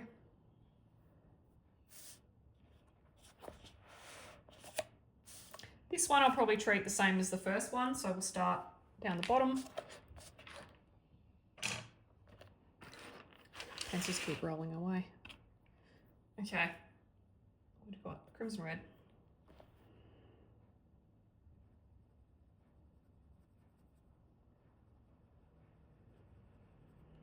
Oh, the weather, just amazing. Got my windows open. Just the, again, I know I keep saying it, but the smell that is coming through is just lovely. Okay, Scarlet Lake. About 2:30 in the afternoon, so I feel like it's just, yeah, it's that perfect time of day.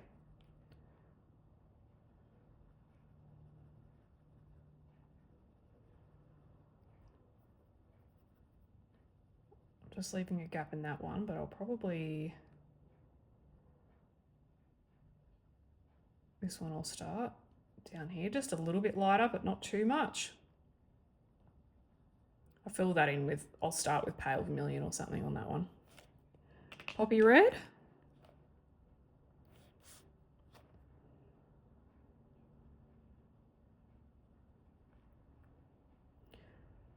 Still haven't decided what to do with it there. I still haven't decided what to do with these butterflies. I am thinking about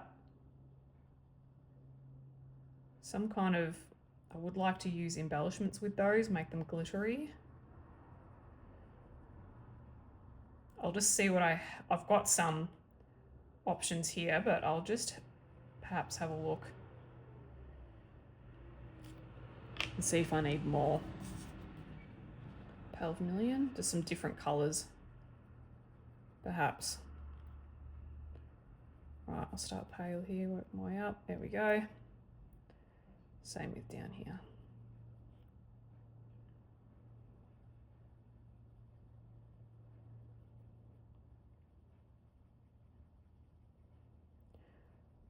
I used to absolutely loathe colouring with red before Prismacolors. I'm not really a red person.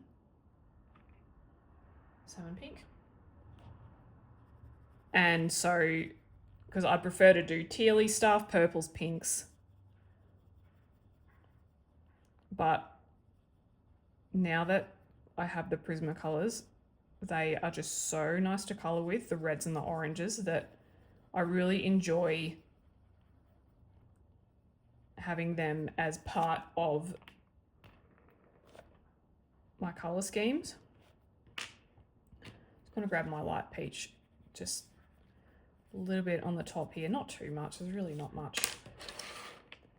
Okay, coming in with that grey down the bottom. Just a bit here, not too much.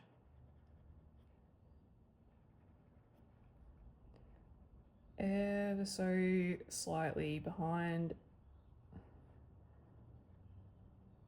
And just taper off.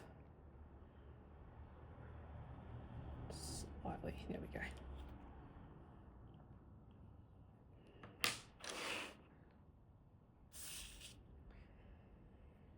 Now, I might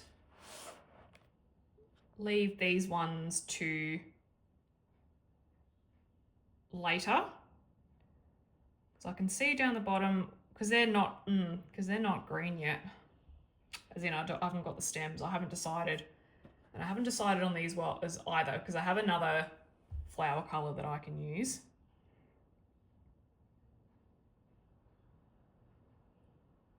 And then I do have plenty of 1, 2, 3, 4, 5, 6 flowers at the bottom. And then there's a bunch of random flowers that are available that are there as well. And I just don't know, because there's so many different varieties of flowers, I've got to think about it. I will most likely do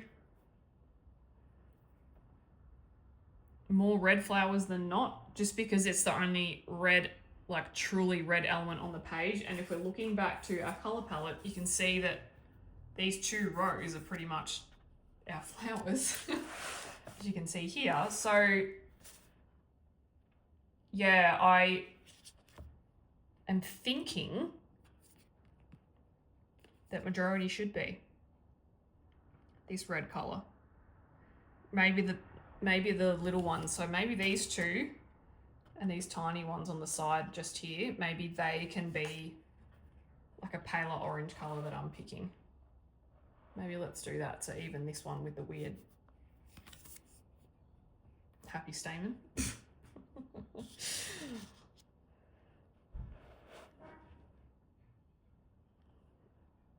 Okay, crimson red.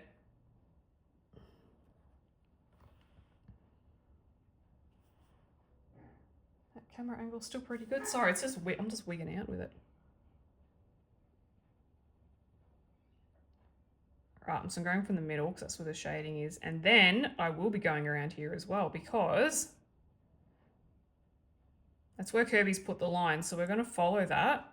I'm not going too heavy with it.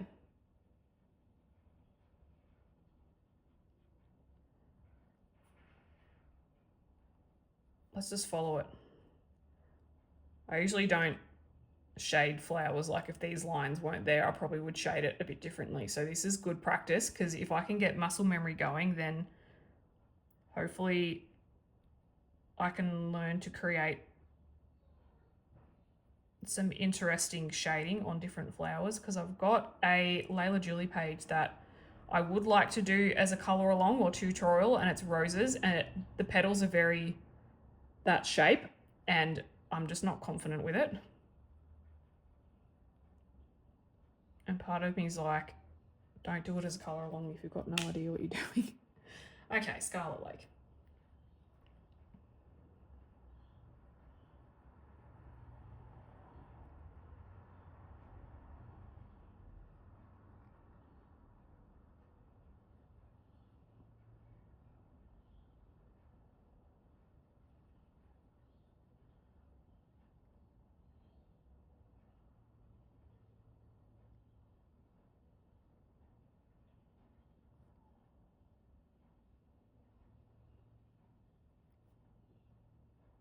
I think that's just my inner critic as well, though. That tells me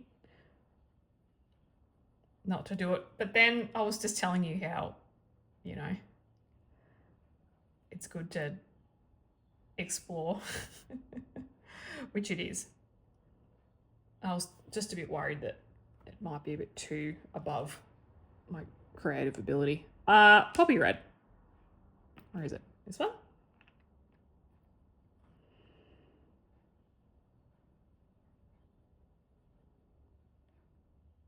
To start to come out in that very center with the poppy, because they'll be light again. They'll be lighter.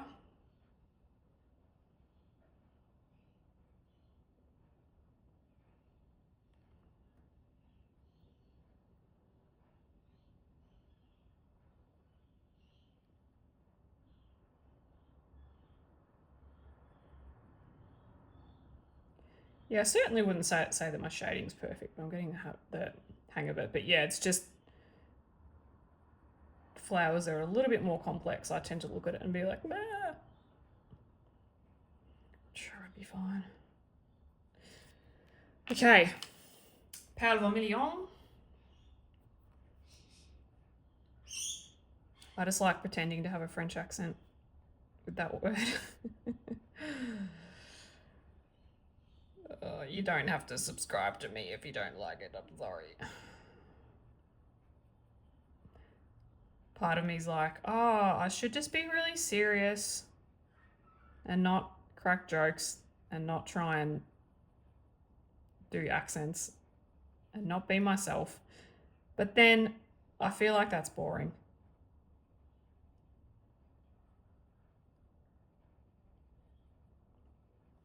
I'm a wacky person, so I feel like I just need to be wacky. Okay, salmon. Might give that a bit of a sharpen.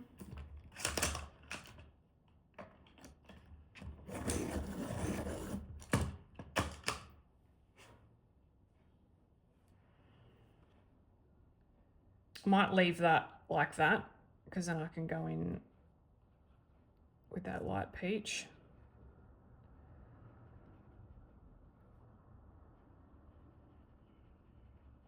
And kind of smush those colours together, I reckon.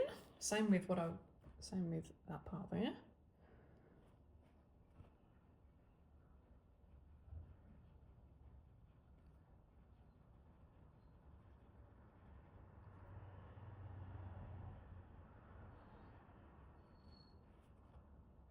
If you can hear that whistle, that's ace. Sorry.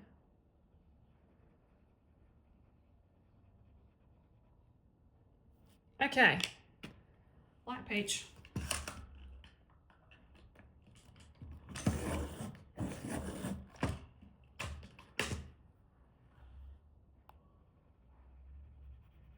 Smush it all together. You could leave that white if you want to. You could go in with a white pencil. You could use a blender pencil. Oop. Not an actual blender, don't do that.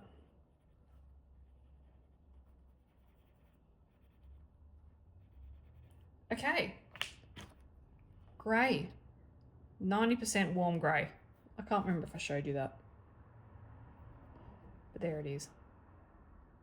A little bit in here, just a little bit, a little bit.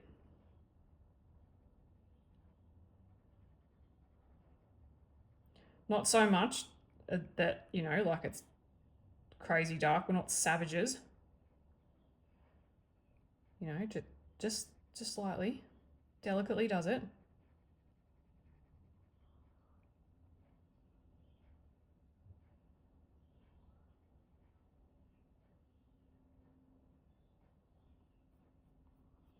Just flicking my pencil up just a little bit just to follow these lines, which I think looks quite nice. So I didn't do that on the other ones, so I could just be really delicate though, because it's very easy to kind of get out of hand with it. Yeah, there you go, top a bit.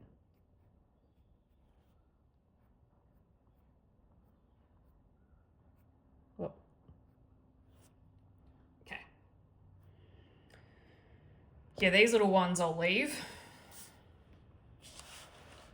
Let's move on to these bottom three now. I feel like I need to bring this way because I'm slowly pushing myself over the edge.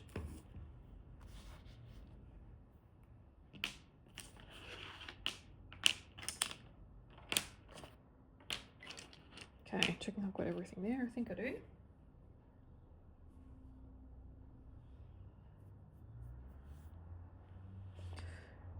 Right, with this one, let's start here and work our way out.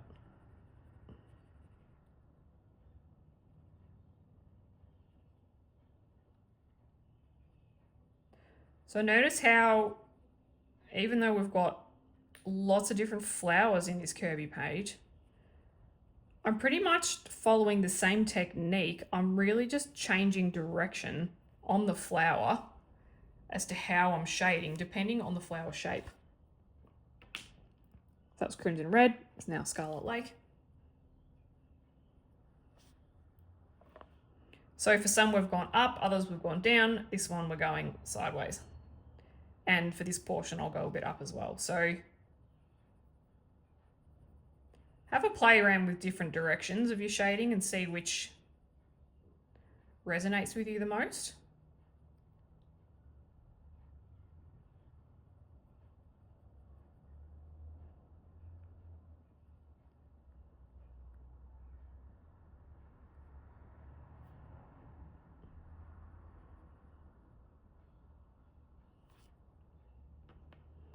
It's going with Poppy Red now. quite a nice red, this poppy red. I mean, gosh, they're all nice. Prismacolor has turned me into a red person. Funnily enough, because, oh, the blues are a bit there. Especially there's this electric blue, which I don't know how I'm going to ever incorporate that. I really don't. It's so scratchy. Where these are just like butter. They're so nice. All right. Let's go for some pale vermilion. Now, I'm going to start bringing in some shading, potentially, with the pale on this side. So I might just go outwards like so. Yeah.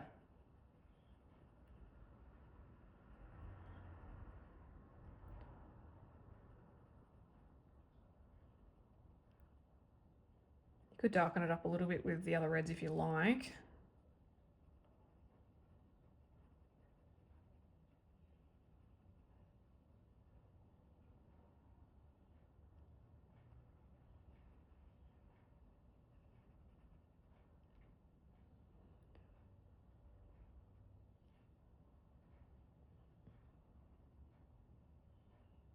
Just bringing that up a little bit. Is that? Okay. Salmon.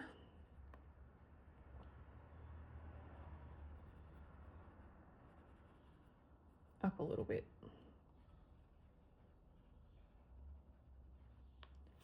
Okay. Light peach.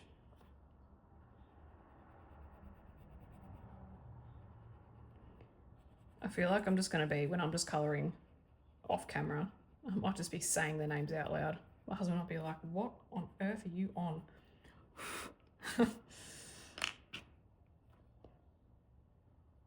Because when you think about it, I am actually just talking to myself for 8 hours.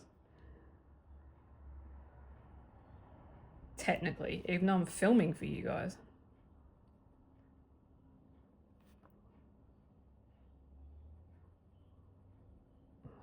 All right, that grey is done.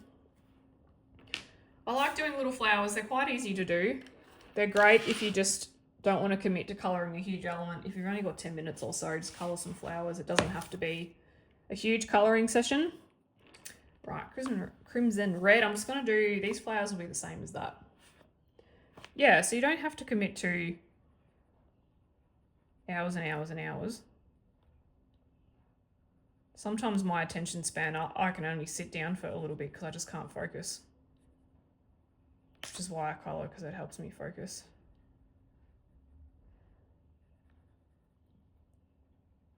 Helps me practice focusing, I should say. And I don't have multiple whips either. I only have the one page that I work on at a time. Right, Scarlet Lake. For me, yeah, I just find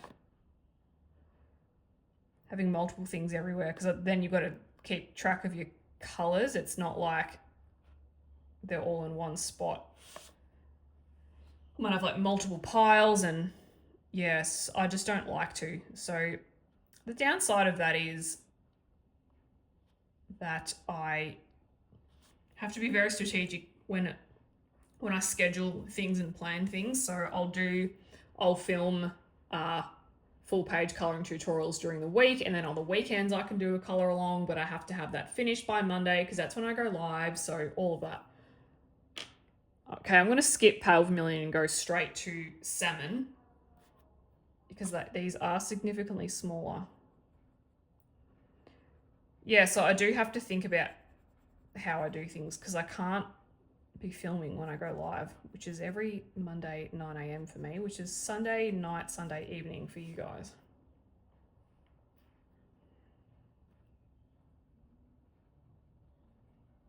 So hats off to people that can have multiple pages on the go. I admire your talent. All right. Let's move to the other side. We've got 3 flowers down here, and These, I probably will colour that green colour because they look like they're just, the flower's been cut off or something. Sorry, the angle, the bracket of the camera now is really low, so I keep going to put my hand under it and I just hit it. Okay.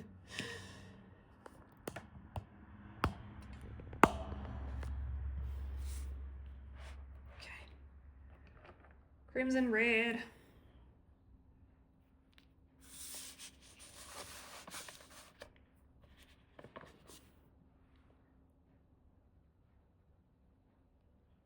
Oh, I didn't go do grey on the other ones. Hang on. Sorry. I can hear you yelling at me. Sarah, the greys! What are you doing?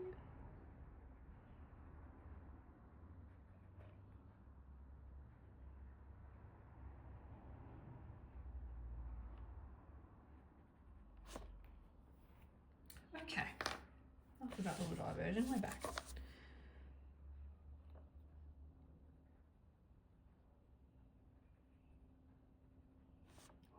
May need to skip some colours on this one as well. We'll see. Just add in that scarlet.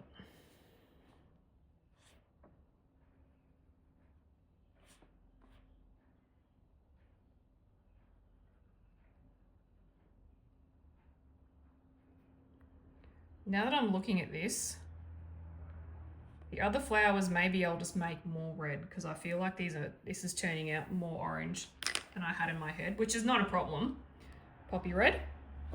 It's not an issue, it's just different.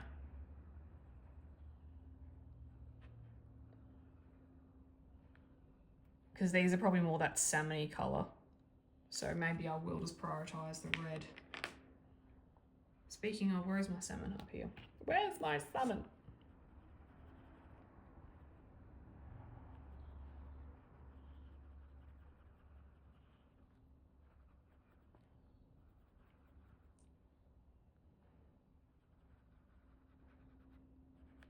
I'll have to fill in that with the pumpkin orange in another section. We will, there's plenty there. Looking at this little guy. Oh, I can't wait to do these wings. I just, yeah, can't wait. Wings.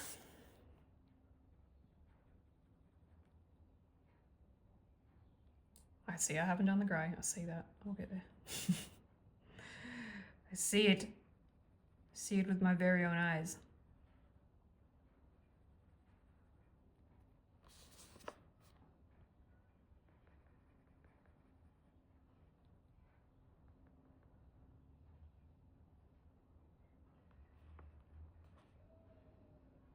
Yeah, that is the middle of the flower, and that's, so I'll colour that black, I think, or dark grey. And that's his little, yeah. Trying to figure out what's what. It'll be the death of me, I tell you.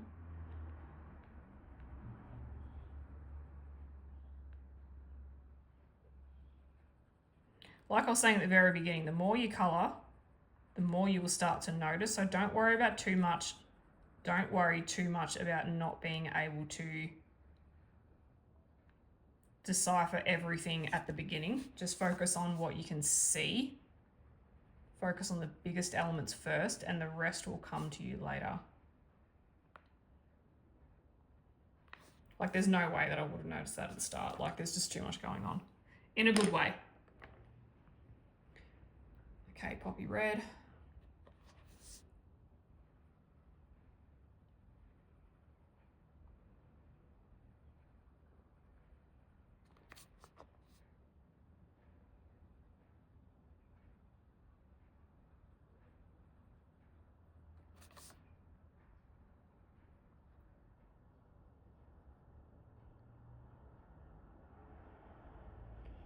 I feel like the focus is better on this camera angle as well. Would you agree? Let me know in the comments what you think about the different camera angles, because I really want to nail it for you guys.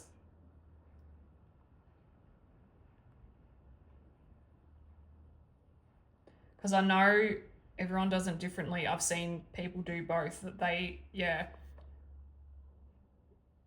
like in terms of colour alongs. Right, Pale Vermilion.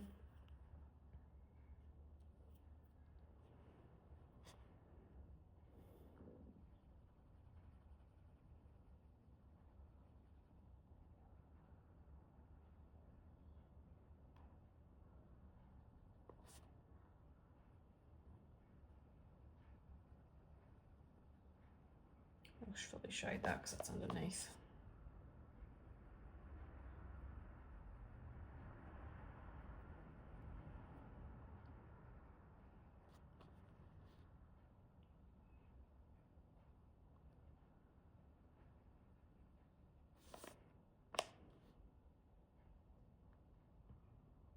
That's underneath a little bit of that. Okay.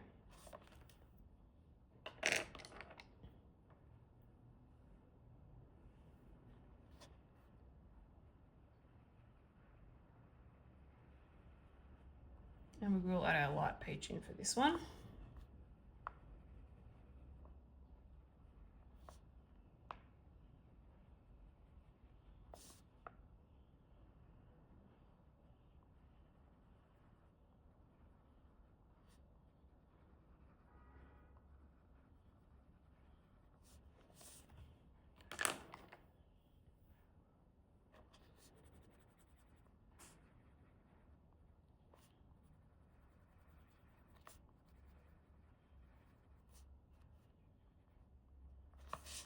Okay.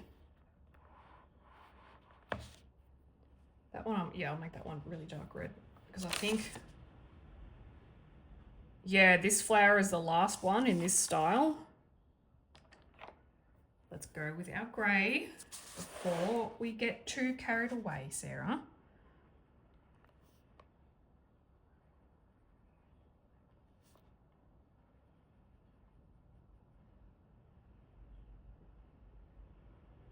Just gonna make that grey in there.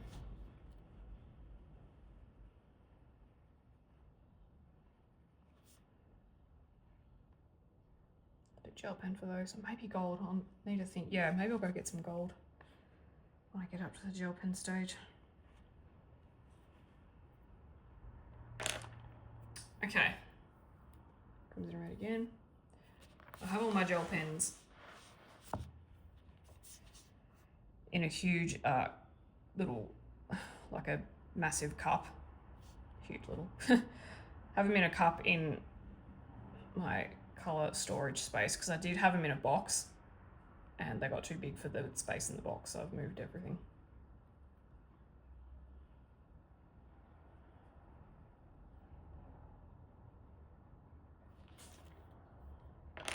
Scarlet Lake.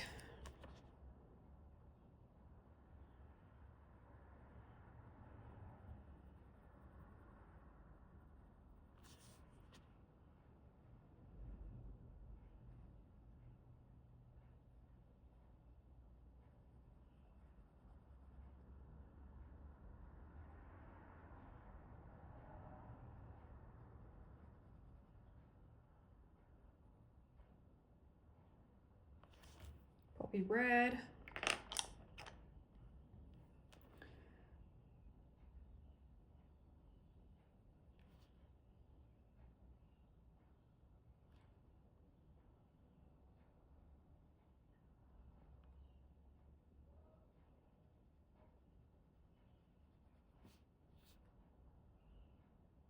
Just a little bit down here. And a little bit here.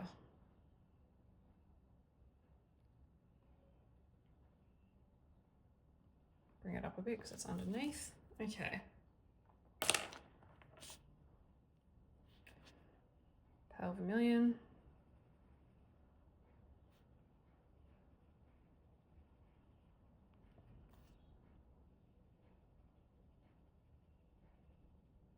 Well, I can tell I'm rushing because I'm squiggling that off at the end rather than...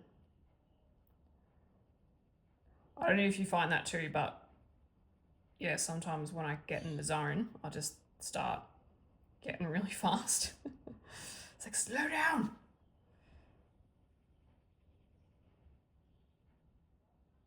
Bit up there. Oh, cute, I like that.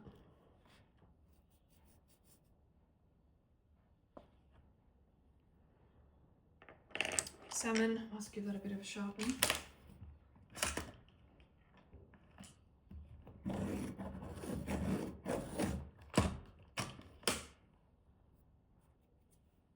Salmon, where are we? Up here. Yep. I'll leave that one.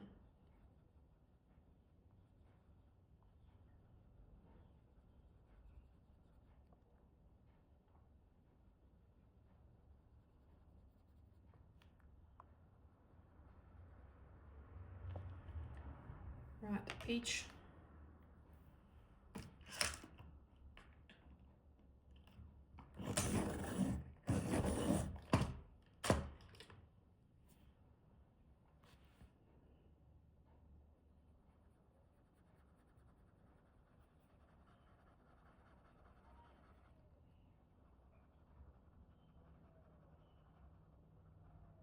Nope.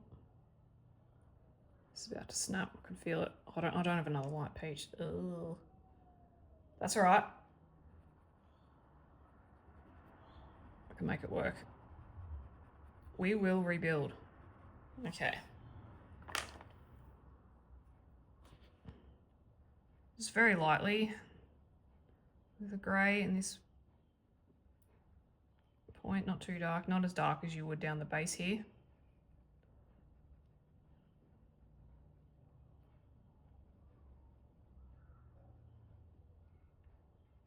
A little bit in there, not too much, just drag it up a little bit. There, okay. Now for some fully red accents. I'm just going to move the salmon pink and that away. Well, there should be enough colours. That's 4 there, that'll be fine. Okay.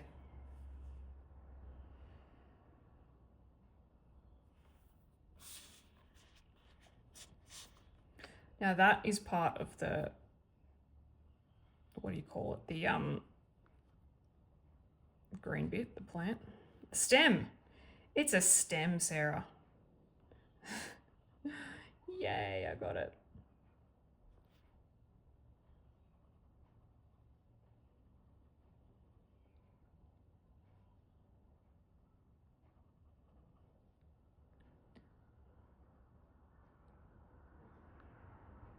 Just figuring out these little bits are.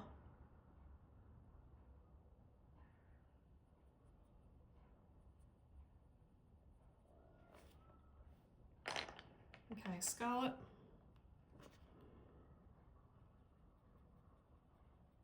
Take it right up to the edge. Just touch the edge ever so slightly because I will add that poppy red in as the highlights. And then, oh no, sorry, yeah, the poppy red, then pale vermilion. Yep.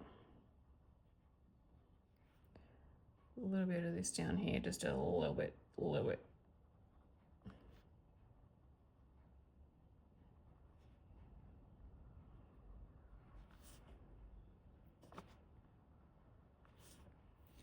Okay, poppy red.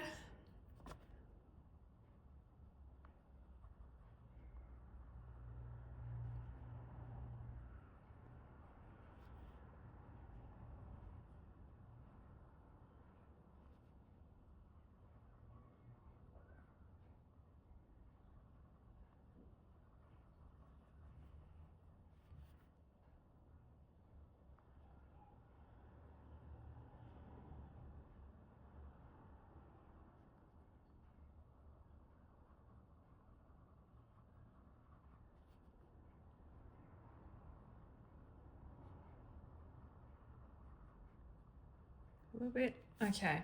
And lastly, pale vermilion before we go in with the grey.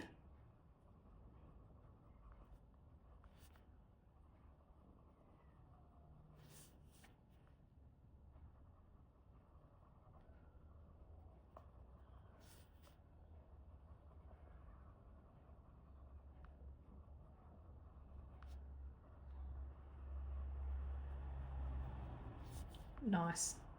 Now I am wondering if I could go even darker because that still is quite orange to me. And I think I would like something that's very, very red. So I'm just gonna, let's have a look at my little booksy. Where's my color combination book? So you see here, like I know it's blood orange, but I want something a bit more vibrant, whereas like it is, but I would like to bring in a bit of red. Because to me, that's quite red. I just want to richen some things up a little, if that's a word, richen. Okay. So I've got crimson. Yeah, so we could do this. If I get at my Tuscan red and crimson lake. You don't have to do that if you don't want to. If you would like to just keep on keeping on with what we've got, feel free. That's terracotta, not Tuscan red. I was a bit confused as to where they are. Okay, here's my reds. Okay. Tuscan red. Sorry, it's my massive arm in the way. Crimson Lake.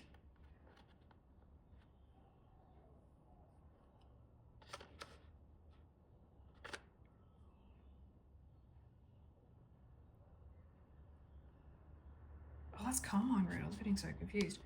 Okay, Crimson Lake. Crimson red, which is what we already had out. Poppy red.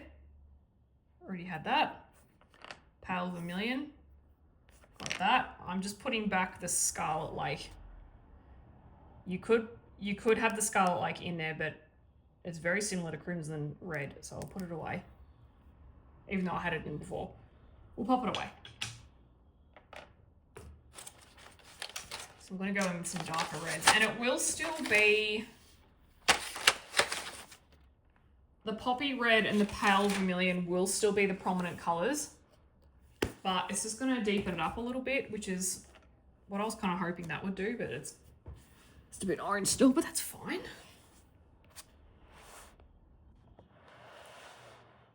We can work with that for these ones and those ones.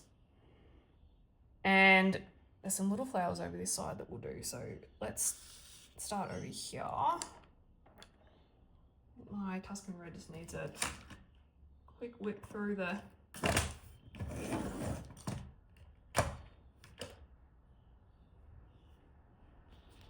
Right, let's start with these ones over here. And these particular ones I might do the, they might be some dark brown stems too, perhaps. Now I'm just going to go fairly straight. 1, 2, 3, 4, 5. Okay. Just counting how many colours I've got. So I know how far to take them. That one turned out better, didn't it?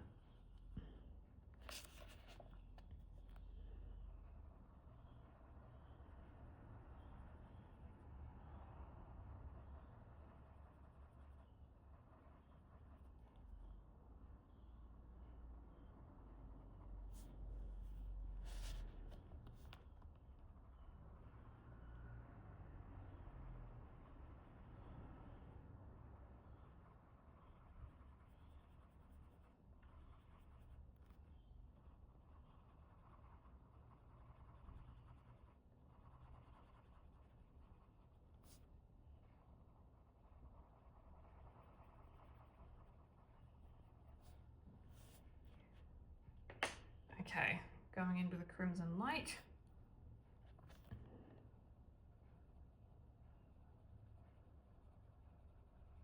Yeah, nice, this is what I'm after.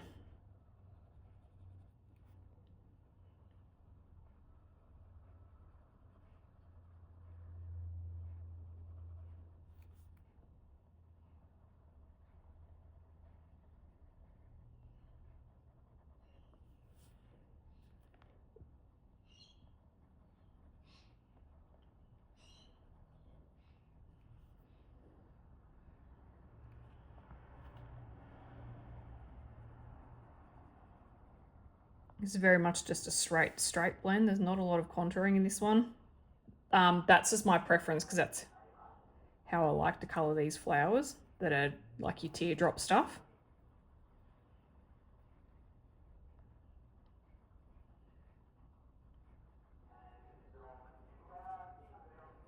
Oh, jeez. I need to shut the window. Okay, crimson red.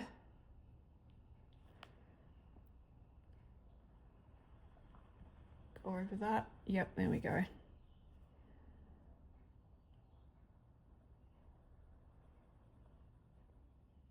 Two more colours to go, so we're going out to about down there.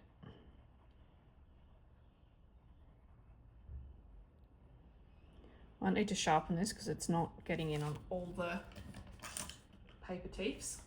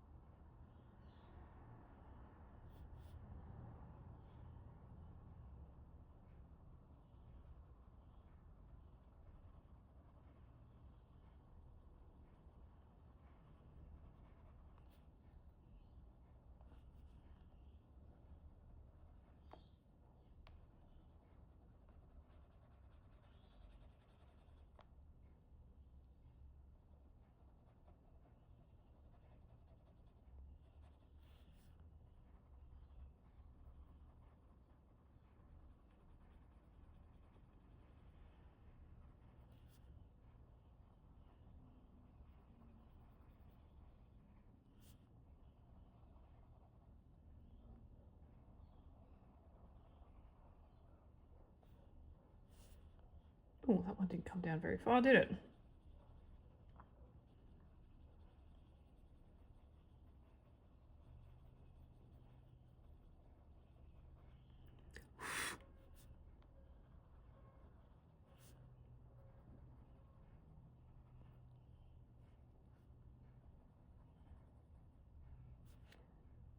Just slightly here. That one does end there, so a bit heavier actually. Right, poppy red.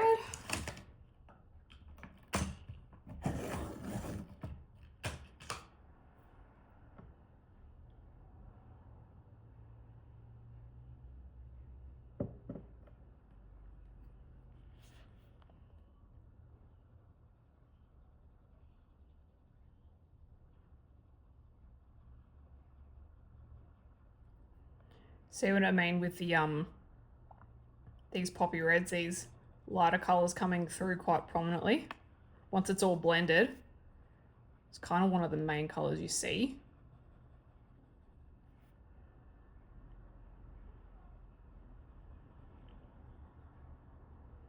I should have thought that with the other ones, but like I'm happy with them because I would have done it anyway because that's, yeah, I'm glad I've done them as my lighter, not the other one where I had the pumpkin as the base because that would have just been too light for me. So yeah, I'm glad it's worked out the way it has. Happy accident. Just get a little bit of shading down there.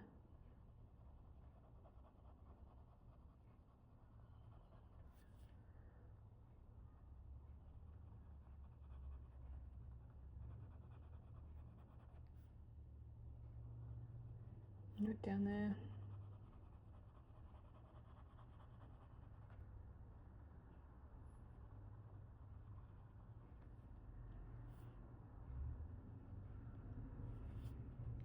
Okay, and Pale Vermilion as the last one. I'm going to go from the end and work my way up. With this, it's just easier. For me, it is anyway.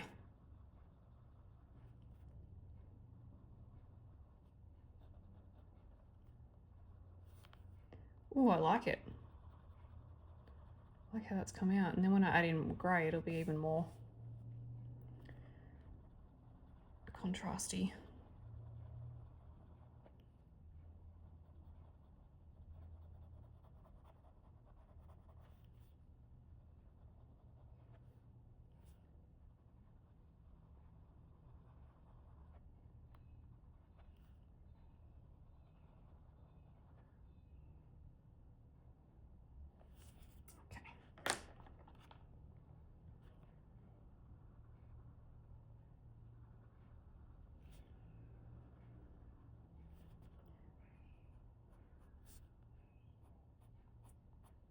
Yeah, this is better. I'll, instead of scumbling it, I'm just flicking it.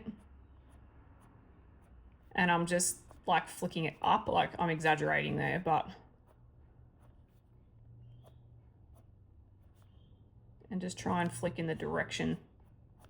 Whoop. That one went too far, but that's all right. Can't really see it. Going in with Tuscan Red. So we might not get all 5 colours in, we'll see.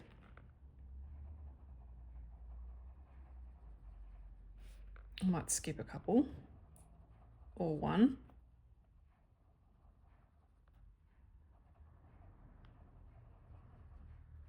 And I'm just putting the darker colours in these gaps in the middle where the shading is, and just working my way outwards. Much the same with every other element, really.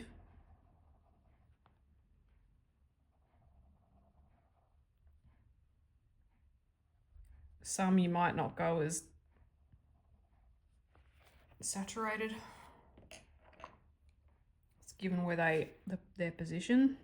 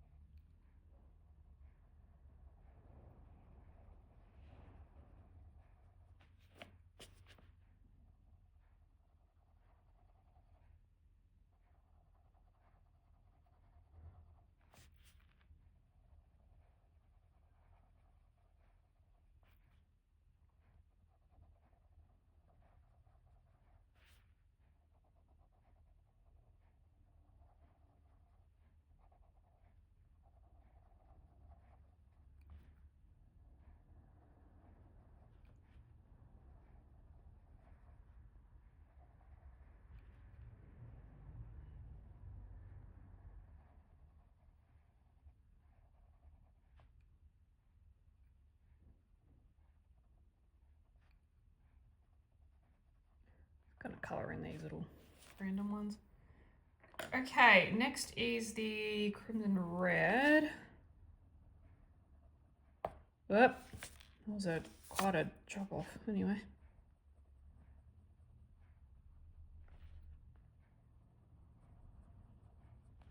As much as I love my Prismas, gee whiz, they can snap.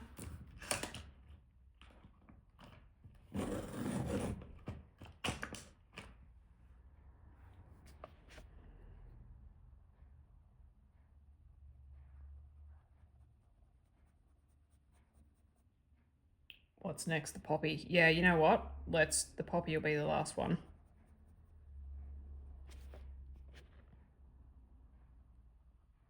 I could fit it in. I could fit the pale vermilion in, but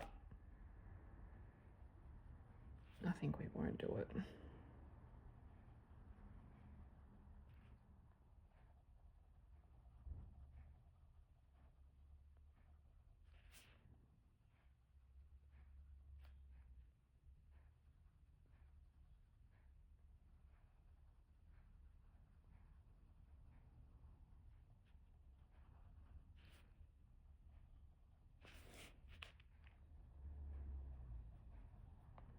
I need to do those flowers too, hey? Okay. Pale vermilion.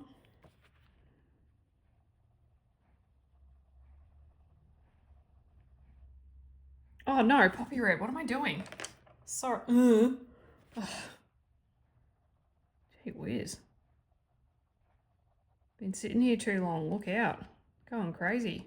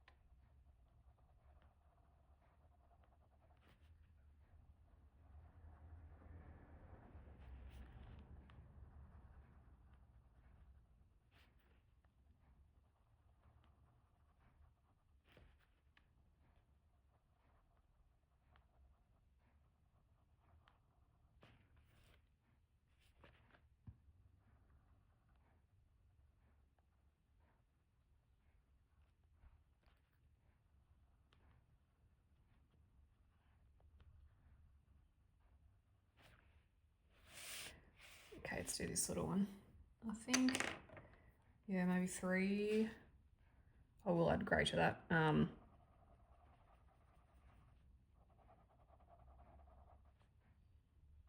Maybe 3 little colours. And I'll probably do the centres gel pen. Then Crimson Lake.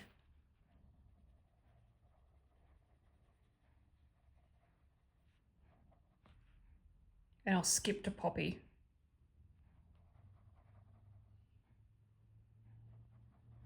We'll skip the Crimson Red.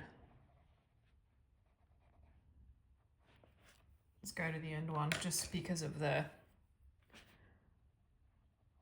contrast.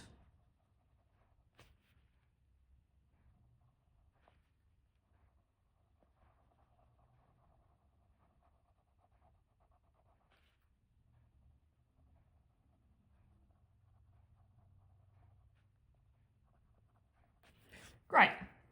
Where's my grey?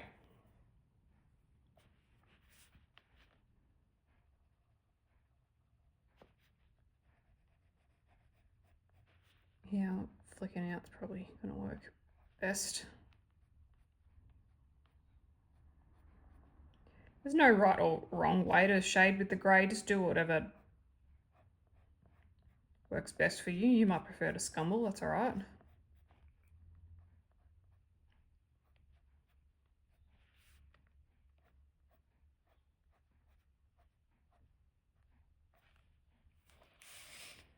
Oh, there's on that side. Oh, there is that. Yeah, do that one down there. In this case, I'm just going to use Tuscan Red.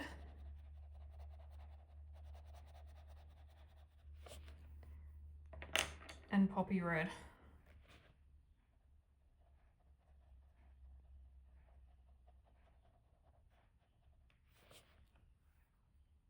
And a bit of that grey.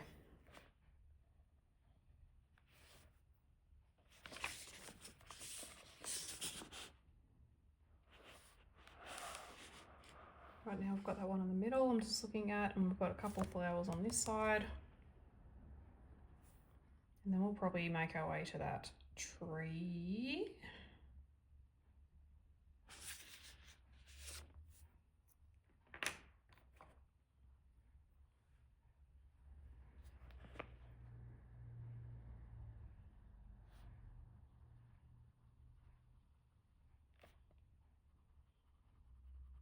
The shading on here is a little bit different, so just follow the shading lines.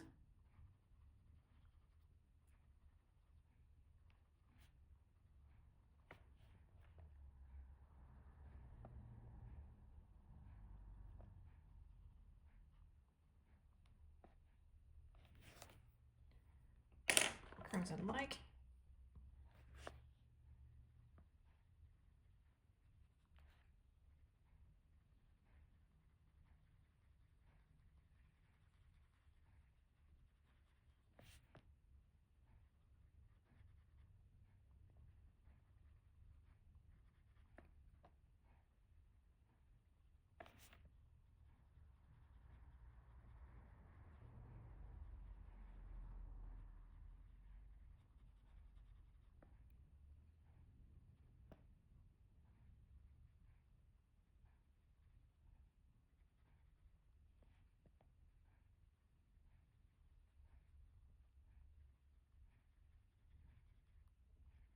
Shading in the base there because it's behind the north plaque.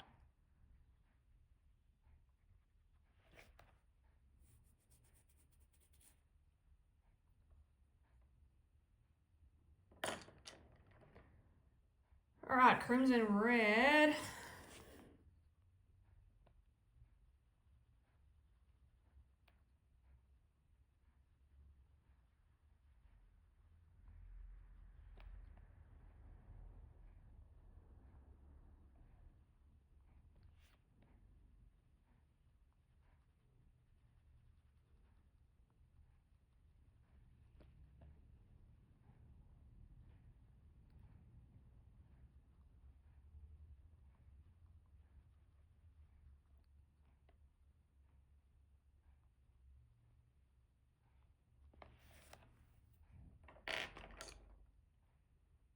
I missed one. Don't think so. Poppy red.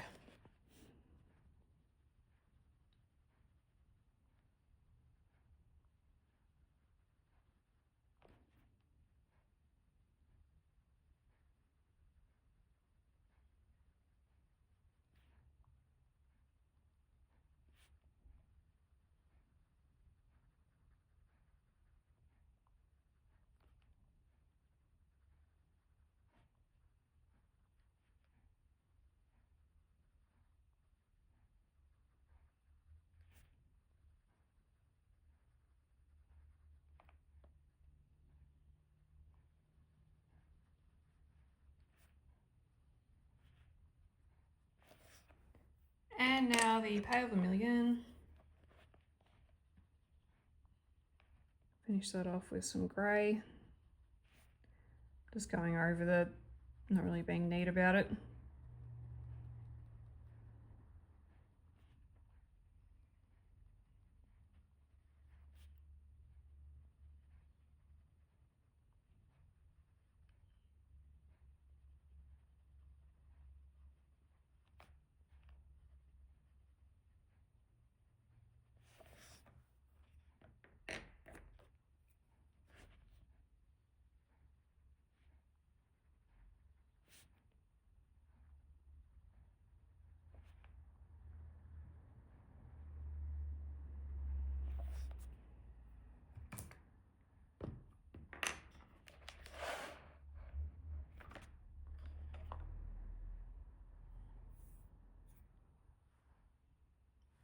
Tuscan red. I've forgotten what 3 colours I did on that other one, so I'll just make it up.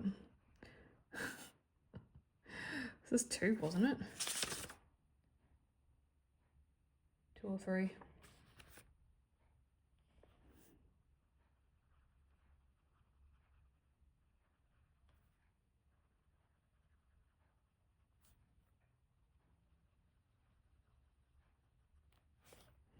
Sharpen my thingy a little bit.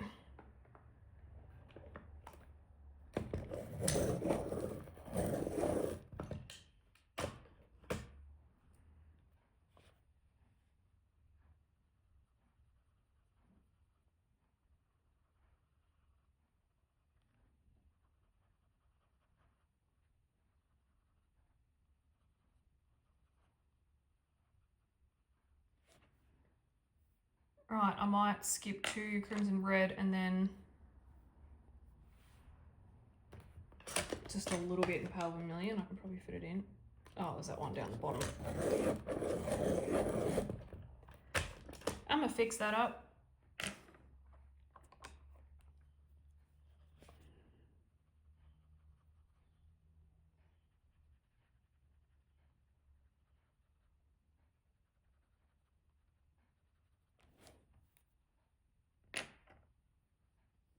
Right, just a little bit of crimson red.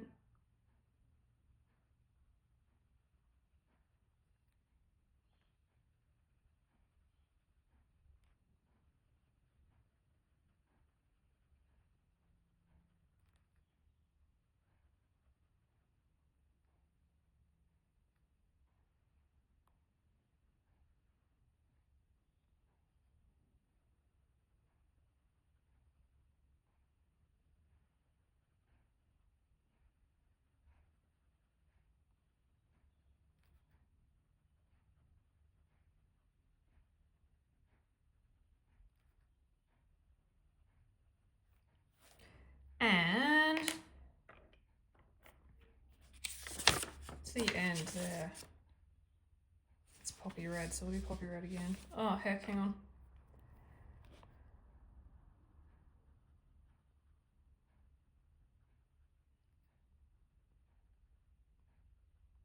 Okay. Poppy red.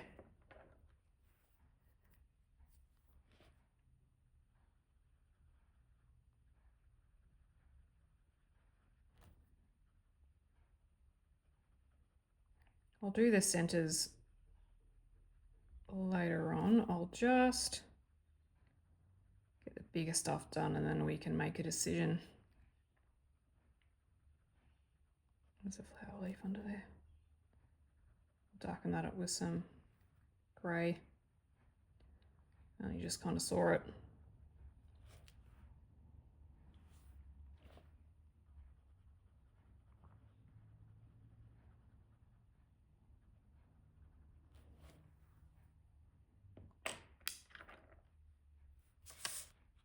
Oh, missed a flower down there with the bee. Fix it up.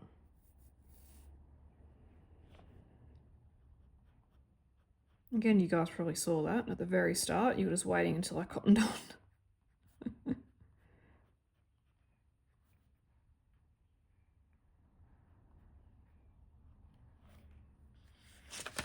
Okay.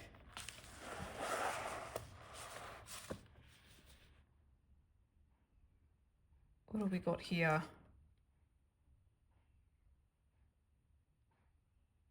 I was just looking at what that is. It's not the flower. I think it's part of the wood, just like that is.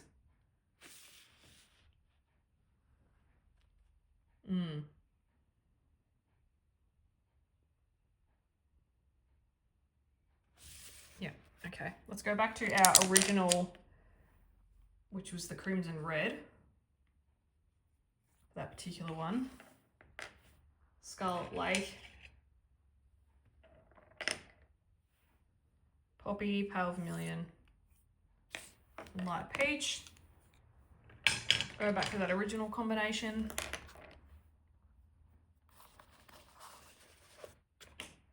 Just bring that in the middle for you. Thereabouts. Lots of grey on this one.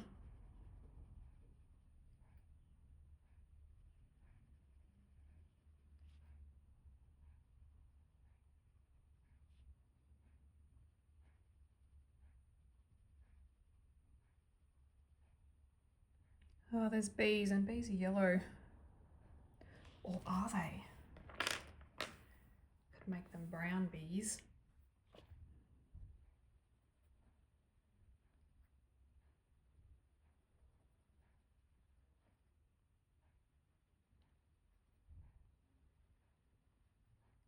Elements don't have to be the colour that they are in real life, I suppose, do they?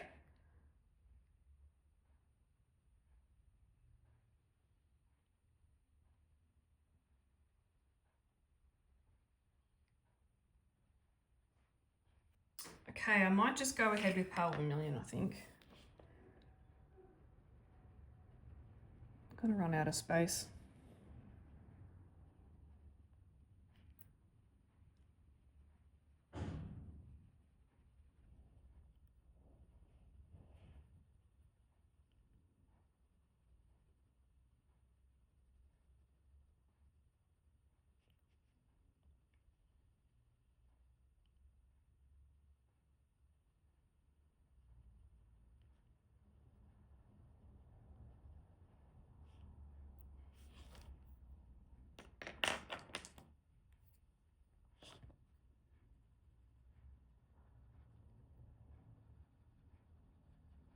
I think I'll just be doing this salmon because it's quite, apart from that little spot there, but it's quite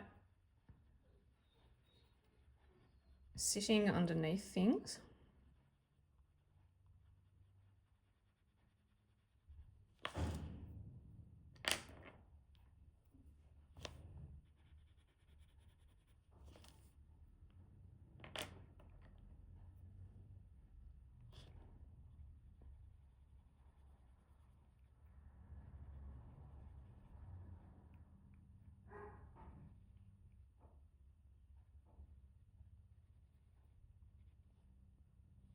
Alrighty.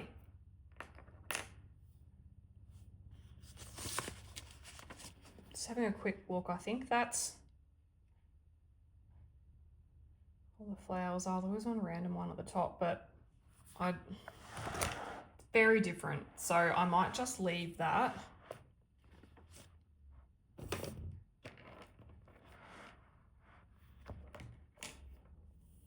And we'll go on to this wood element, which is our browns. Whoop.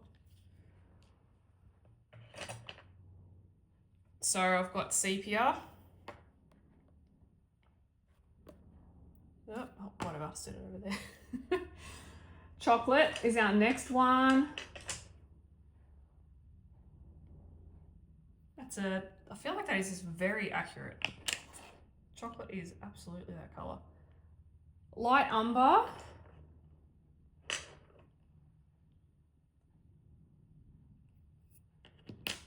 Beige sienna.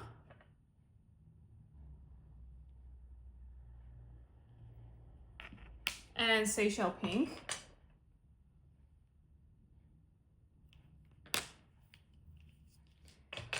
Now these colors here we're starting to go into our, if you look at our color palette page, we're starting to go into our sand kind of colors.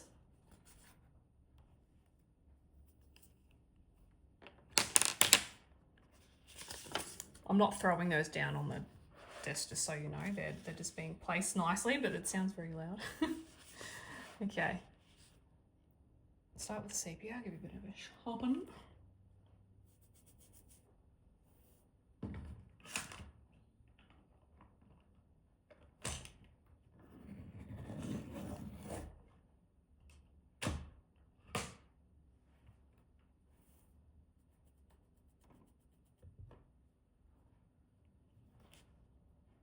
Just going to go in much like we were with the flowers and just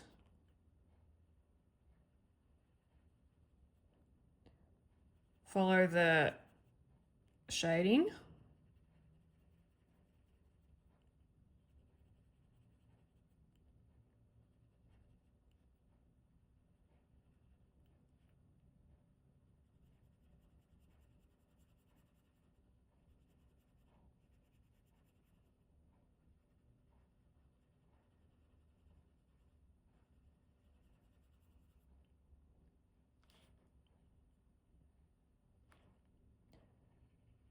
To me, that is definitely a piece of wood as well.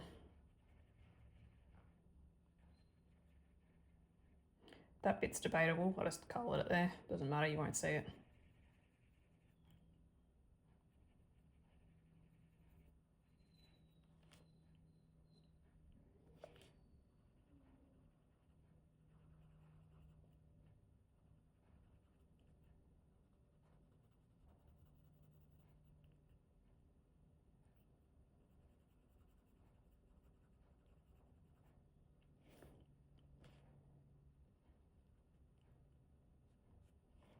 I might just have the very center of these knots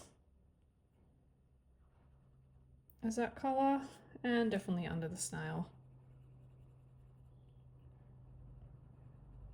Just as a bit of shading.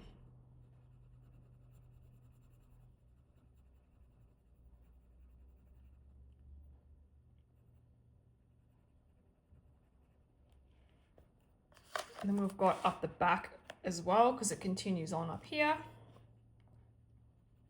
Apologise for my throat clearing. I realise I'm very close to the phone, so it's probably like, sounds like I'm doing it through a megaphone. All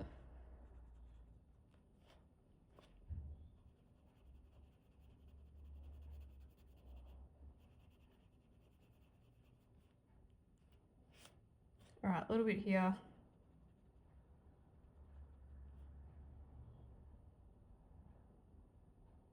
Sorry, I was just thinking, contemplating, pondering. Different elements catch my eye, and then I look at them because I'm trying to figure out if it's something that I should have already coloured or not.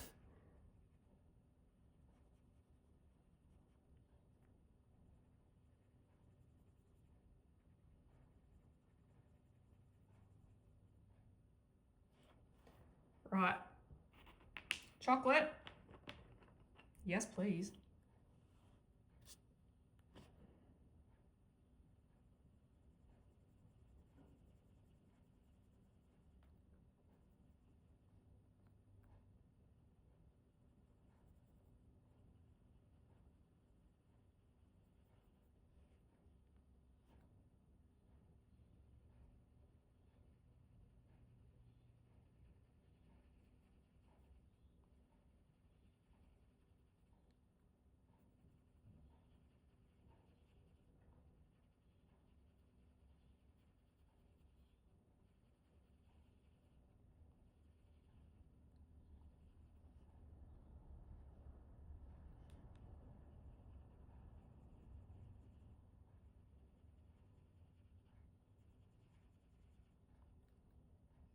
Again, with how colouring this, I'm treating it more like flowers, but also a little bit like the metal as well. I'm using the same technique as the flowers in terms of I'm not going from light to dark, I'm going dark to light. I'm blending it, but in terms of the placement of the dark and light sections, I'm following the shading that Kerby's done and following the contours of the tree and the branches as well. Much like we were with the metal.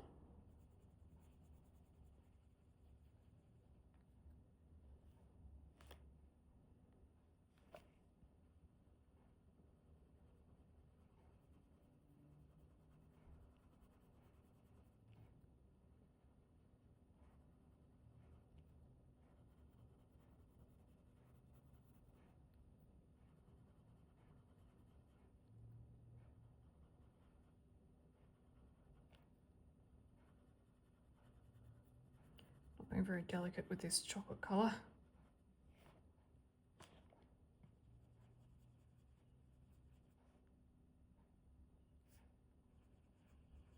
Bringing that just a little bit more.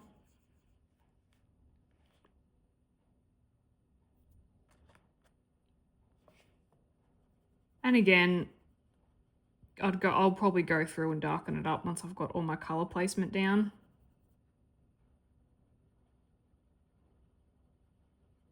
Because it is hard to know exactly where you're going to place everything. When you start, you can have a rough idea, but just work as you go. Which is probably a very obvious statement.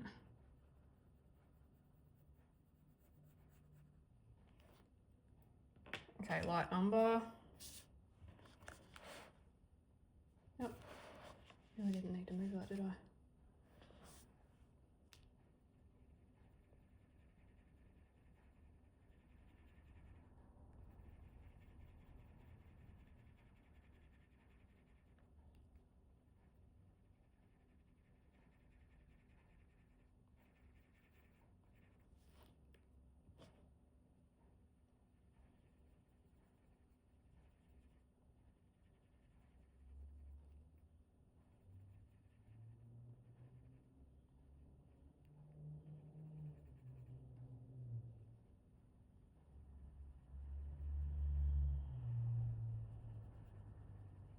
Show that in, shade that section there because that is sitting under that thingy.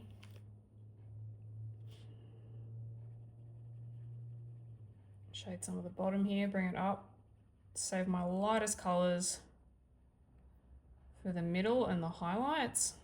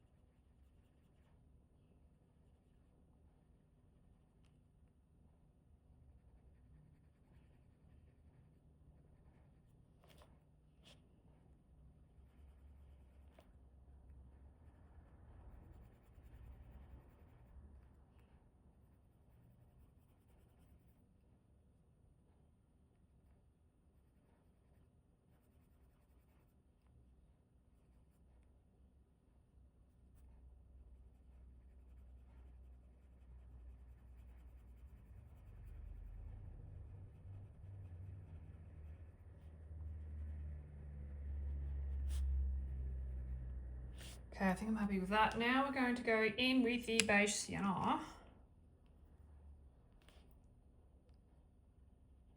Yep.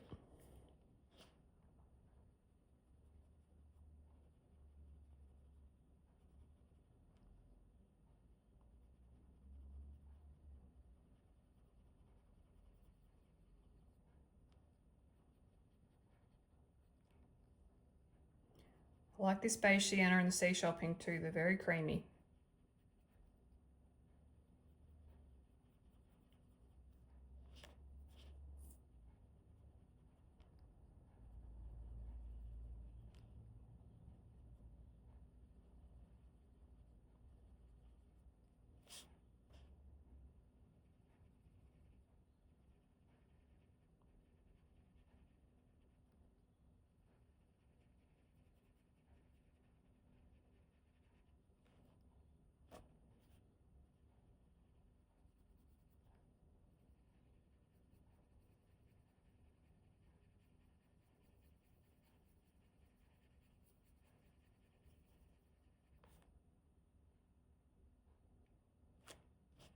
Up here a bit. Probably leave that.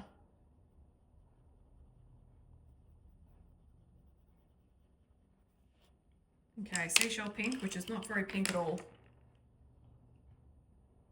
Not very pink at all. It's this nice beige. I really like the beige variety and the selection in the Prismacolor.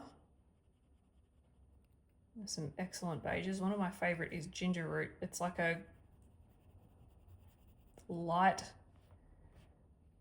green beige. It's very nice. It goes really well in flowers. It's perfect for flowers. Up here.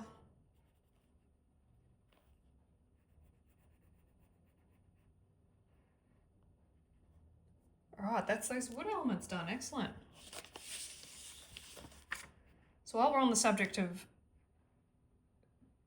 brown shades, I'm going to go over and do that other leaf. So I need to keep here seashell and the beige sienna. I'm going to grab sandbar brown. Where are you? There it is. And I'm also grabbing 50% French grey. I love the French greys. I've been getting into those. And I'm also going to grab the salmon pink, which you might be thinking, what are you talking about? But let me show you.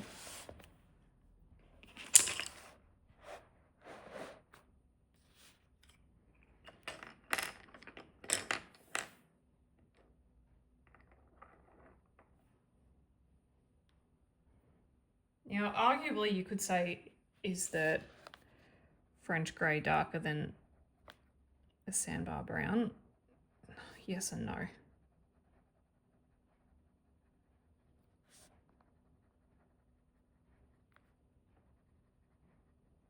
But I'm starting off with it anyway.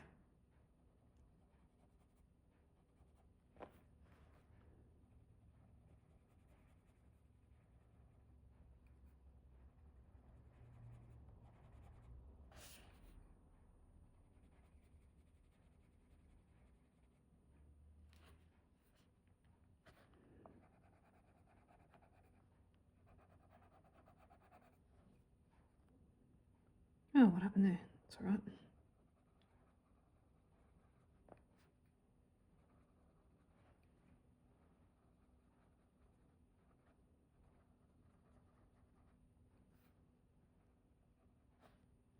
Okay, now we're going to add our sandbar brown.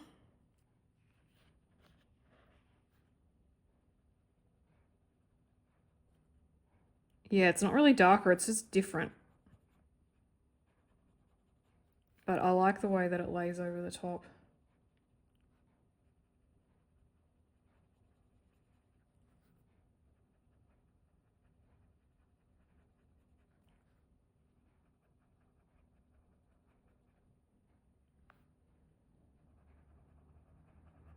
I will actually start to bring it out here.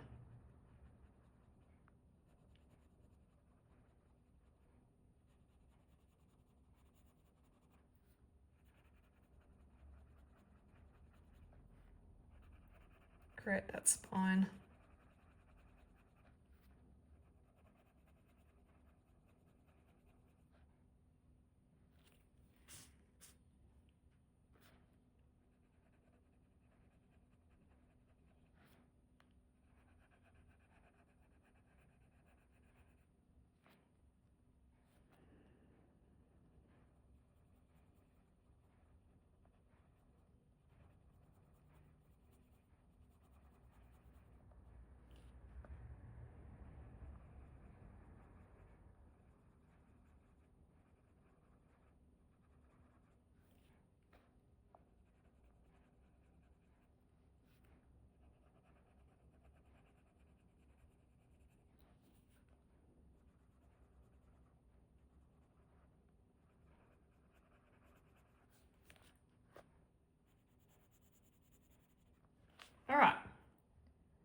Going with that beige sienna, the little one.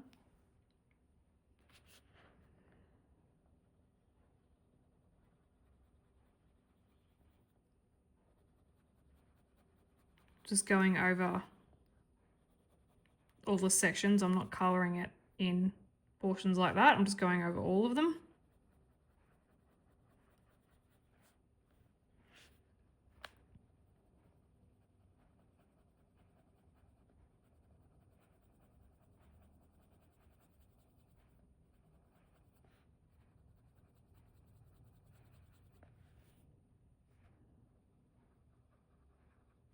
And I won't colour the bit behind it just yet. And now I'm going to go in with Seashell Pink. Pink. Bring it up just a little bit more. Almost to the edge, not quite. When you taper off. Not quite. Barely, yeah, like barely.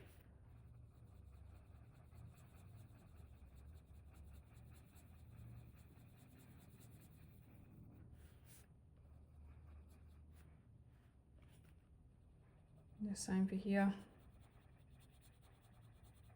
Probably bring a bit of grey in there, and I'll just colour the bottom.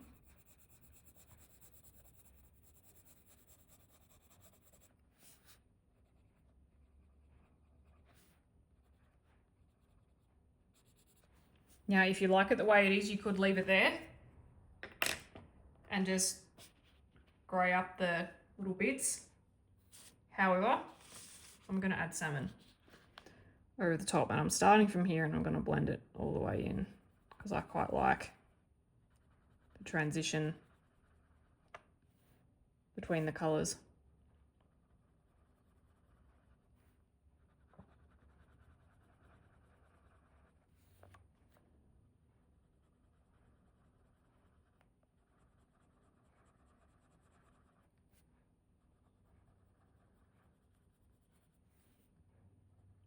I don't really remember where this combination came from. I think this particular one I've just made it up because I didn't have one in my collection that I was happy with. And then I think just by accident I was just blending random things as I was just preparing for this page. And yeah, this orangey one, this came up and I was really happy with it.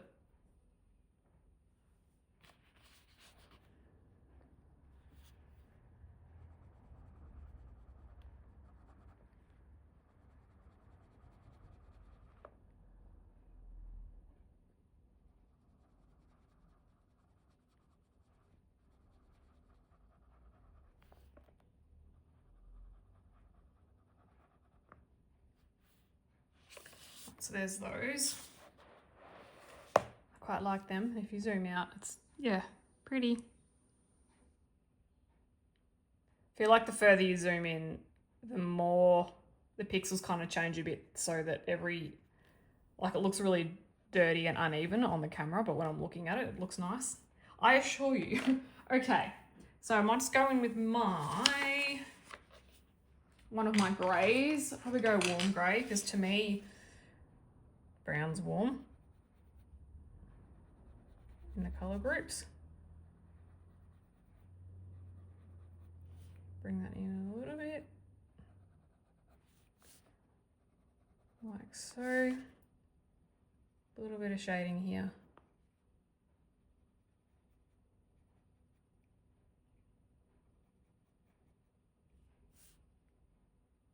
Same with here.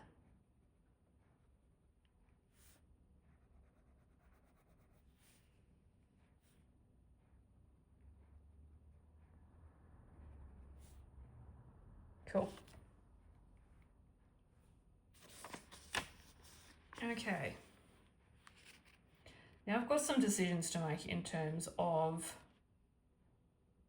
what to colour next. I've kind of got, you can see this, I've got most of the bigger elements out of the way. Now all that's kind of left is the stems, the bugs, and the little random things. So Yeah, it's just a matter of going in and colouring what we like.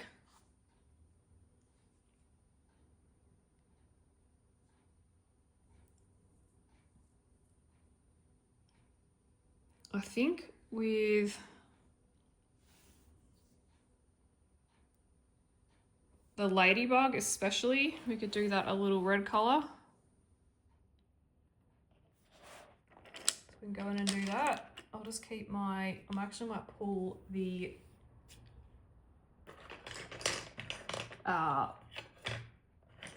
black Prisma pencil out. I don't think I actually have a black fine liner, gel pen. So I find I'm just using the pencil.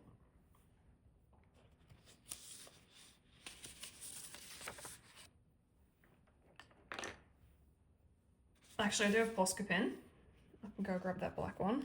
I'm just gonna go over. So this is, sorry, this is Crimson Lake.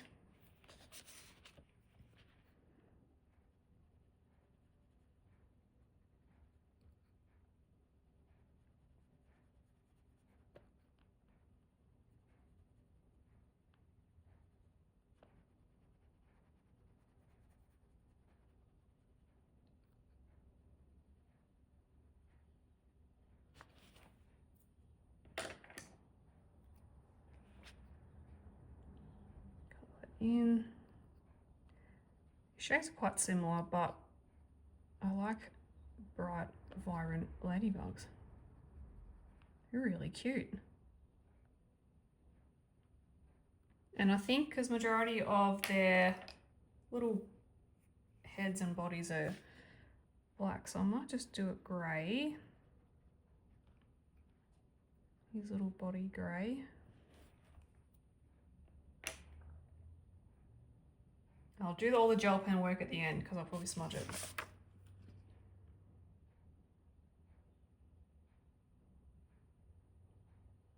Let's look at the little Mr. Snail, huh?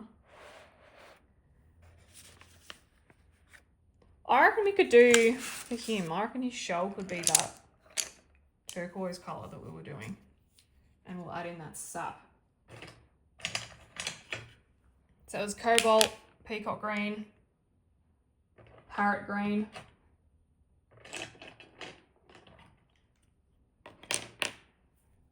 Okay. So we'll start with our cobalt.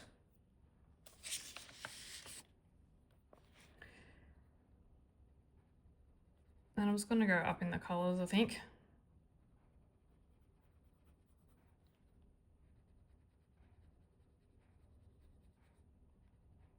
This pencil needs to sharpen, it's too blunt.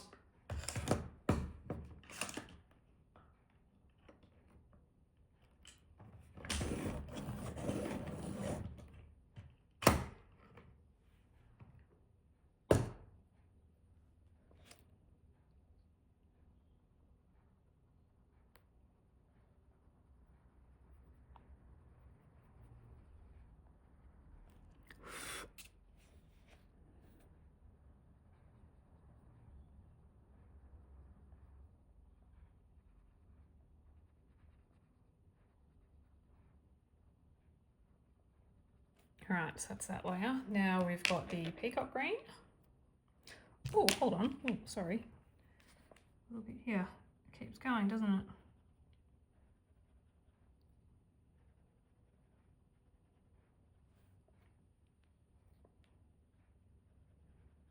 And let's just do the ends like that too.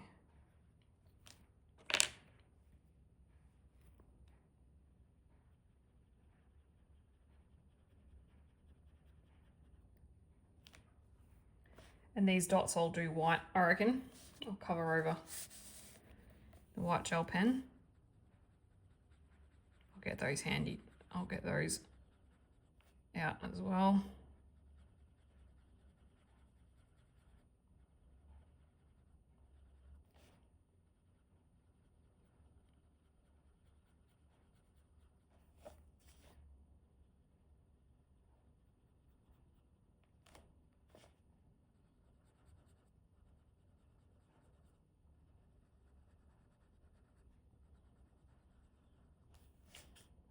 Okay, parrot green.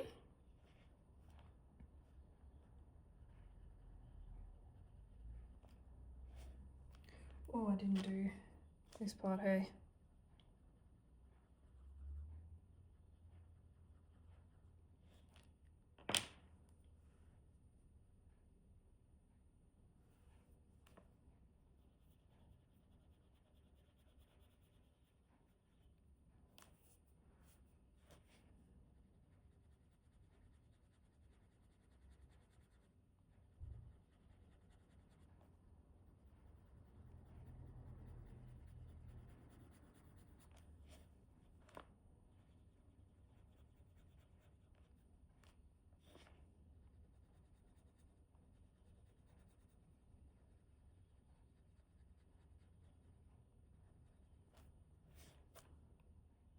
And then it's missing a colour, light aqua. Give that a bit of sharpen too.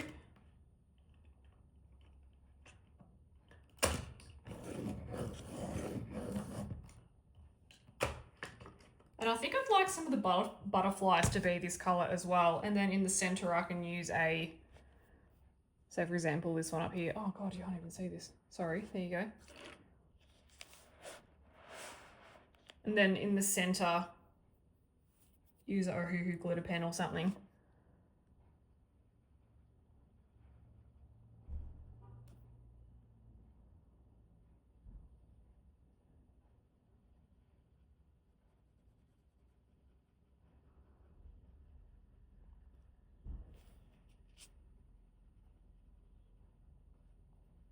Just a light touch with this because I want to have room for that sap green.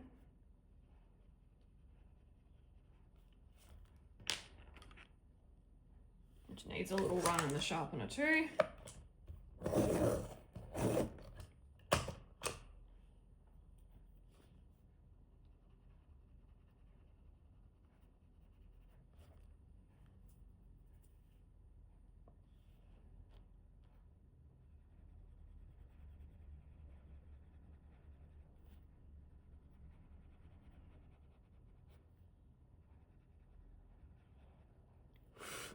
Oh, cute. I like his little body, his little shell, cute. Yeah, it'll look even better with some white over the top. It'll make it look really shiny, so we'll do that at the end. Okay, now for his little body, I think I want to use Sandbar Brown.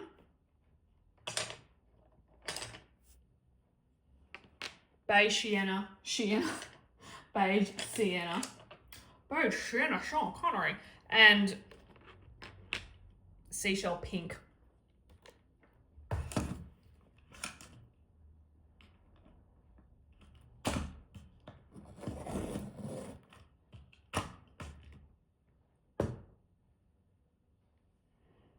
So I'll go in with that Sandbar Brown first. Excuse me.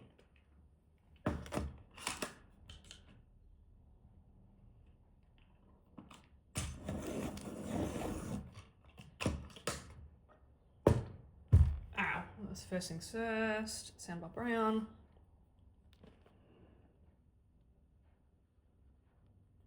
And I might darken it up just a little bit with some French grey.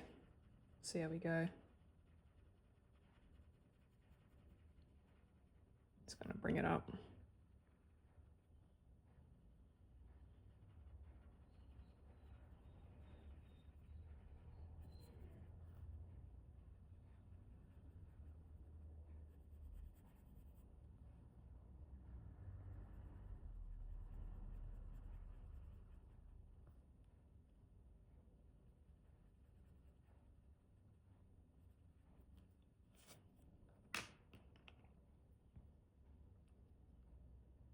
Right. Did I? Oh, I think I've... No, I'm all right. Beige Sienna. Losing me marbles.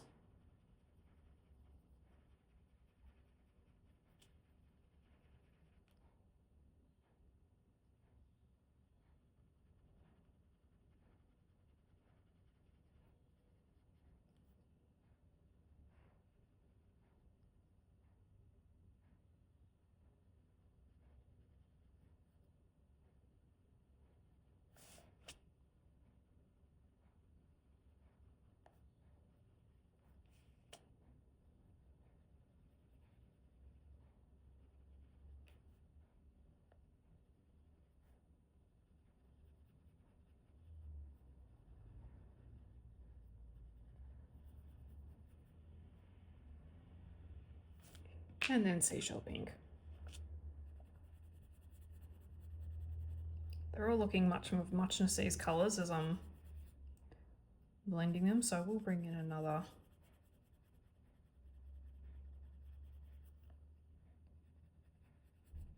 some darker shades. Yeah, because it's looking pretty the same, isn't it? Let me consult. Let's definitely go with a warm grey wherever I put that.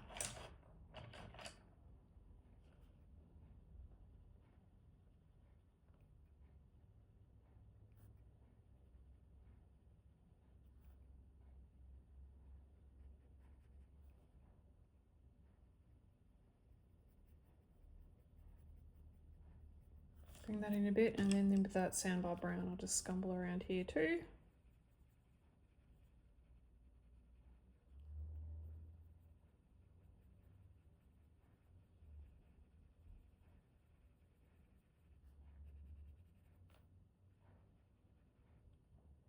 Again, sometimes you don't know that you need to do that until you do, so it's until you actually physically get in and do the thing. So yeah. And I might do a couple of these circles in a gel pen as well.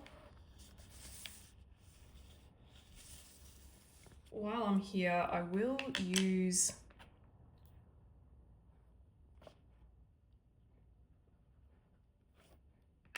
some grey and sandbar on those stems.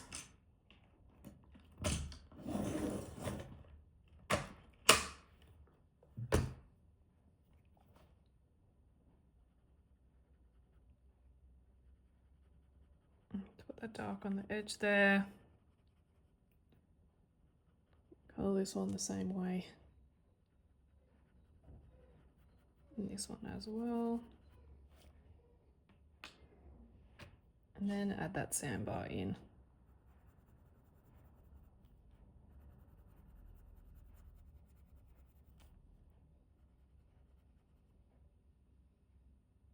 For a nice deep dark stem. And I think while I'm here, let's go ahead and do that to the other stems that I haven't coloured before we forget what we're doing. Sarah.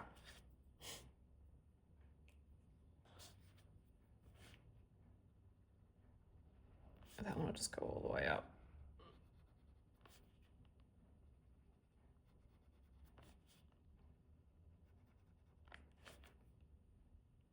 I need to do that too. That leaf will be the same colour as these green ones, I think. Okay, that one. Let's do this little one the same.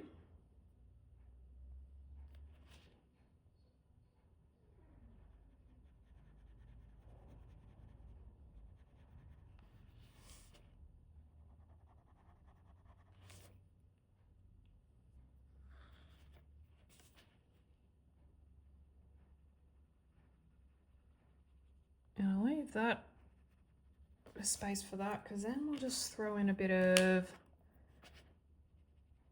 seashell pink. There we go.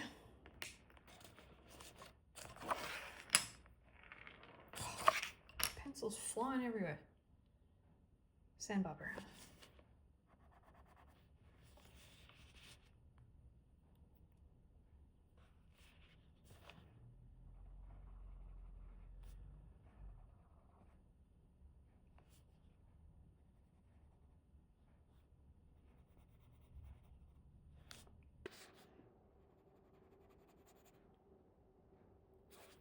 Let's go more on the side.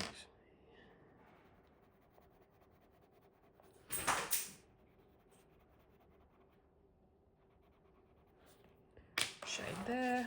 There's my other pencil. Here we go.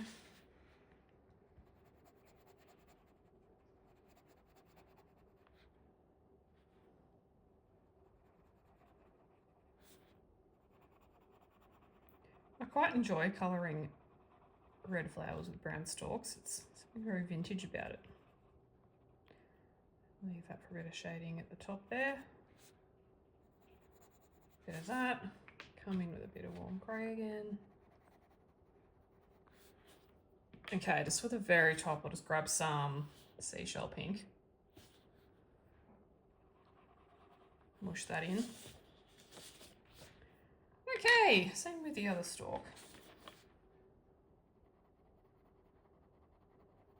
Shading there.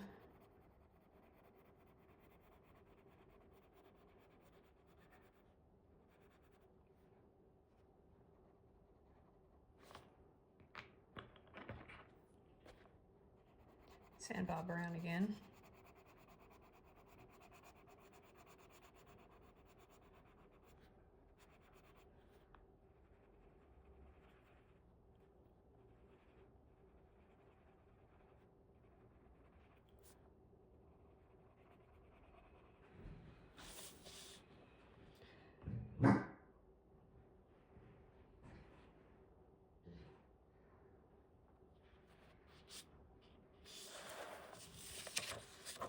All right, I'm just going to work down at the very bottom here and do the same thing just on these stalks. I just might treat, yeah, they'll be green, and this one, because it's a different flower and a different leaf, they can be brown.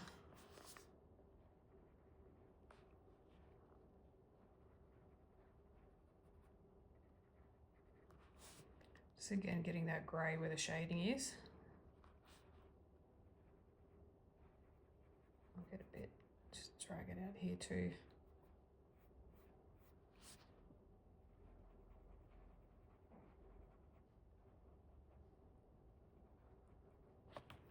I'll go in with that sandbar. Just fill that in.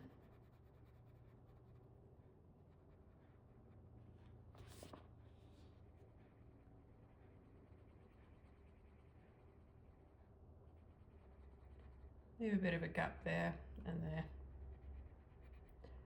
for the lighter colours.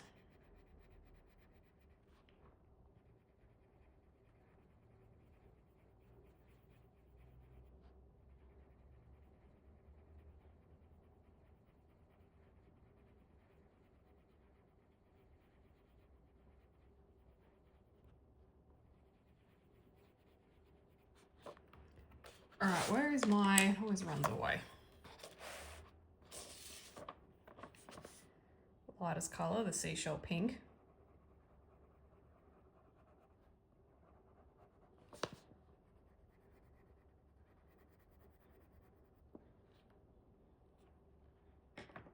Okay, just looking on the page, I think that's it for these straight brown combinations. We'll go around and I'll finish these off, these little sticks down here, and then we'll start working on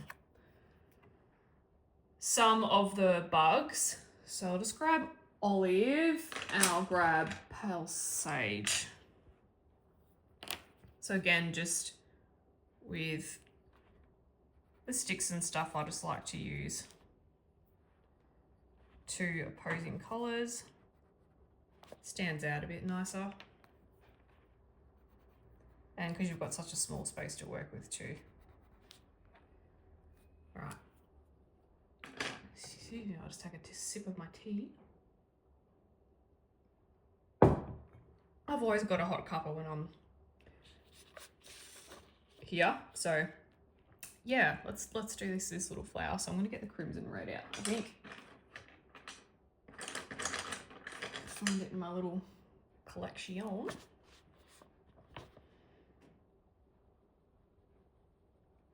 Bit of that.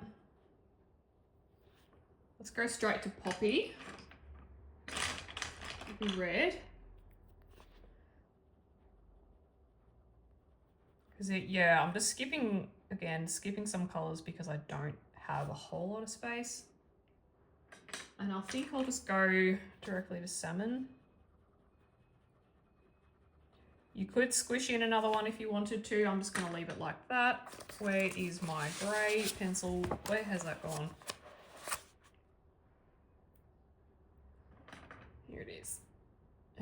just a little bit of that there. Okay. Now for the bugs. Now what I'm going to do is apply all the pencil work to these, to the bugs, and because and also like the other elements that are left, and because I'm going to be using a pan pastel background, I will apply the white last. So we'll just get their little bodies done first, and yeah, just all the pencil work. And if there's any gel pens that I'll be using, then I will also do that last. Not that, because with the pan pastel, I'm not going to be going completely over everything, but as in over my pencil work, but it's just in case any dust gets on it. I just prefer to do the gel pen work last. So for the smaller bodies, I'll literally be using a black and there's a type of grey in here that I'm just looking for. Looking for a 50% French grey, actually. Here we go. So I'm literally just using 50% French grey and black for the bodies. Because I do want some darker elements so they can stand out. And I might, with their little eyes, I might use those as gel pens. I might put gel pens on those because I feel like little bugs' eyes, they always stand out. So again, I'm just going to treat their little, if they have long bodies, just treat them like sticks in the way that, just going to blend the colours. Because I don't want them 100% a silhouette so that it means that they're just all black, but I just want a little bit of something.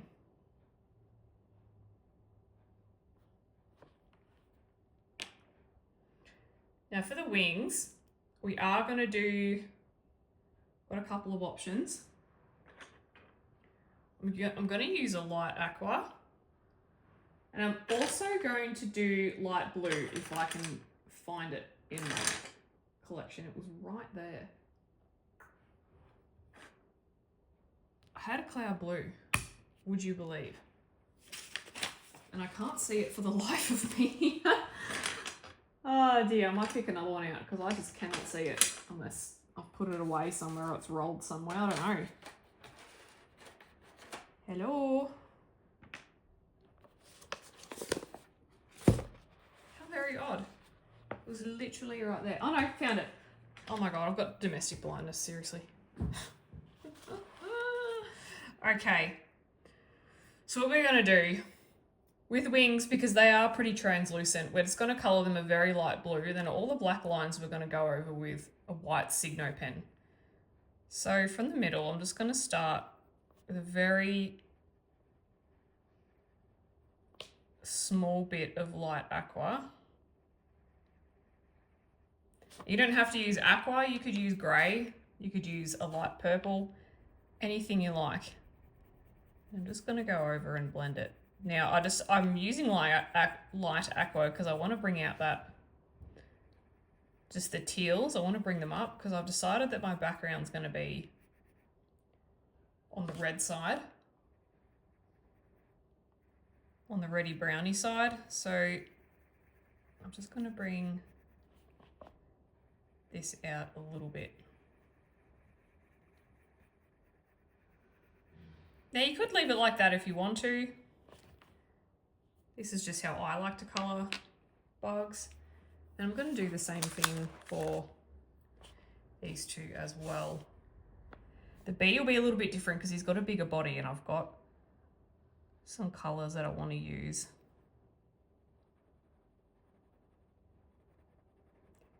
Depending on your colour palette, you don't have to use this French grey. I'm just doing it because I want to have the browns in there. You could use purples, you could use, I've seen it done with greens, it looks really stunning.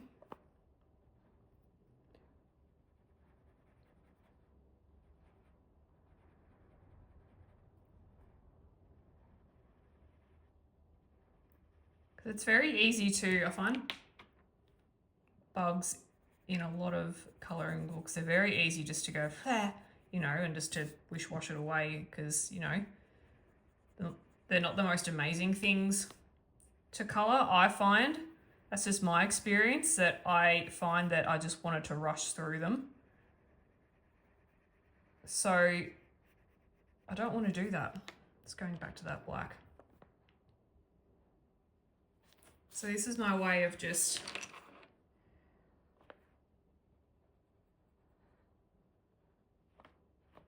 keeping the bugs interesting and not having them as an afterthought. I'm just going through with the black and just tapering off in the middle. It will blend really well. Like you kind of just, I'm treating these tails like the sticks again. Like I'm just trying to go, it's quite a harsh blend, but it looks really effective because the circumference is so small. So it kind of does give it that little rounded effect.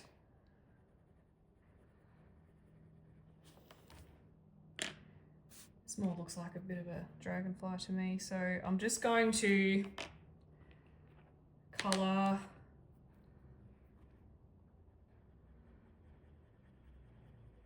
in and around. It's still fluorescent, or as in like translucent wings to me, but I'm just going to add a little, I will fill that little circles in with gel pen at the end as well.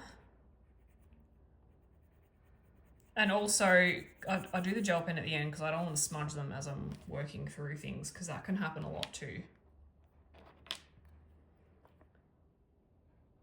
Just going to do this one black because he's really little.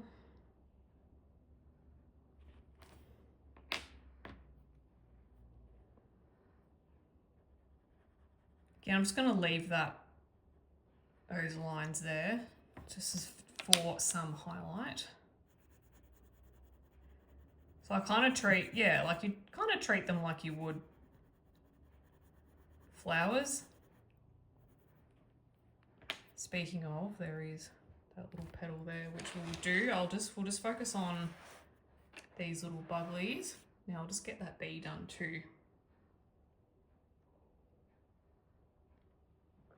Now for the bee, I'm going to bring out this pumpkin orange that I haven't used yet.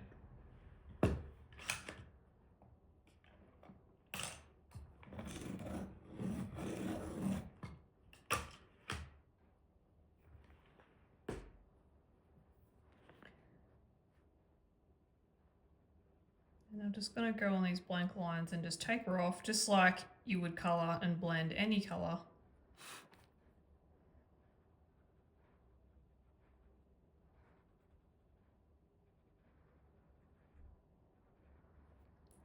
Could colour this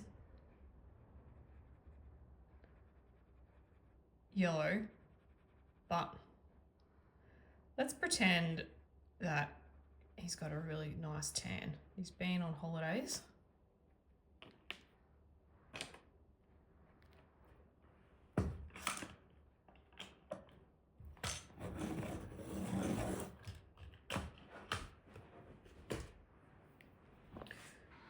Or perhaps he thought he might wear some makeup and he's just gone a little bit too orange in his shade selection.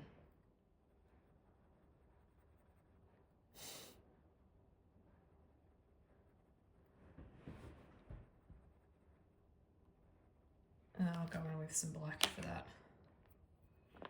The Prismacolor black is quite bold, so you can achieve a really good look with black. You could use black gel pen if you have it, or a Signo. Posca, I mean. Which I do have one on the table in front of me that I'll bring out for some things, but I think this is good enough just for now.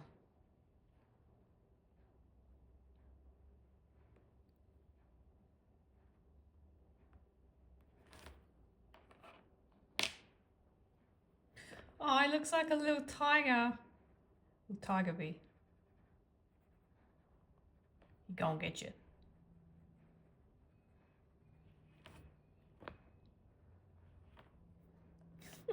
Cute.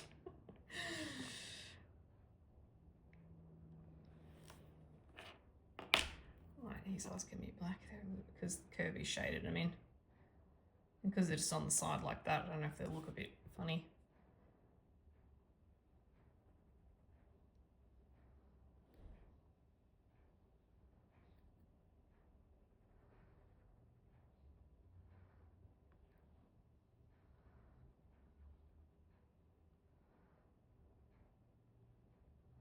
I might do his little antler thingies, antennae, antlers, antennae, different gel pen.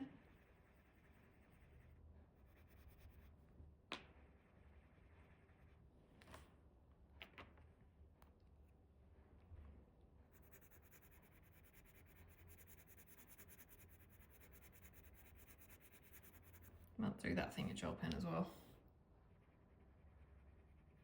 Or a Posca.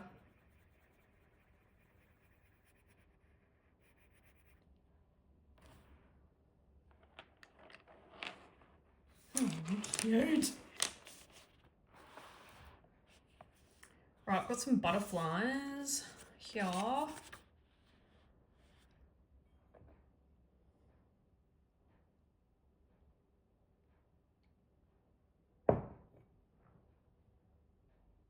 Now, how I want to treat the butterflies, especially this one, is I want to do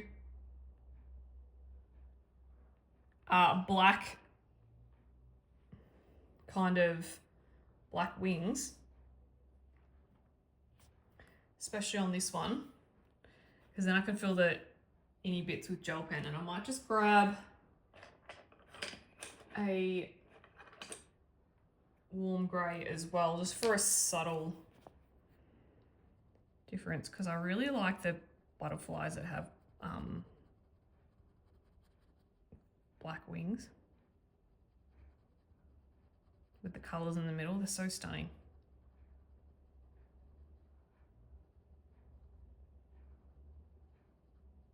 The page that I'm going to colour next is a butterfly page in Kerby Rosanes. Now I'm just going to do that off camera because I have been practicing a lot with the Neo Colour 2s. This is going to be my first crack at doing it in a book, so I'm just going to do it off camera. I have done a lot of practice in a practice book, but I would just like the freedom to fail off camera if I need to. Go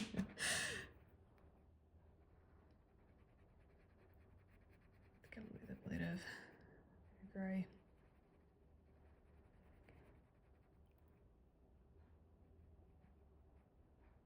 I know it might be like, black and grey, but the rest, it'll be very bright and vibrant. I've got a few gel pens here.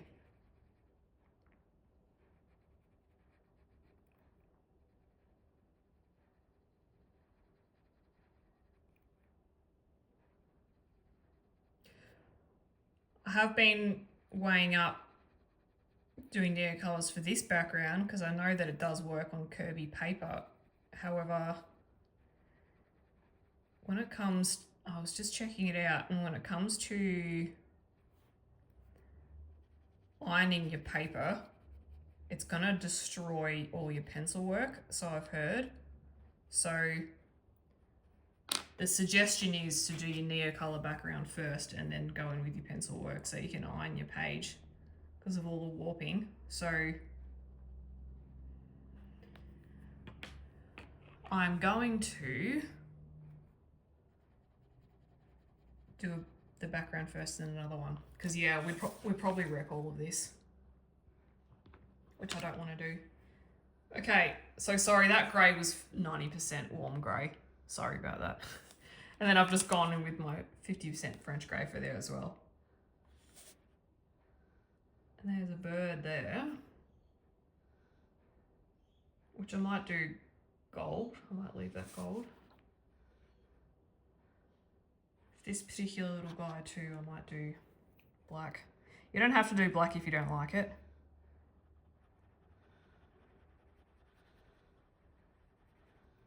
It's just my preference. On on this occasion because we've got so much colour going on and I kind of want to just... I'm trying to balance things out a little bit.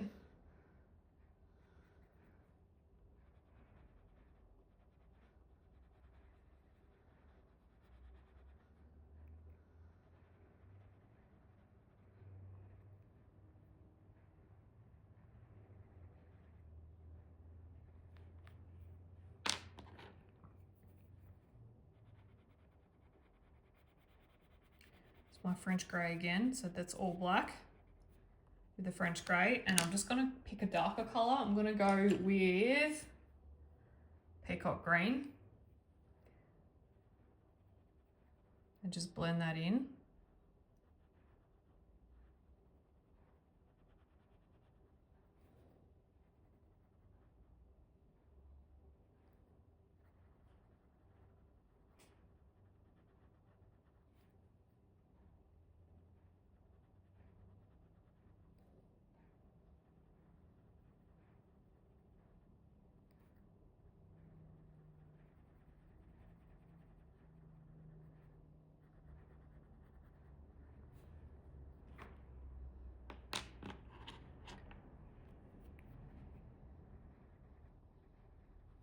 Okay. Yeah, I'll leave that bird for some gel pen. I'm just looking at the, sussing out which parts are going to be gel pen. You can really never have too much gel pen, to be honest. Like, you really can't. I don't think so anyway.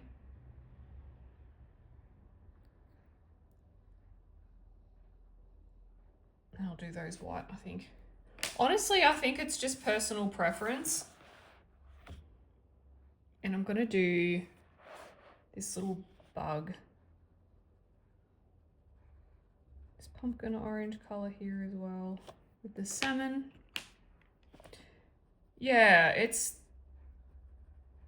just depends on how much gel pen you like. I love it.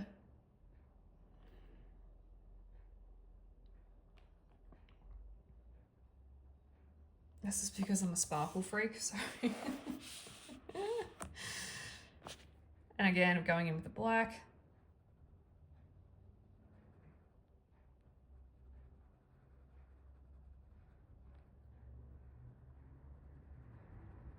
And the grey, I'm just going to sharpen this, give it a couple of twists.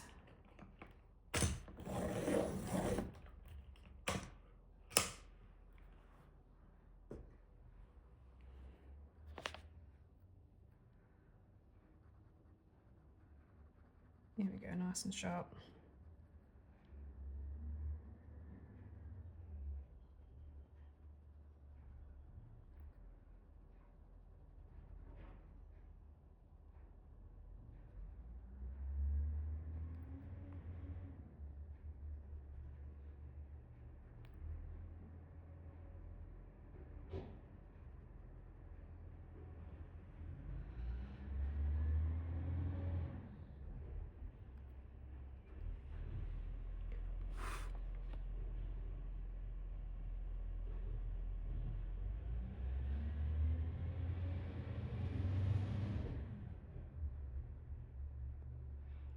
When we get to the pan pastel, I will change my camera angle so you can see it as a whole. So you can see the whole page at once. You won't necessarily need to see my pencil tip. It'll be a better tutorial the other way, as like a flat lay.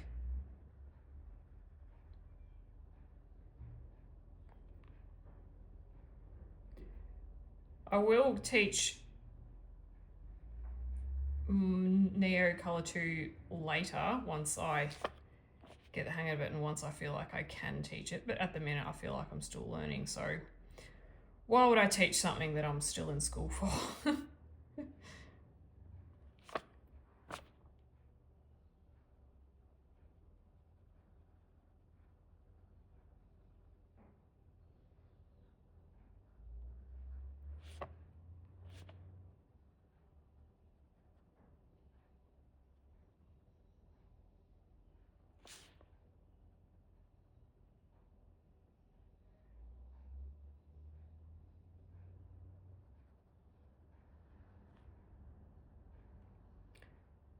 Right, and I think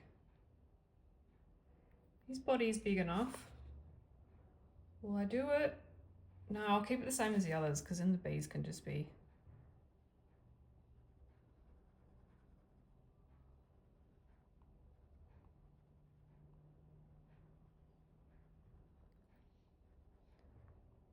The bees can be different.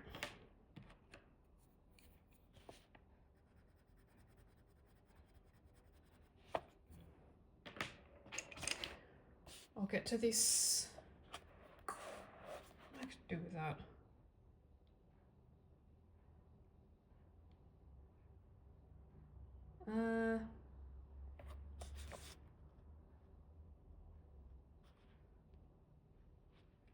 Probably should make that red, hey. Okay, I might go in with the Tuscan.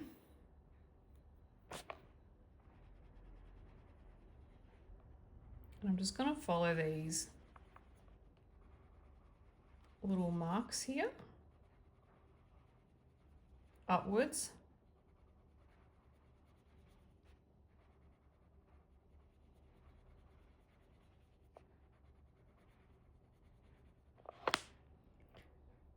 And then the next darkest colour was Crimson Lake, so I'll do a bit of that too. Start that down the bottom, which I should have actually done. Tuscan down there. That's all right. I'm just gonna bring it up.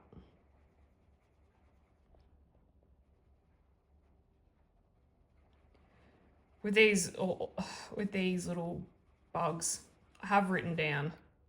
I spent some time just figuring out what I wanted to do with them, but a lot of these other things, like, you're just winging it as you go and you're just adding colour and... All right, I might do maybe salmon on that.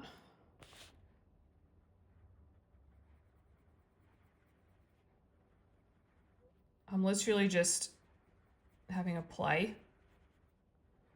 And that's just how I treat a lot of the random things that Kerby has. They're not in every one of his pages.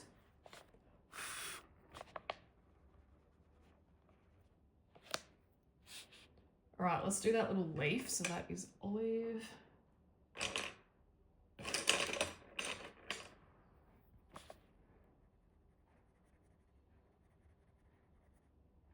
Yeah, I think I'll only fit 2 colours in here. In here.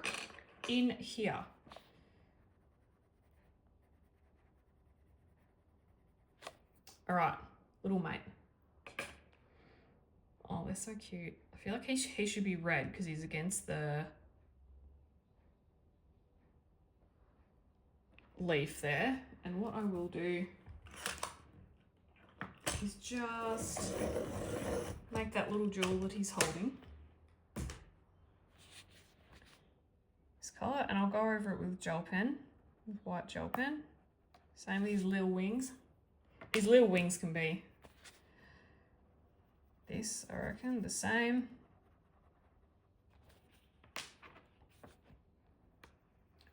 And I might actually, especially with wings, I might do like white dots around it so it's a little bit magical. So it's like they've got fairy dust. That'd be quite cute. Okay, let's go in with, I might go Crimson Lake, and I'll just shade him like so. Oh, I could have actually done it where that was a light, but oh well, doesn't matter.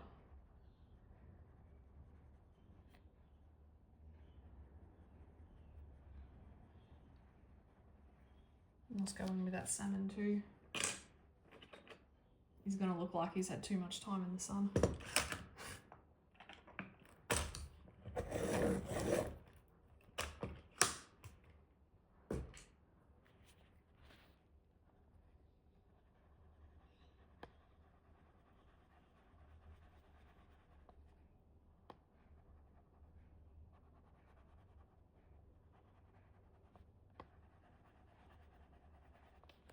All right.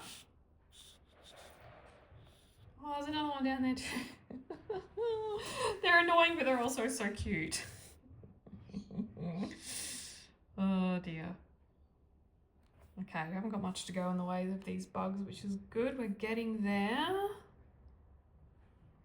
It'll be pan pastel next, and then gel pen work. Okay, all my pencils are running away from me.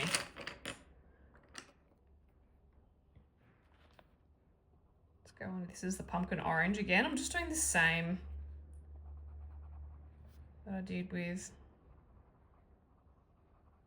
his other mate.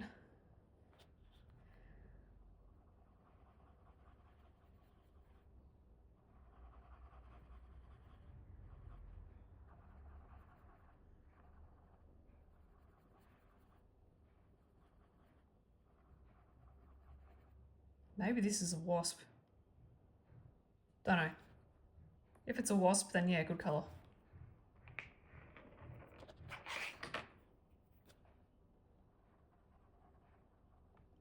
Maybe he is a wasp. Yeah, maybe they are.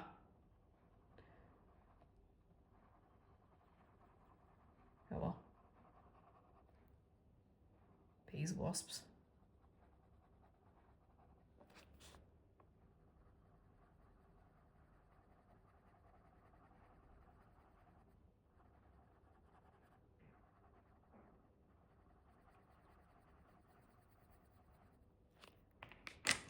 Black.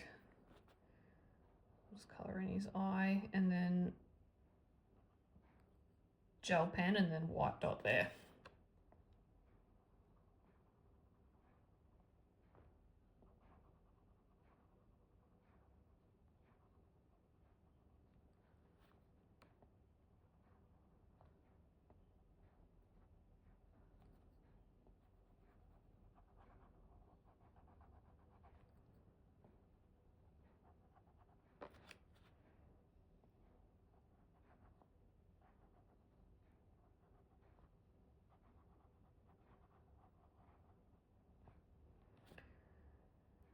Oh, I should have coloured in his little head. There we go.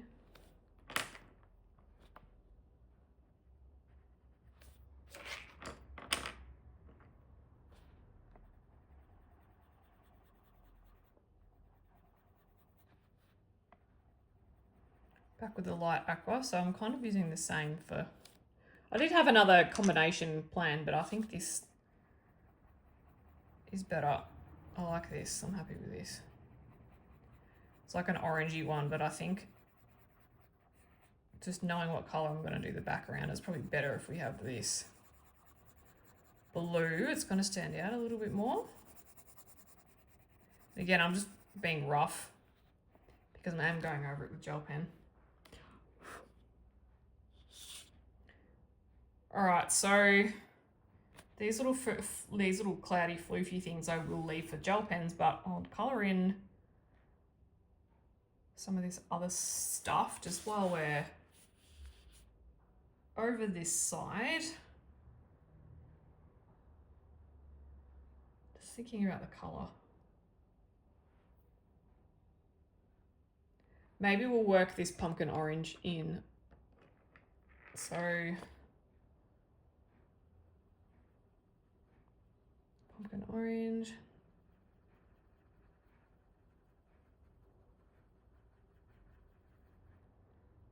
For this, and then let's go pale vermilion for that. Next bit.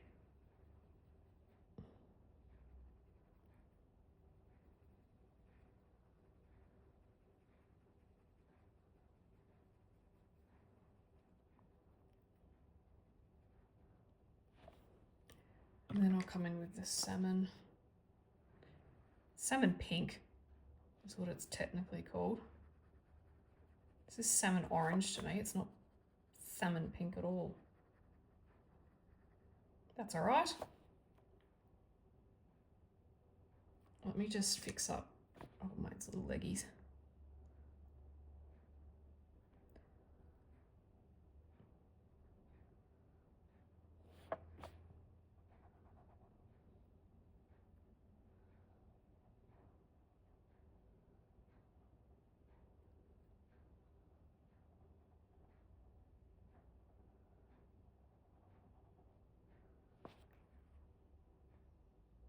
Okay, then I'll make some of these other ones as well. Again, I'm trying not to have these as an afterthought. I'm trying to put some thought into them. It's just a little bit challenging sometimes because they're just random things.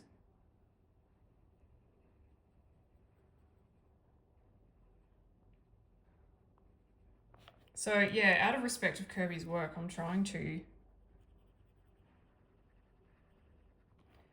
Those I'll probably have as gel pen.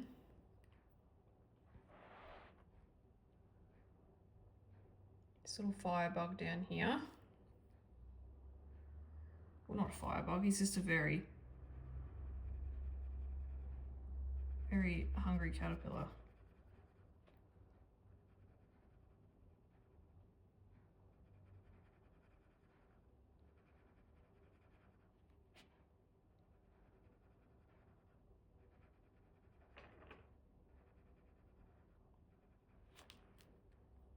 Might just go straight to salmon here.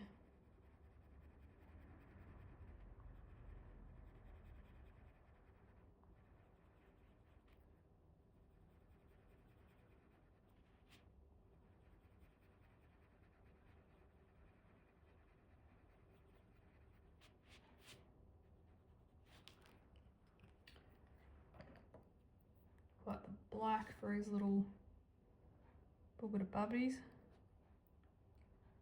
And I usually just, when they've got a million legs like that, I usually just do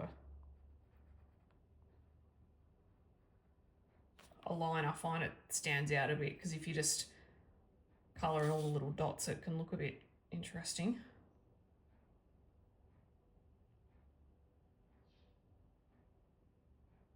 Now I've got this little one to go to, which will, and the rest will probably be gels, I think.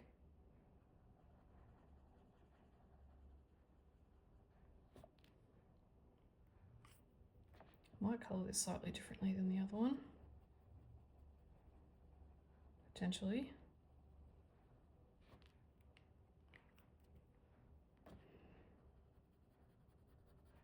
Gels or Posca. Again, I'll do those last and I'll make them really bright so it stands out. And I'll probably use a lot of turquoise and different colours. I probably won't go with browns.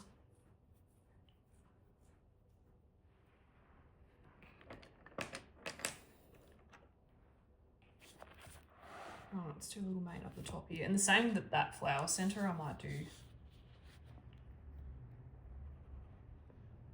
gel pens as well. I'm going to make this one green.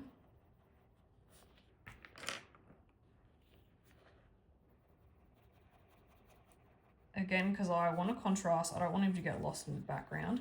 Because if I make him red, he might get a little bit lost because he's not, yeah, he's not behind that. So let's do olive green again. I'll just go over his eyes because I'll fix that. It's easier to just do it that way when I can go over it.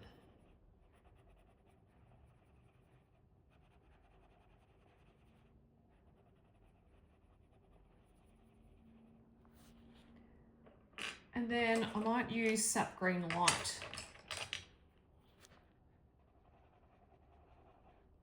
Is that? Yeah, sap green light.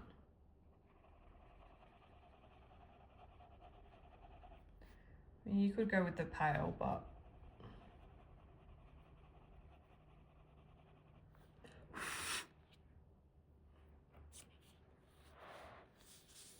right.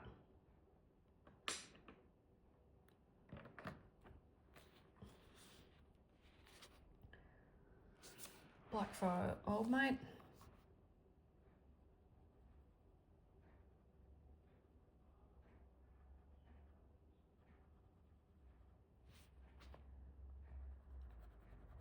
Black and that 50% French.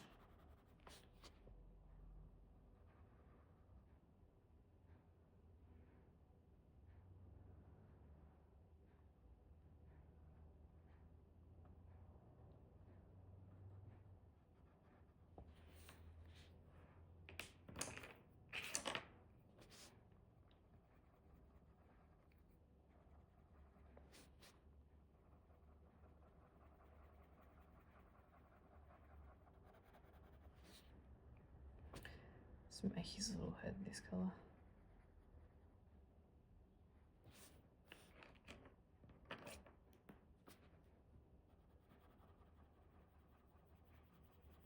Wings the same, just that light aqua. Scumble it out. It might look a bit haphazard now, and you know, like I said before, I'm being rough, but when we go over it with gel pen, it'll look quite nice. I think so anyway.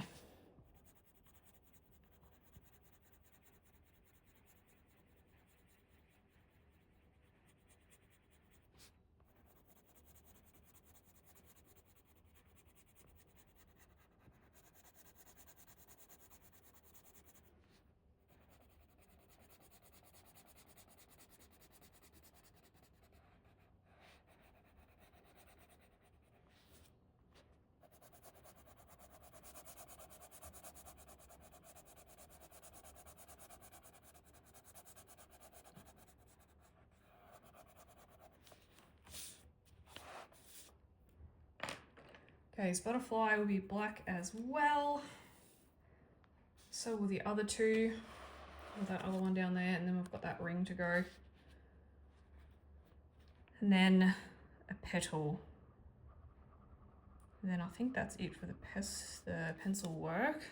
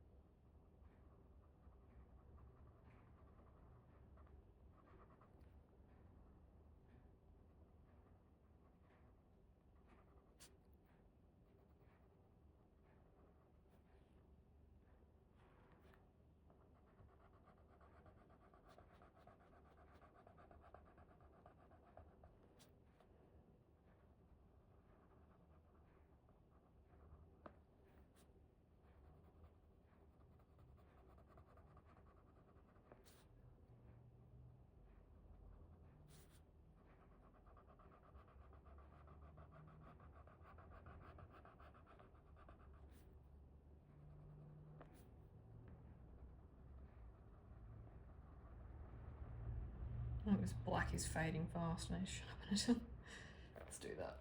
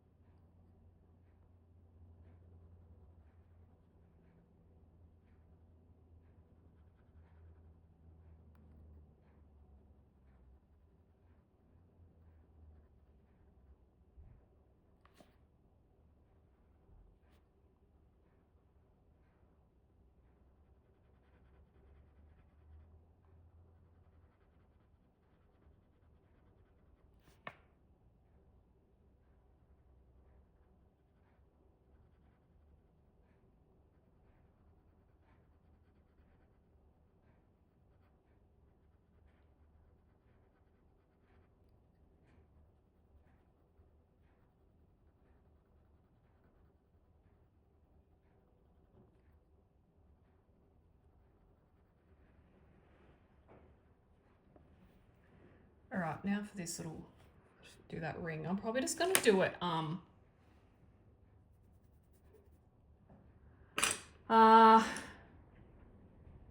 just looking at let's go sienna and nectar maybe. It's peach.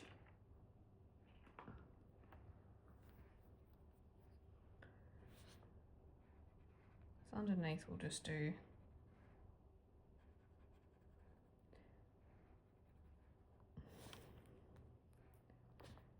a bit of that and then a bit of nectar over the top. And then I'll fill that in with the blue, and I'll put some white over that in a sec. Okay, now for this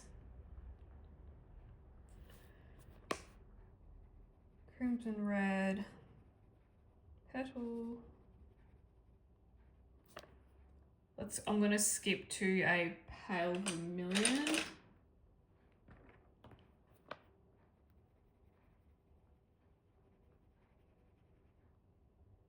Let's do a bit of a line down there. And then I'm going to jump in straight with salmon.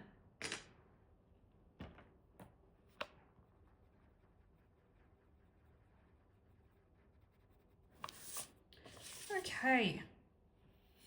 So that is it for the coloured pencil work thus far. So I'm just going to move the camera now and we're going to finish on the flat lay angle. Okay, now for our background work before we go in with gel pens. Now I do apologise if it's a bit shadowy. My skylight above my kitchen, the sun is directly on it. So I've got a whole heap of light on here, but it's creating shadows because ultimately the sunlight is just brighter than anything else in this house. So especially through that skylight. So I do have every window open, every light of, on. This is as less shadowy as I can make it. So I'm working with pan pastel today, and like at the start, we've got washi tape just to get some crisp lines, and I've got behind it is just some, it's like baking, it's grease-proof paper, but it doesn't go in the oven, so I just use it to back the other book because I will be going from pastel right to the edge. I have with me a few cotton balls. I like to use these. I also have one that I've cut in half, just in case the other bigger ones are too big. Now to cut them in half, you just need some really sharp scissors. I just use my dog grooming scissors because they're really sharp. So you might want to try poultry scissors, but yeah, my regular kitchen scissors wouldn't chop them. So, and then I've got a little palette knife from the Soft Tools range, which is the little triangle. And then the pan pastels themselves. So I'm working with some burnt colors. So I've got, this is red iron oxide. I did try some teals, but they just weren't bright enough. So I thought we'll go with these colors. Permanent red, which is quite bright. So I'm going to dull it down with this red iron oxide tint, which is pretty much just the lighter version of that. If you were to add white to that, you get that, but this way I don't have to blend it. But I also have some shimmer white because I like the effect. This is the Pearl Medium White Fine. I love the effect that this shimmer has. I really like it. So I think I'm going to go in with the smaller one first, and then I use the little palette knife for all the bits in the middle, and we're going to try our best to get in there. So you could use pencil for this. You don't have to use pan pastel if you don't have it. You could use Neo Color 2s. However, just bear in mind that if you iron your pages, it might wreck it a little bit. You could use any other pastels that you have, and you could just scrape off some shavings and then mush it around with a cotton bud or any other applicators that you have. This is just what I'm doing today. And I did do this method in a Hannah Carlson page that I've just completed as well, which is up on my Instagram if you're interested. So I've just dabbed a little bit. So I kind of just go in, I just dab it and mush it around a bit, and you can pick up a fair amount. If I just zoom you in a fraction, bring that down, all I'm doing is just circular motion, and I'm gonna dapple it. Now I have done this before, so I would recommend not going straight into a colouring book if you haven't done this before. Just going to put that one to the side. Now I'm going to go in with that oxide tint and just fill in the gaps. I'm just doing a circular motion. And the more you mush, the more you'll blend. These are really easy to work with. You don't have to worry about your paper buckling. And then I'm just going to go in with a teeny tiny bit of red. So I'm just going to dab it a couple of times, and I literally don't have much. And it's better to start lighter and then build it up than going too hard. And then I'm just going to add a little bit of red just for a bit of something. Now what I am going to do, I'm going to just pop it around the edge first and just see if because I can see there's this nice glowing effect that's kind of coming up. I'm just going to see if I actually like that first before I go in and do the edges, which I would need to do with the soft tool anyway. So I should show you when I'm dabbing it, I guess, if you like.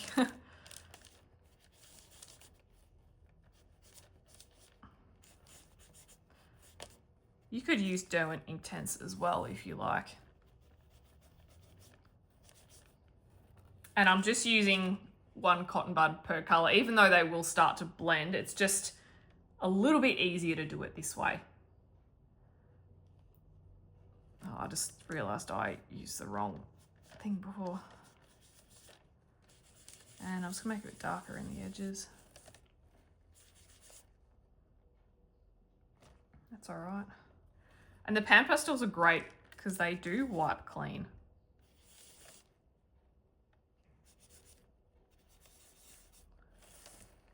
I should get over here, shouldn't I? I might do that side. I'll turn the book around, I think. If there's any excess, you can just dab it up. Now, I don't recommend blowing it away because you're just going to get stuff everywhere, but you can just kind of pick it up.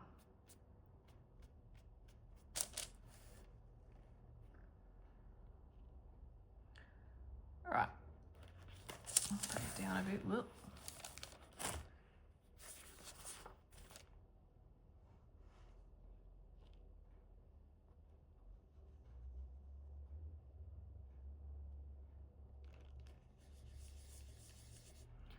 That's nice and vibrant. I like, they're very, the colours that I've chosen have a, very high saturation.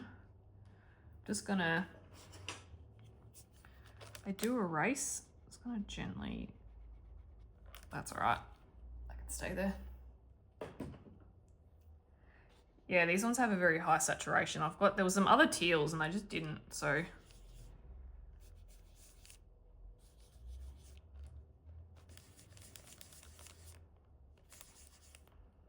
And I know I've just done that alternating and kind of uniform, so I'll just bring some red in. Kind of don't want to make it too...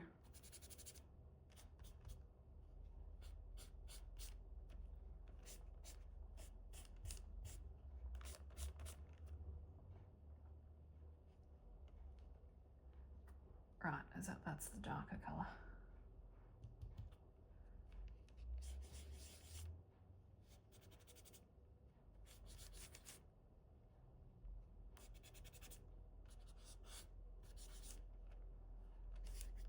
Right, I'm going to go in with my, yeah, now that I'm looking at it, I might just, maybe I'll go in with the soft tools on the lighter colour first. As you can see, there's a fair amount of dust in there, so you can just pick it up like so, and then it's on the back there. And there's a bit of dust on the page, but I'll leave it there because that might blend nicely.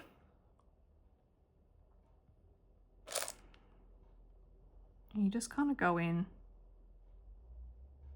I'm just kind of circular motion, I'm just scumbling it. Don't worry about it being perfect. It might hit some of the pencil work just because there's It's very fine work that we're dealing with. I have tried to use a Q-tip before for finer stuff, but I find it just doesn't work. It doesn't smudge the colors around enough. If that makes sense. It just, yeah. It just goes a bit,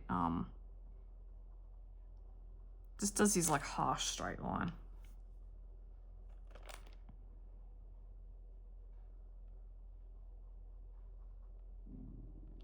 That's my stomach getting hungry.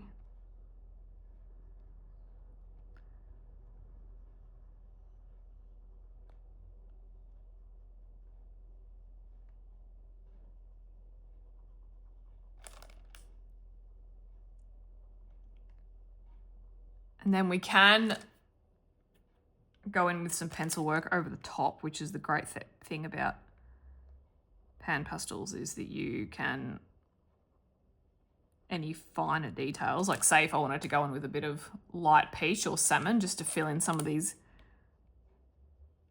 gaps that my soft tool might not get. I'll just bring in one dot and just mush that together. I kind of, yeah, I was thinking about one color, but now I think I want to blend them a bit, and then a bit of white. Sorry, that tint. And you can do it flat as well and scumble that around a bit. It is a bit of work. Sorry, I just said not to blow that and I just blew it. Habit.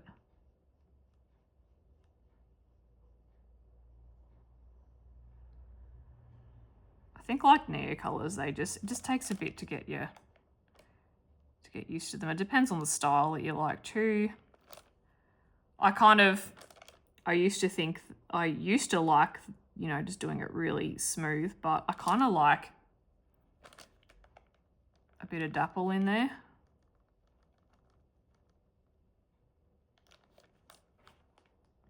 And if you like, you can just come across and pick a little smudge.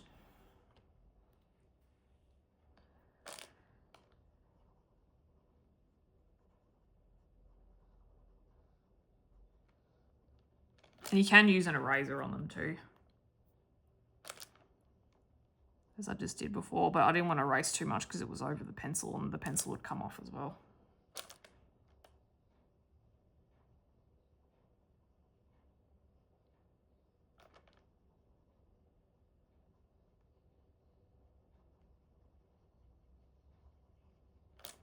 And I think like pan pastels are the same as Neo colors in the way that when you first start and you do your first kind of layer, you're like, oh no, what have I done? But as you keep working at it, as you keep going,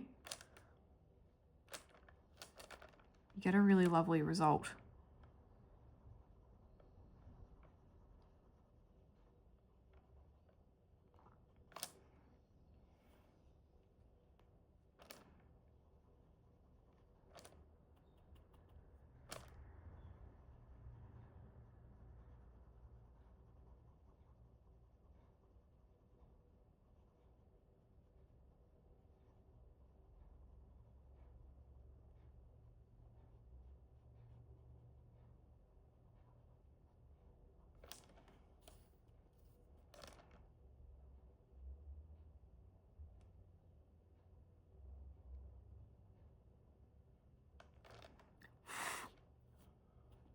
Sorry, that's habit. I'm not even thinking about it. I keep saying don't blow it because it's going to go everywhere. Sorry. Do as I say, not do as I do. Oh my God. And you can put the little soft tool on its side to try and get in those gaps.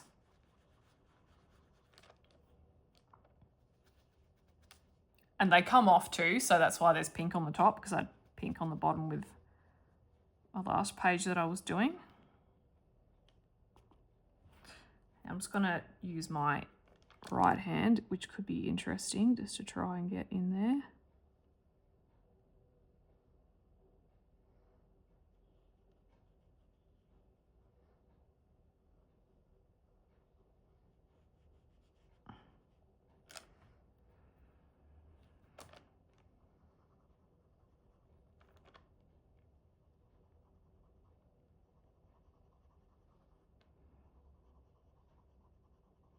Now you could go,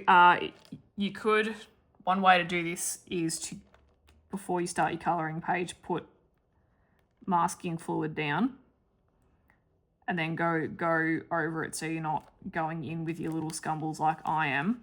But I don't have masking fluid, so this is how I'm doing it. And I still think it looks pretty good. Like, you know, I've got to be a bit fiddly, but I'm still quite happy with the result.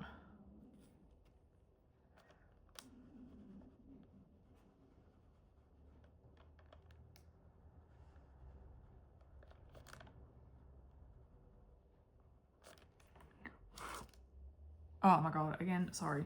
Okay, just pretend I ever said not to blow it. Just ignore me.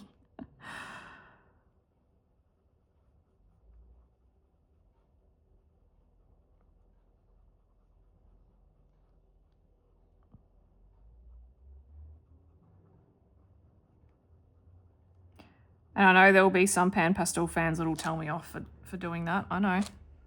I know.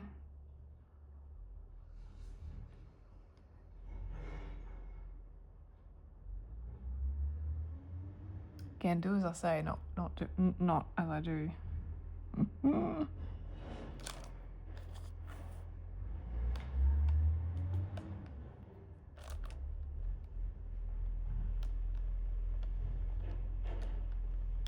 Yeah, if you do kind of bring a darker colour in, just try and continue it so it doesn't look like every little section is different. Try and make them look like a real background would.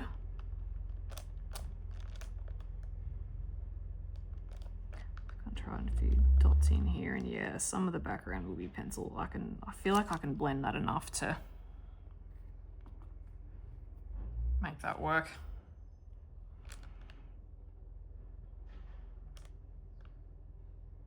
Oh, forgot that part of the leaf. I'll come back with that.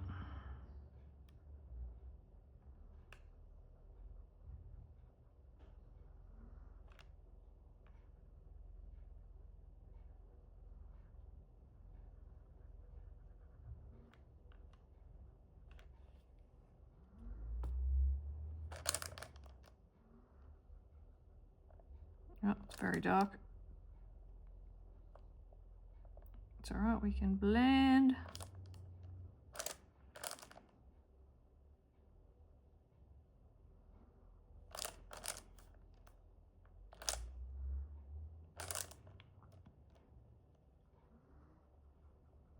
And we can come back with pencil as well and fill any gaps.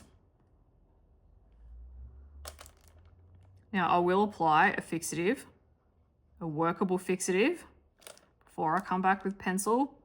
I'll take it outside and do it.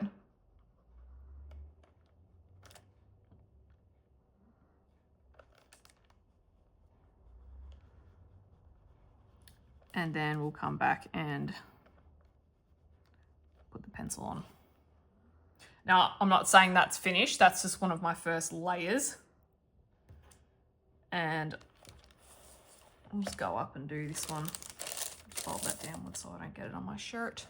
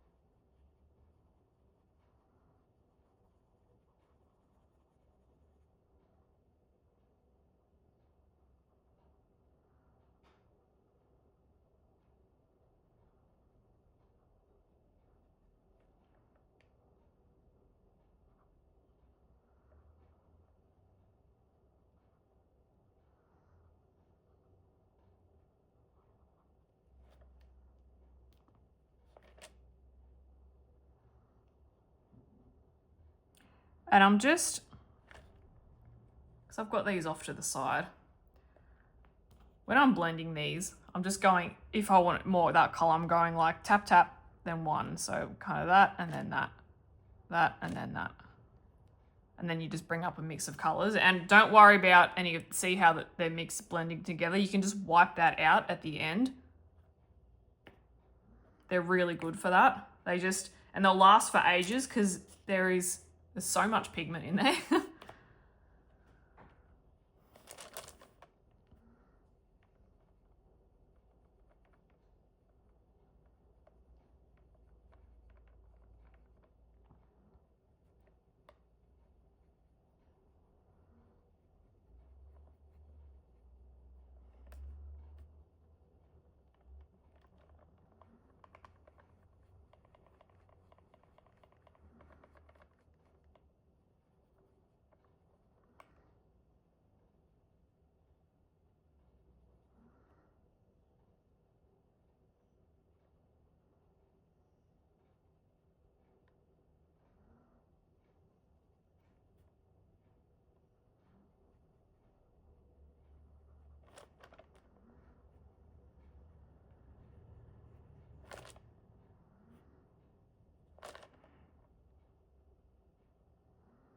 And I'm also, to clean up the lighter pan, I'm just wiping it out and using it here too. So hopefully majority of the loose dust that's transferred between both ends up on the page. I think you'll pay around $10 to $14 each for one of these. So they are on the expensive side, but they do last for ages. And for me, I like them because they're less messy.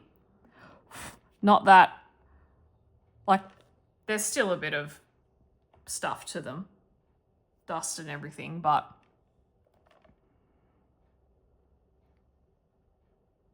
you know, because no art supply is going to be completely mess free, but they just work a little bit better in that department for me, in my opinion.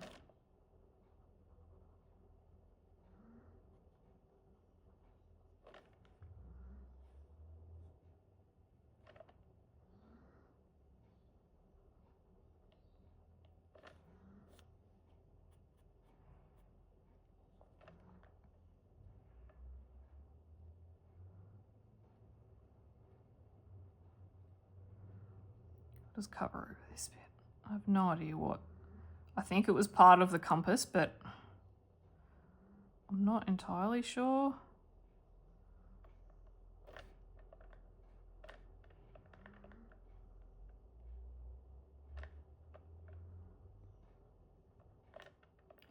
Like I was saying before, I get the most opinionated comments when it comes to pan pastel, so please be nice. If you're watching this and if I'm doing it incorrectly, just, it's all right. Like, I'll figure it out eventually. Please be nice to me.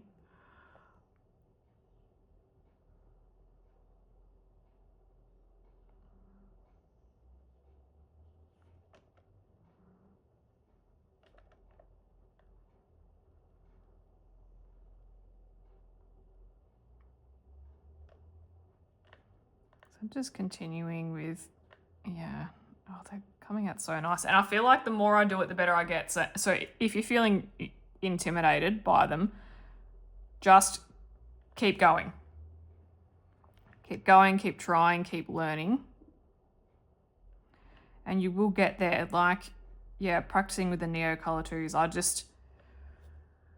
I think it took me 3 or 4 goes in a practice book for me to feel mildly comfortable and happy with the result that I was achieving, and that was only this morning as I was playing around before filming, because I was just thinking about it all night while I was trying to sleep, because that's what keeps me up at night is art supplies, guys. And how I'm going to use certain things, because, you know, I want to have a lot of different tools in the proverbial belt.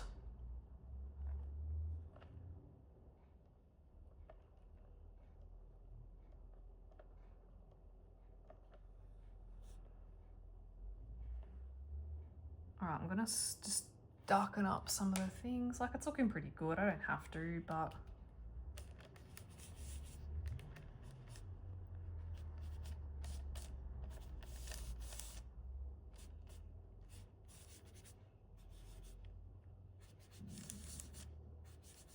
there's my stomach again, getting hungry.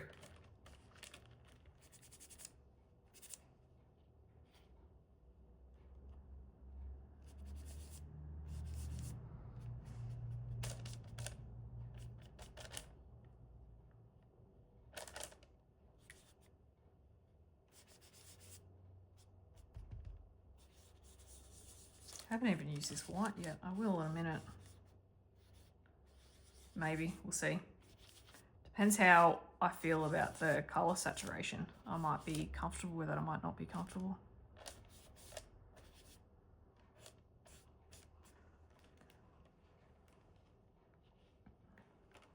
I feel like I'm losing some of that.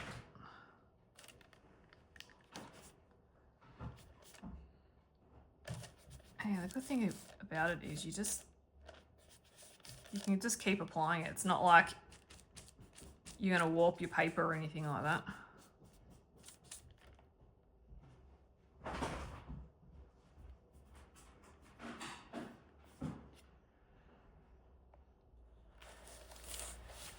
All right, I might flip it around now, which should be all right because of the washi tape. Just being careful not to go over that tape.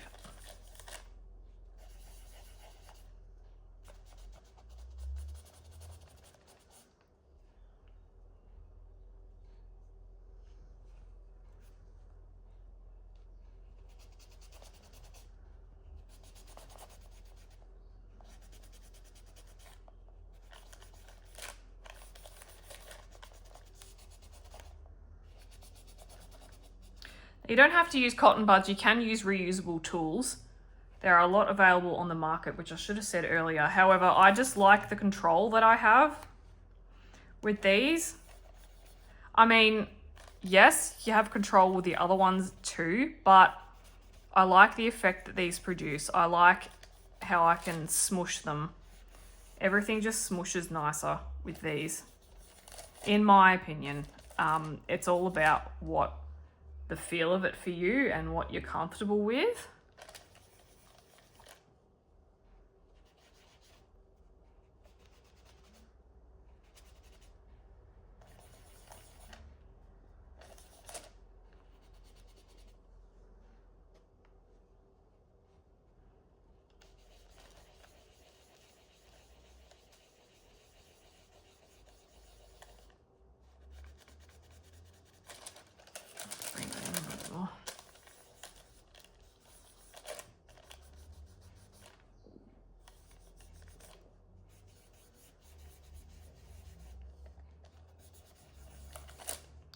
Looking a bit scratchy.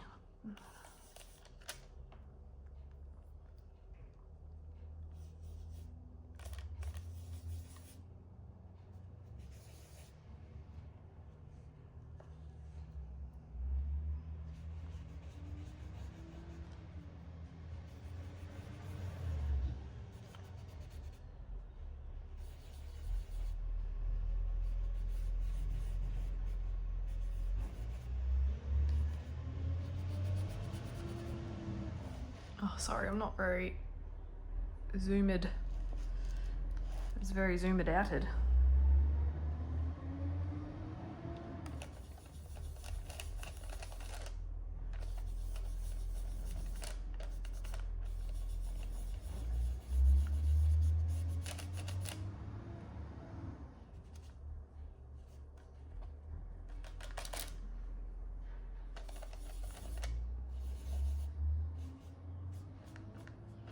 Okay, going with my soft tool, and I'm going to grab some of that pigment and work with it, because I've got a lot of shavings down here. So not shavings, but yeah, pigments. I'm just going to try and pick it up.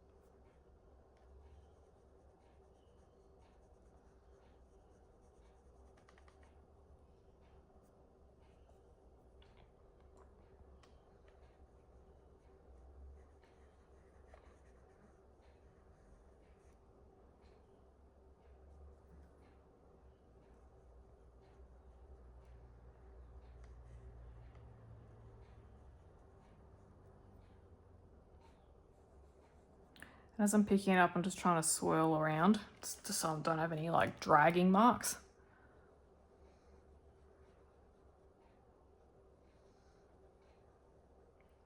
And too, you can kind of see that like I've created more tints and shades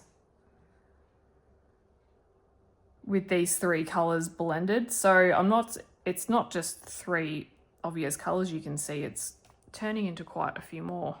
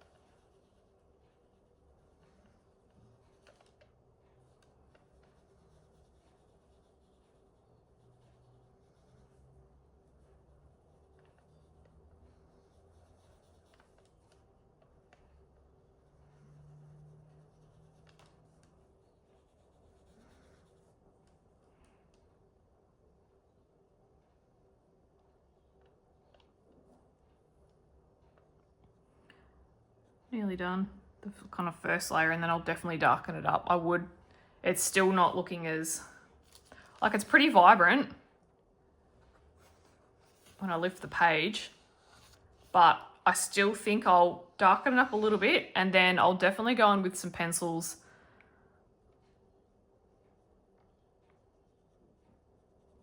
just to fill in some of the gaps.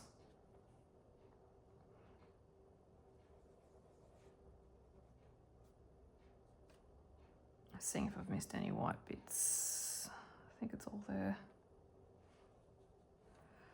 Right, those are my little ones.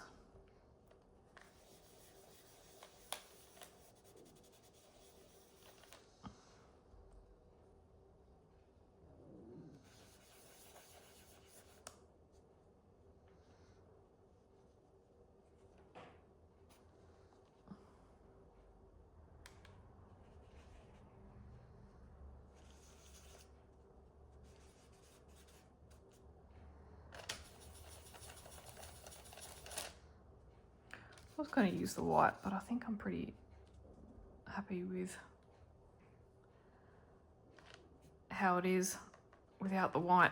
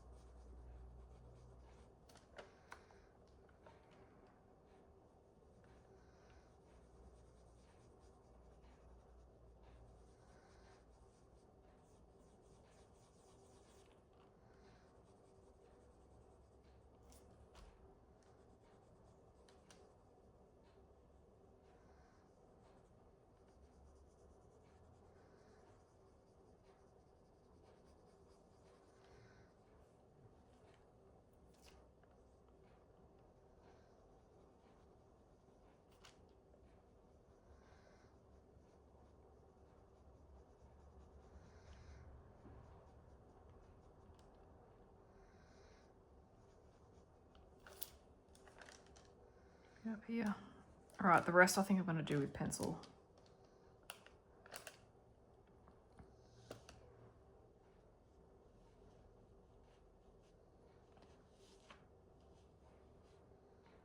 All right, so I'm going to quickly go and clean up and go outside and spray the fixative outside, and then we'll come back and we'll finish with our gel pen work and everything else. Okay, now that we've cleaned up a bit, I'm just going to go through and add some light peach pencil work in. So let's start with that. I'm just gonna, just these darker areas, sorry, these lighter areas just need a bit of darkening up. I'm just gonna put a bit of paper down onto my hand again. I have applied fixative, but just in case there's anything else, it kind of comes through. So I'm just taking my pencil over with the white bits. This peach blends really well. It's like almost an exact, isn't it?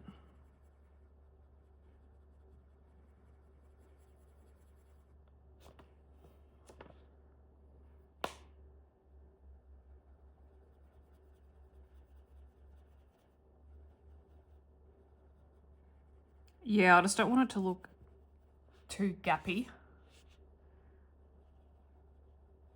if that makes sense. I just want it to be quite solid.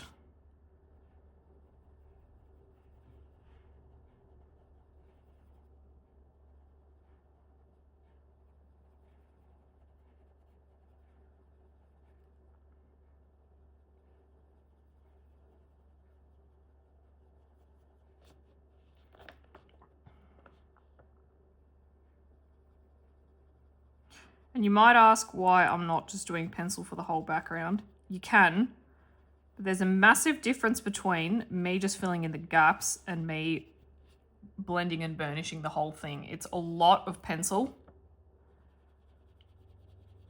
You'll go through, I usually go through about half a pencil, if not more, when I'm coloring it that way. This background wouldn't be too bad, but You'd still be dealing with a fair amount of pencil, and I just don't want to.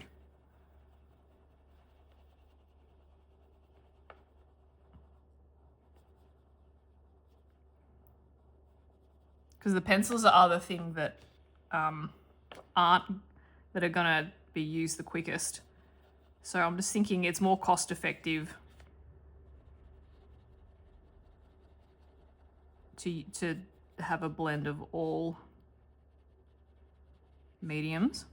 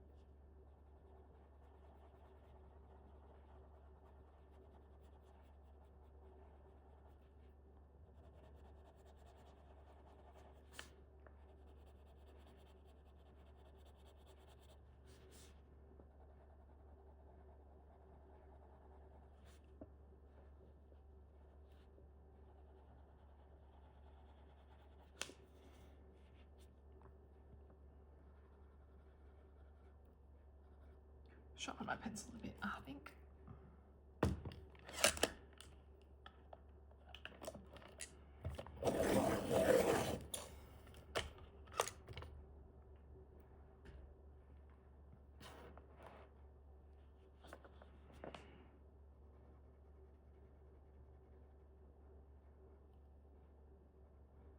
Yep.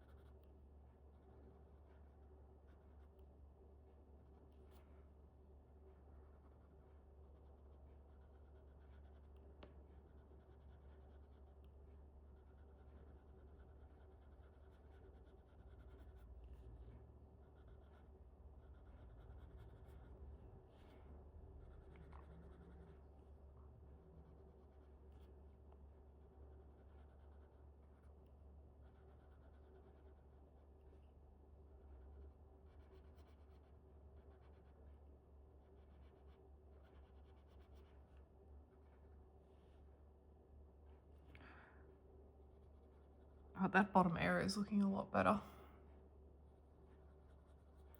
It's still got that nice dapple effect, but yeah, just some of these gaps are closed up. As I look, I'm seeing more.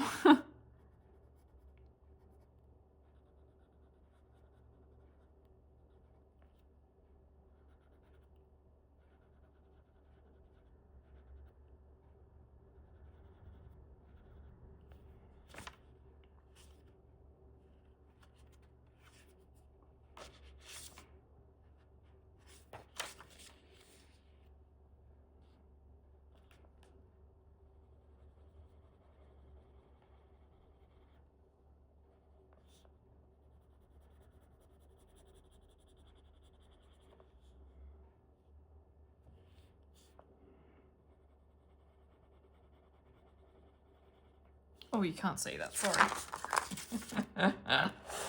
Get carried away.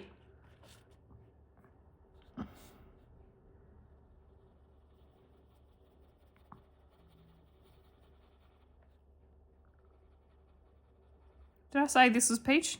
I hope so. If not, it's peach.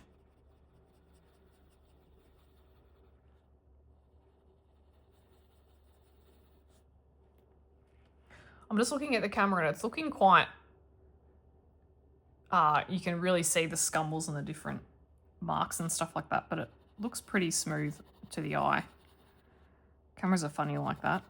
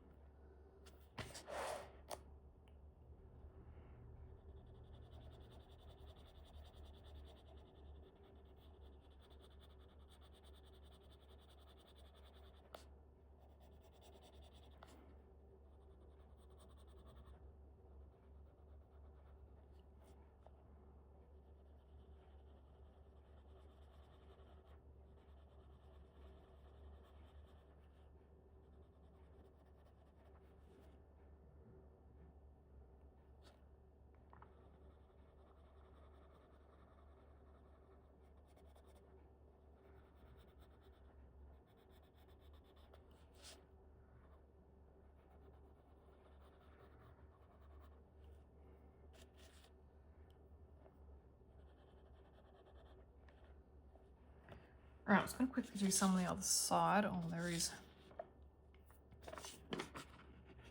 this one here.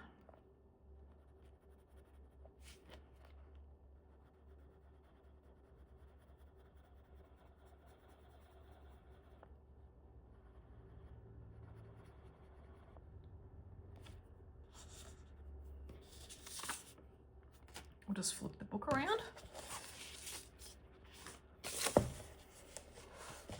A couple of bits up here, not too many.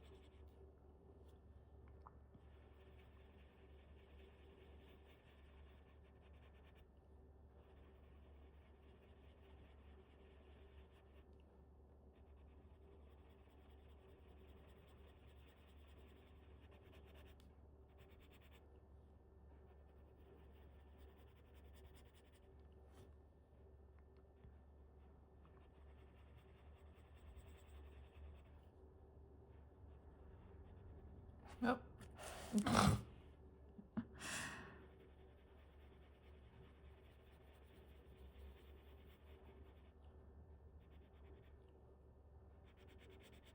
Oh, I forgot that too. I might just colour that in a sec. Looks like a petal, doesn't it? So you know what I said? That's it for pencil work. Famous last words.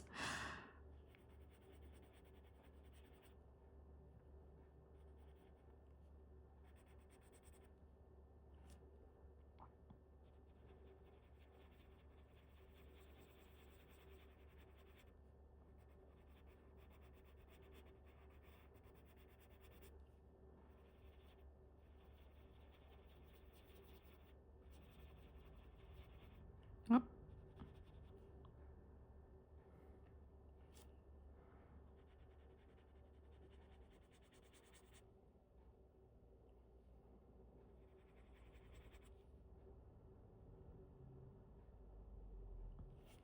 Okay, let's get some of the top here, I reckon.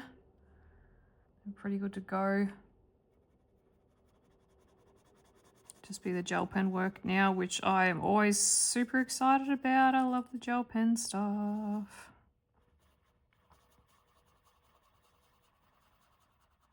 Just you wait for this. Just you wait, Henry Higgins. Just you wait.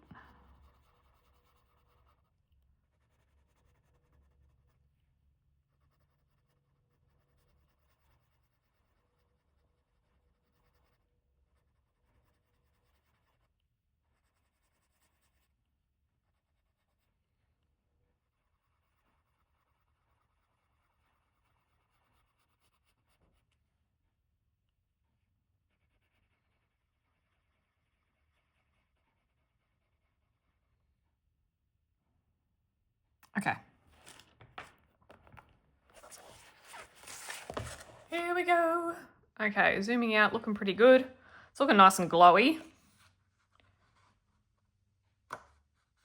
I like it. Okay. I'll zoom you back in because we're going to do some gel work stuff, and I'm just going to get a wipe for my hands.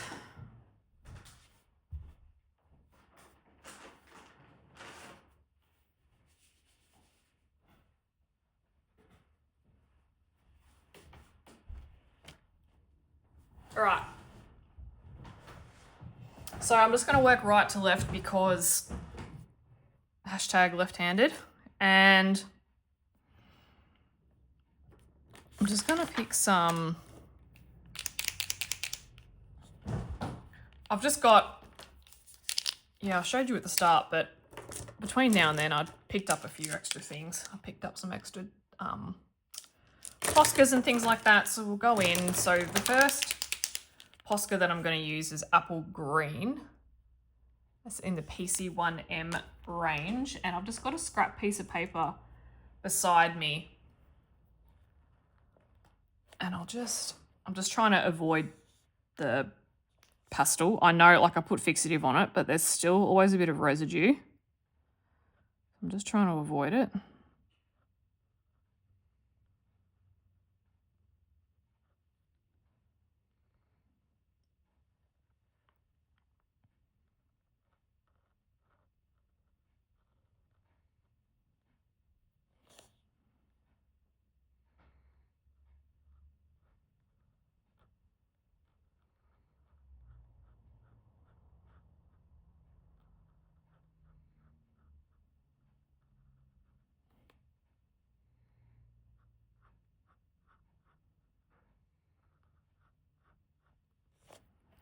Green there, and always got to go in with some sparkles, always. This is like the emerald green Ohuhu. Yeah, Ohuhus don't come with colour names per se. It's blending in with the Posca a little bit.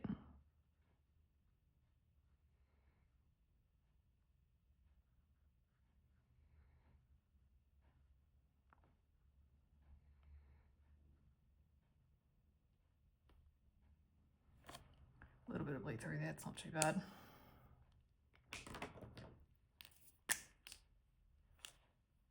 Now I'm just going in with the black for the little antennae.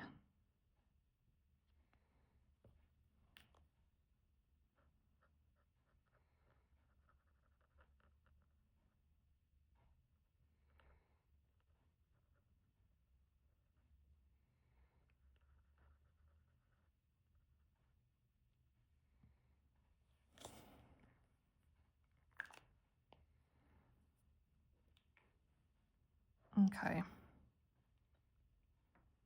Now that bird might be nice in red glitter. So I think I'll do that. And then I'm just going to put a tea towel down actually while I rest my hand on that. I could use paper, but it's just going to probably not just smudge a bit, whereas a tea towel will probably just absorb nicely. I'll just rest on it. Won't slip as much, is what I'm trying to say. Yes, I've just got the red one here, which has a gold glitter. Oh yeah, it is fairly, you can see through it, so I could go over those lines without causing too much of an issue. There we go.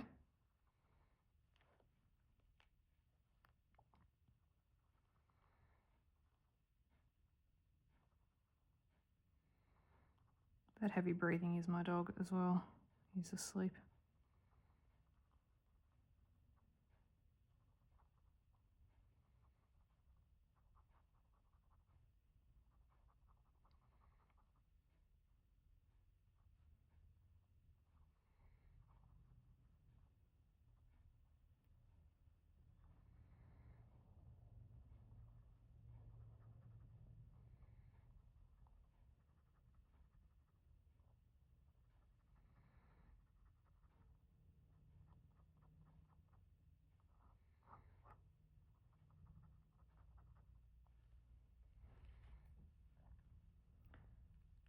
And I could almost do the middle of my, actually, I'm gonna go in with this darker glitter and it's really sparkly.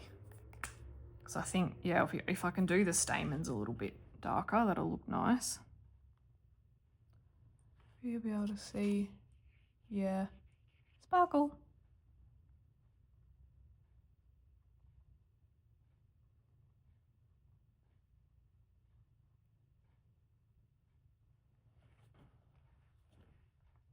All right.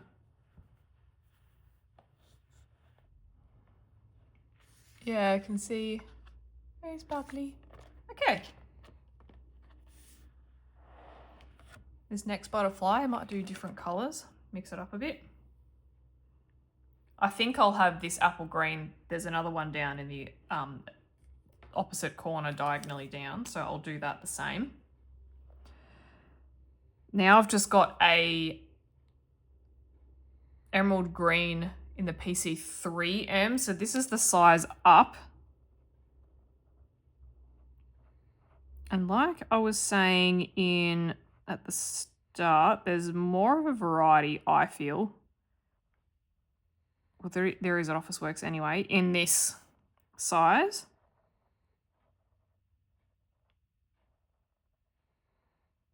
Even though it's a little bit harder to control.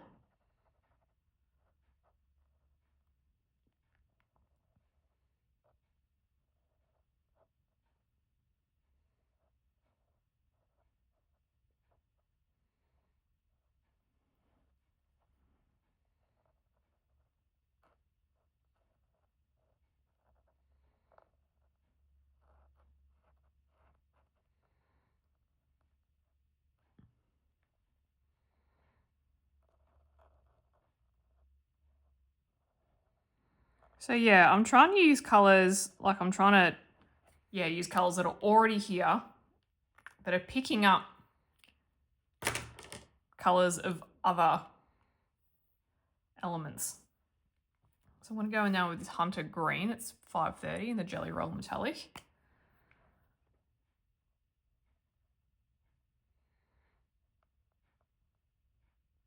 That's the only one I really remember the name of without having to refer to my little book, because the name isn't on the pen.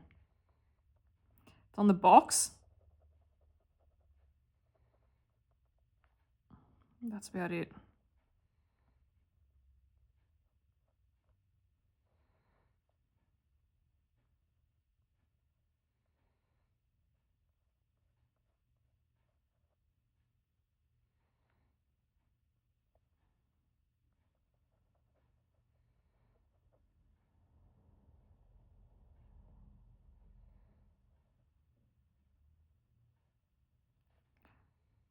And just some little circles here.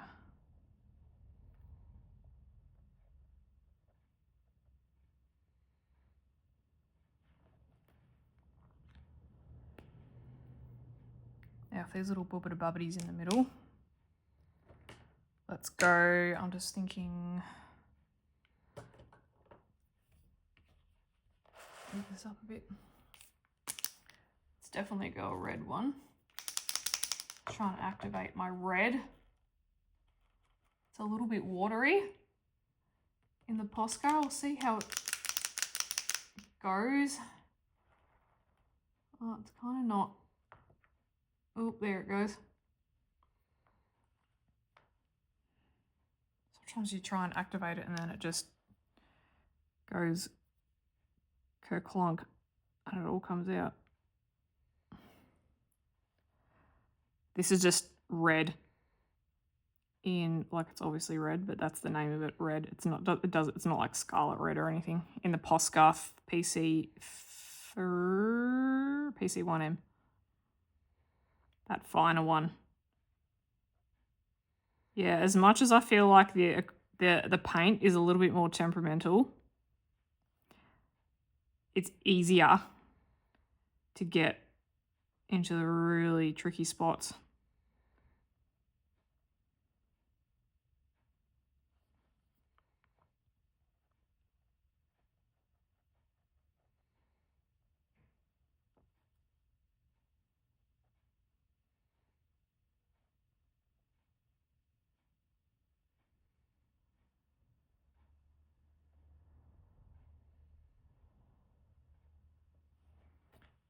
And I'm going to do the same down there because it's like the same kind of thing.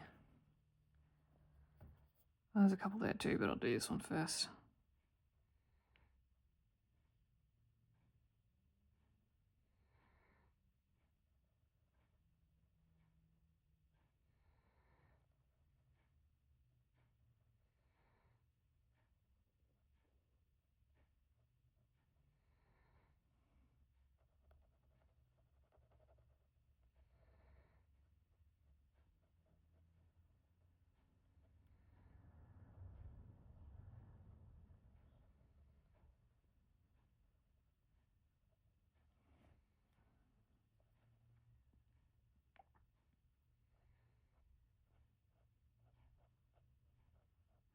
So I want to keep that black line there, so it's a bit of an extra challenge to stay within it, but possible. Just don't do it before you've had a main meal when you might be a bit shaky because you're hungry. Bit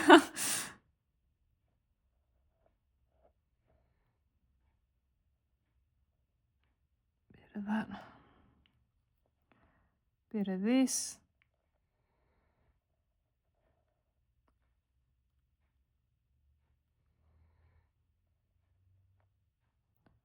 All right, I'm just looking at it. There's some over this side, over here, which I might do a little bit differently.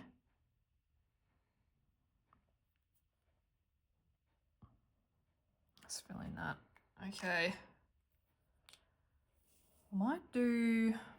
Let's just check this. I've got like a coral. Oh, no. It's got paint everywhere.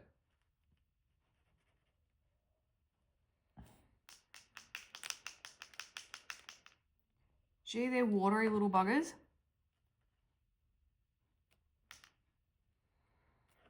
But we'll give it a crack anyway, hey? Let's do this one here. I'm kind of wondering if I'll try a different brand in the acrylic markers. Tell me, in the paid pen, sorry. Do you... I'd like to know what brand other people use. First and foremost. Yeah, I'd like to know what other brands people use. Because Posca, when I was in high school, in art class, we used Posca all the time, and they were fantastic. We used Copic markers and Posca, and we all had a whale of a time. I'd never remember them being this watery, and there's some colours like that. And as it come through, yeah, that's full on bled through. You can see that just there. But not to worry, because I'll cover that up when I do that page. So I'm just going in now with a Jelly Roll Moonlight number 419. This is like a really nice red colour too. It's a little bit different than that to the eye. On camera it probably looks the same.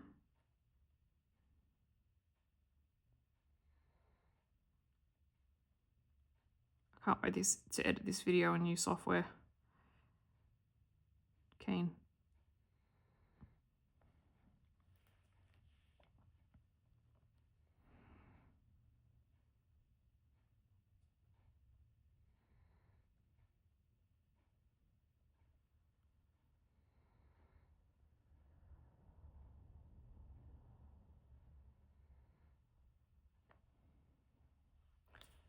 Okay, and we've got a little one down here.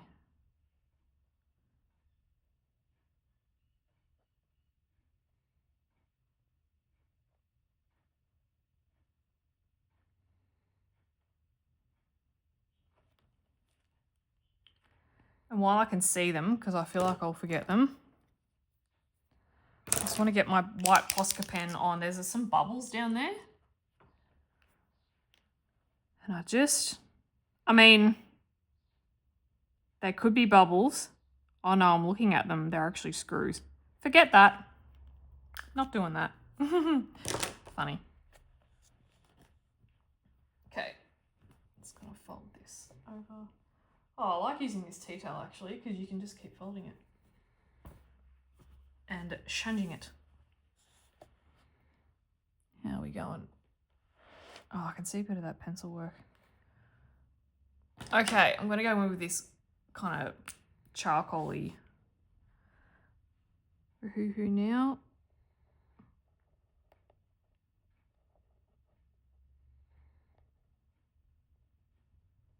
Blacken up these. Oh, and I've missed there too. I'll get to that. Where's my super suit? There we go. This is just my peach again.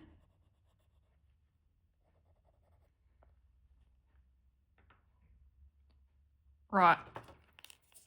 And here's little bubbita bubbities.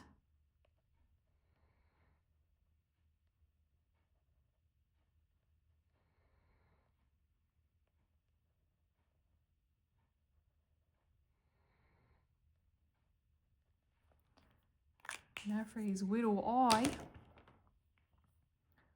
Let's make that green.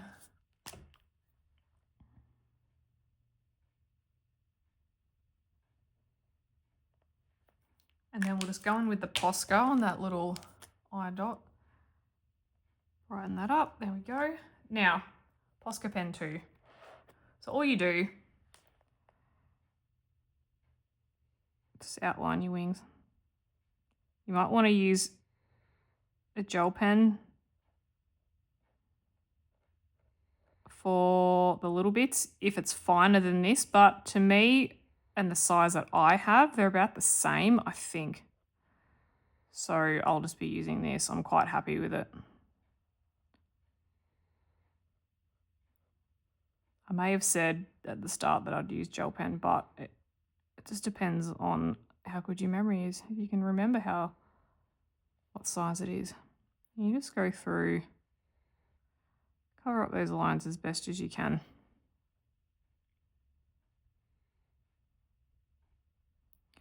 You can do this effect with flowers, with any leaf.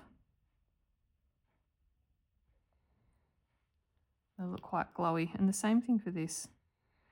So I do this with glass,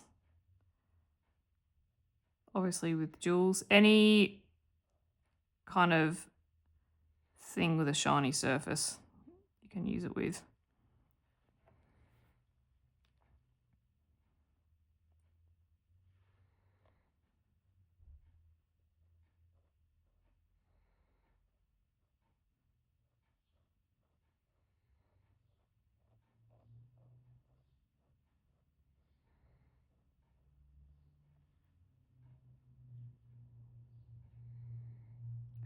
I find on Kerby's pages this white Posca pen works quite well. There's some other colouring books where I've got to go at it a few times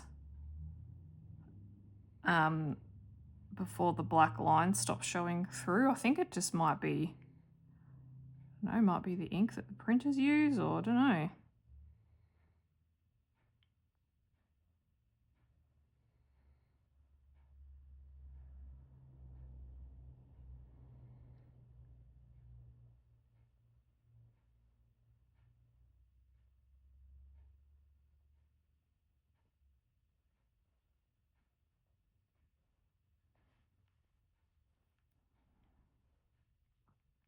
It's amazing what a little white line can do, hey?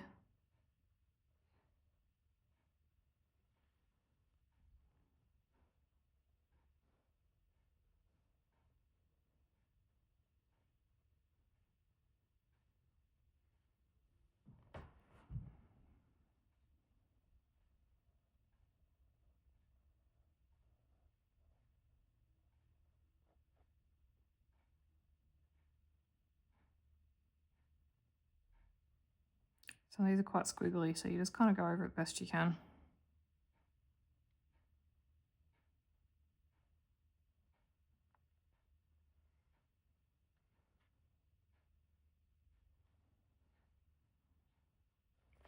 And with these, another thing I kind of like to do is just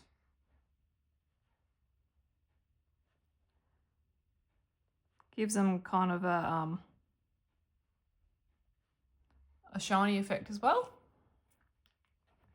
Of course, we can't forget little mate down here.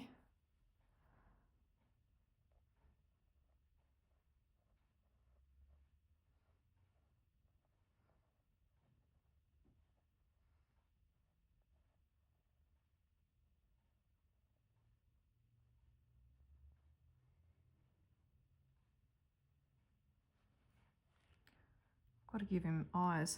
Maybe I'll go that black. Ohuhu. I can never say ohuhu without sounding like a total nincompoop. It's like ohuhu.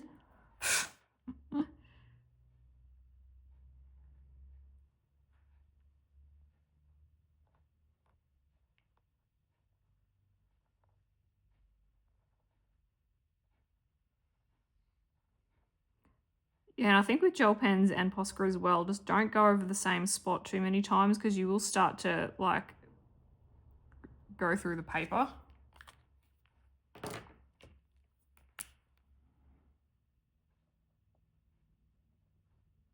looks like a Teletubby.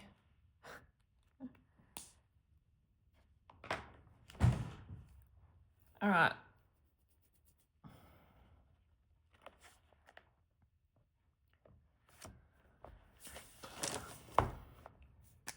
Forward we march.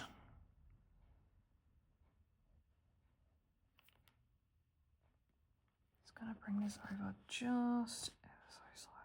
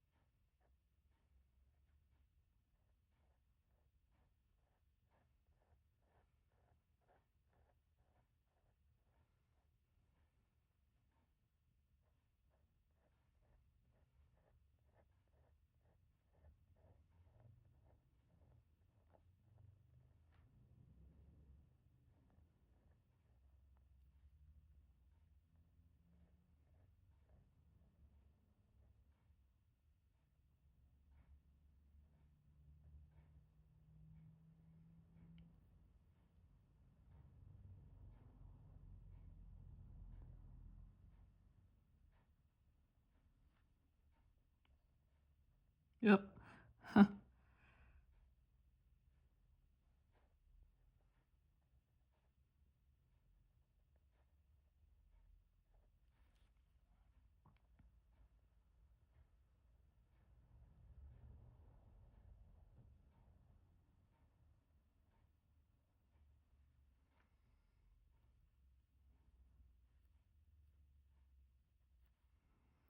I always find it easier to go this way where I can see the pen line. I feel like it's starting to get a bit watery. Okay.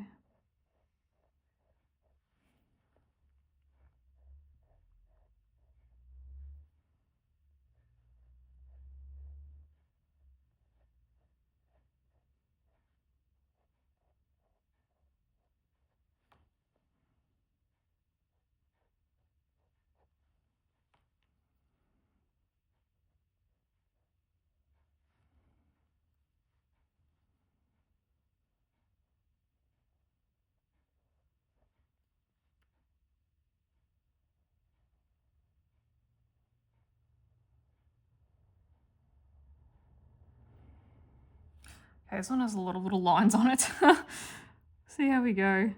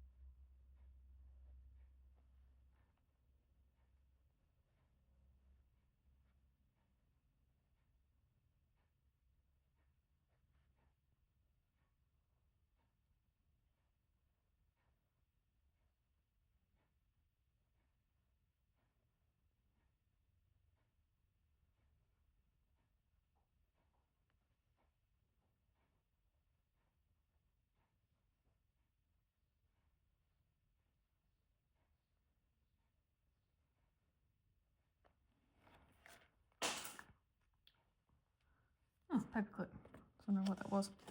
Okay, if you weren't cross-eyed enough, Ohuhu black marker.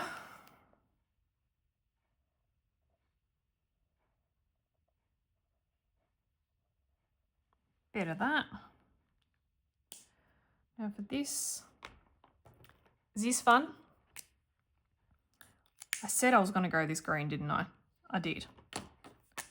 Might as well do what I said I was going to do. Let my yes be yes, my no be no.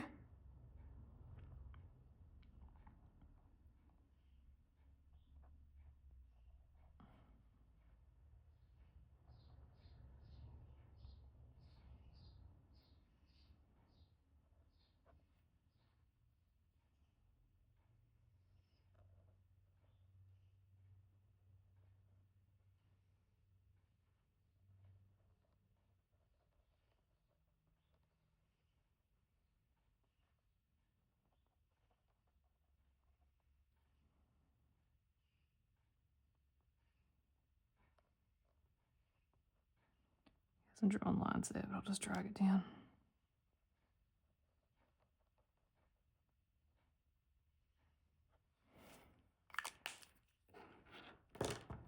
All right, might have some red sparklies here.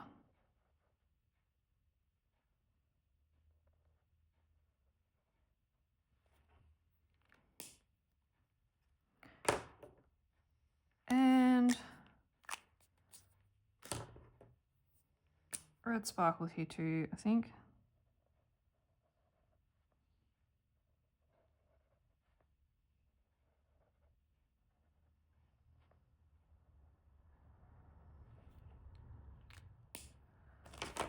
One other colour, I might go this. I've got this coppery from the Jelly Roll Metallic 517.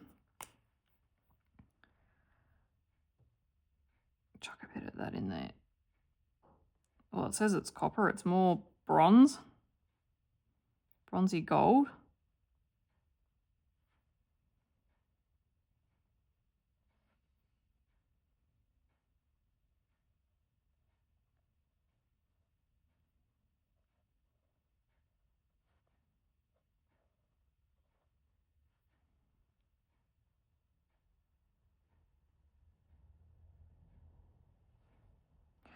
I don't know why, but this page is giving me Looney Tunes vibes, just the colours, I think.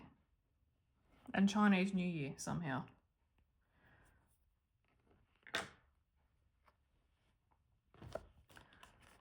Right, moving right along.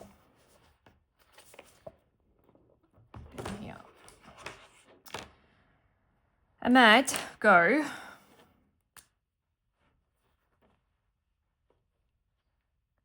sparkly glitter. Did I use that emerald before? I swear I've used this emerald.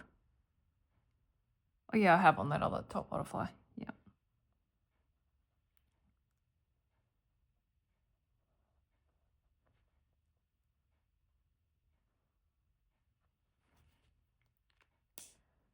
Okay. Let's go back to this Pinky Ready. In the Jelly Roll.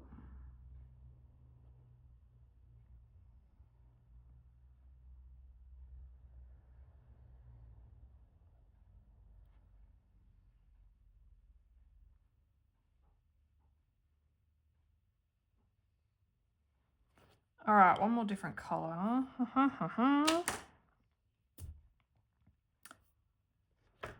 Maybe we'll go back to that green.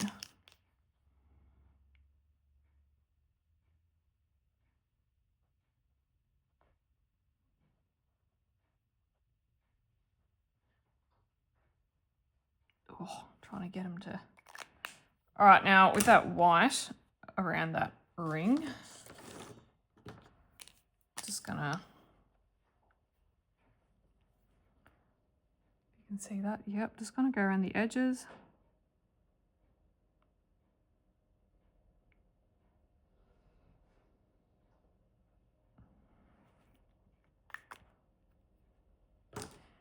And I can see there's a little flower down there that I'll just chuck the.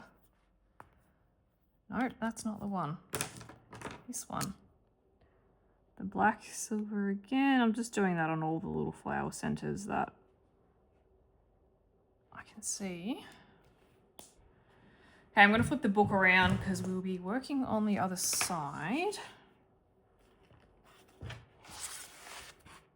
It's just easier for me with my left-handedness. And all the above. Oh, what I was going to do is darken up the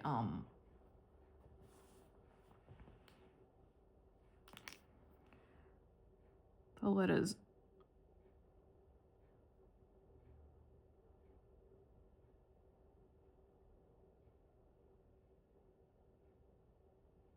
A bit. See how that goes. Oh, I've got this little guy too. Oh, let's make him emerald green.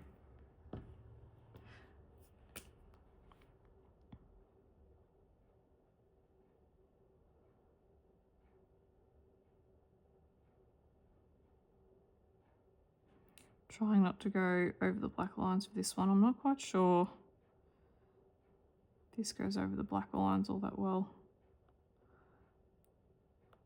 As in if you can still see it. I know what I mean.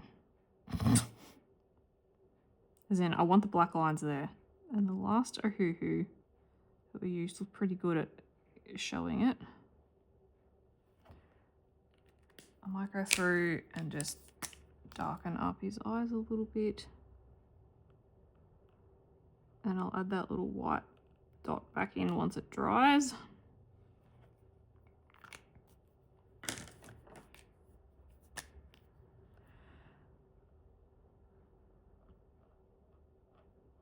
Oh, is that one too?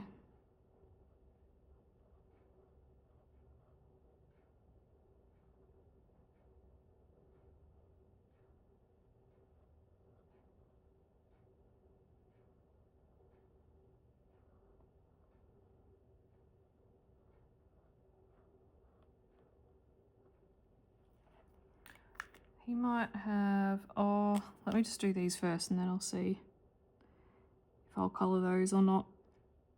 Or if I'll just circle them with white, we'll see.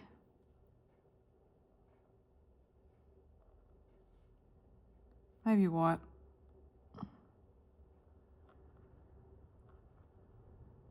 Yep. Happy with that.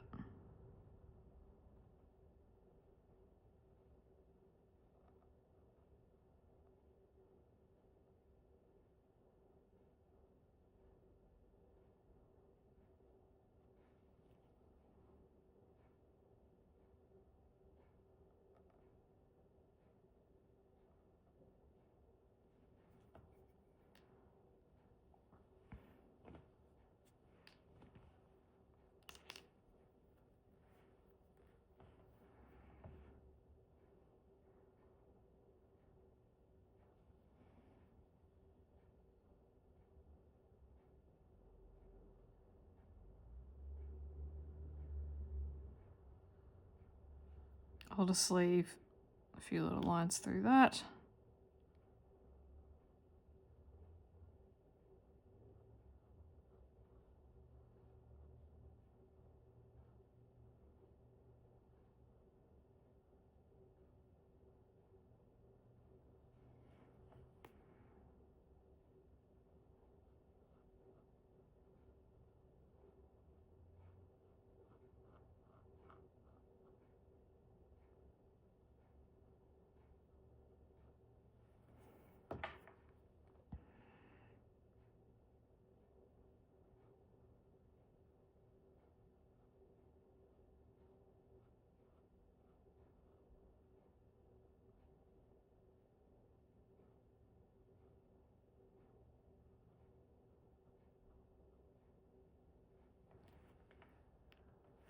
I need some eyes too. Let's go that glitter. Same with old mate up here. While I'm here, let me just do the center.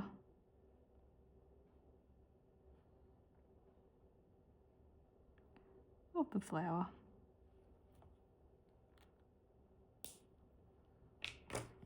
Okay. He was looking upwards. I'll just white dots. That's a bit better. Just a bit more. Stands out a bit. That's what I'm trying to say.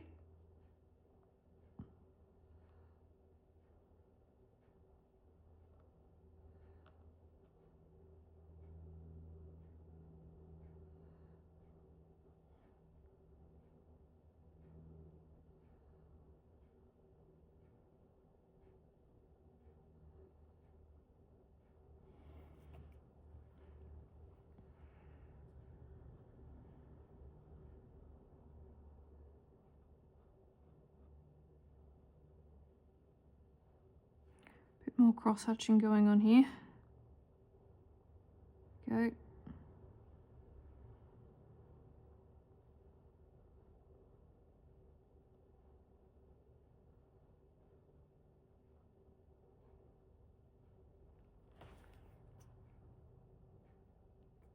Now what I might do, just because their little bodies at the end are just a little bit covered in pastel, just going to draw them back in, just the outline. There we go. Same for this top one as well.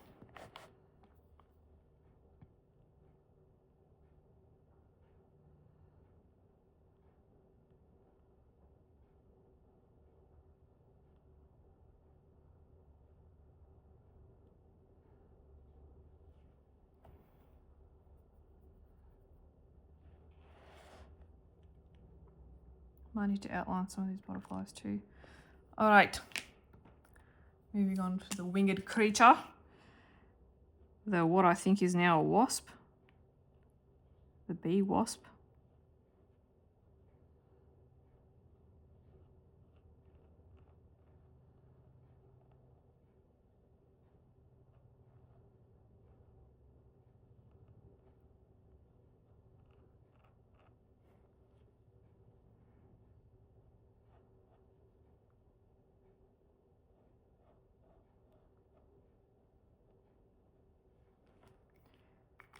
These little antennae, I think I'll make them black.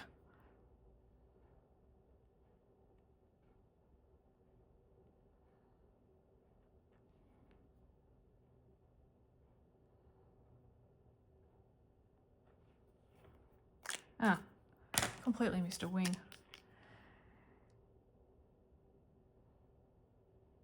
Silly Sarah.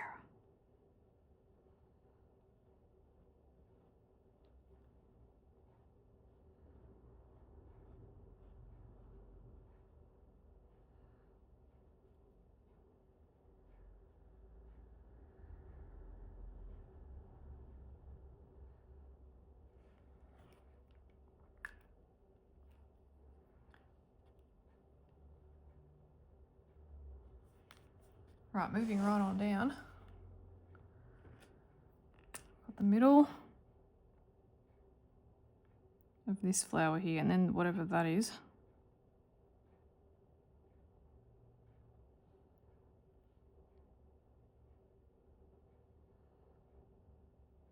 Which I'll do in a slightly different colour. Oh, getting black all over me. Gold, even.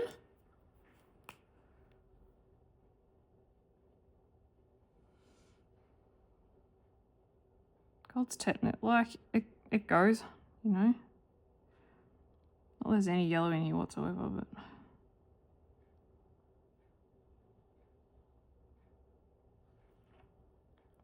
let's do it that way.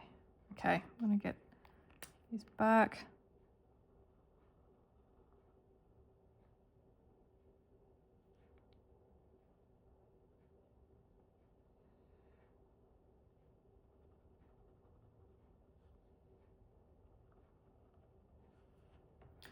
Right, I need to colour that petal again. So we'll go for crimson red, I believe. Do it down like that.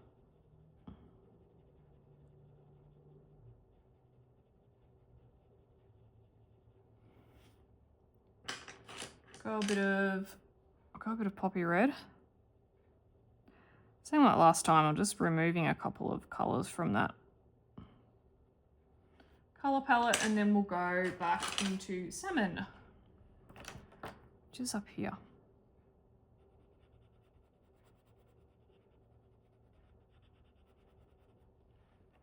I've got this little thing to colour. I'm going to do that green.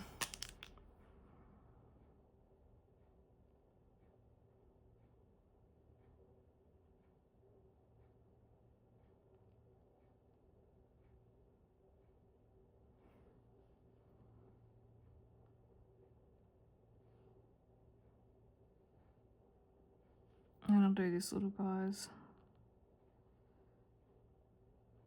stripes green as well.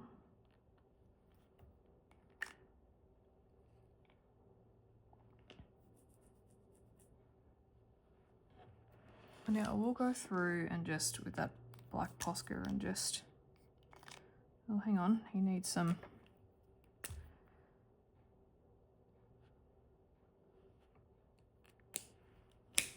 Right. Just outline his wings again.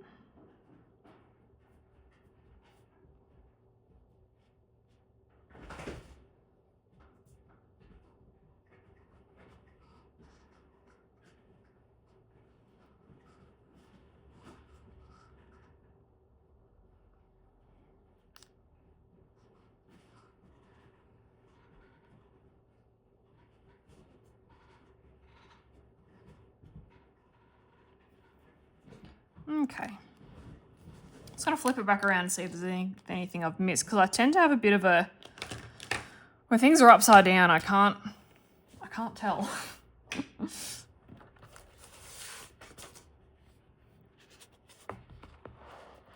Ah, little wings. I could probably get, oh, hang on. Need to lean on something. Because there's gel pen in here too.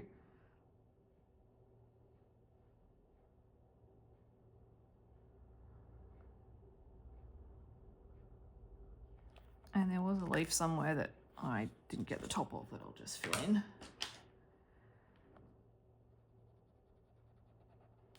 Alrighty. Now let's just, I'll zoom you out. There's a couple of black lines. Specifically the, just careful of that, just done that, the letters.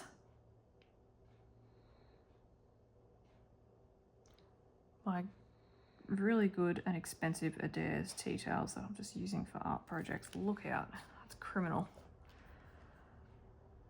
Which I buy on sale.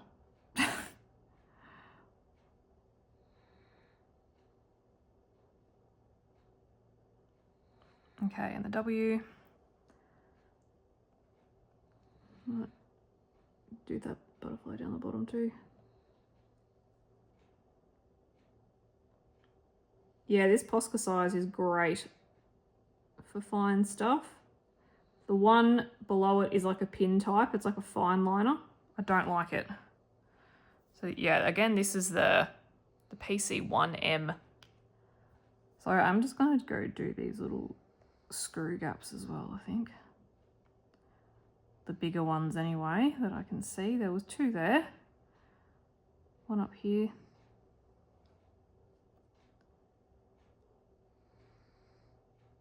That's all I can see. Oh, there's one there.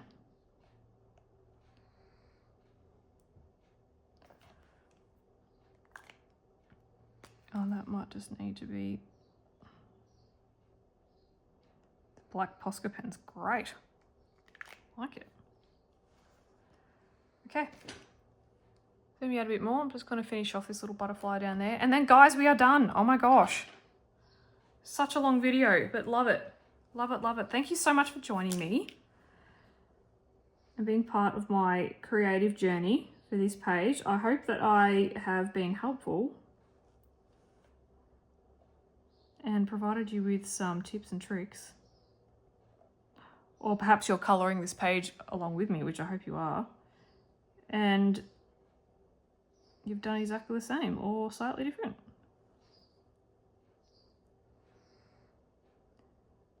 At the very least, I hope I've just provided some friendship and some companionship.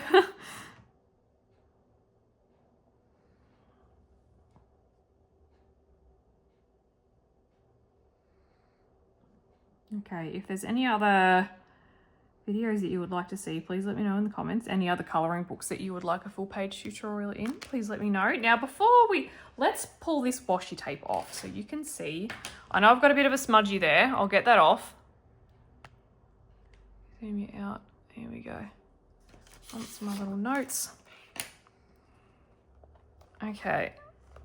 Nice and slowly. It should not have much stick to it because it just doesn't. Okay. There we have it, guys. Look how cool. Yeah, it's looking very Looney Tunes to me, and very rustic, but I like it. Oh, I forgot a little, there's a little star down there, isn't there?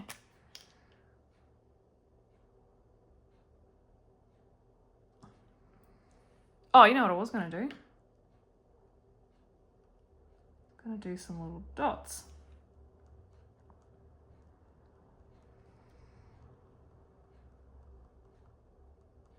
Just around all the glowy kind of wings.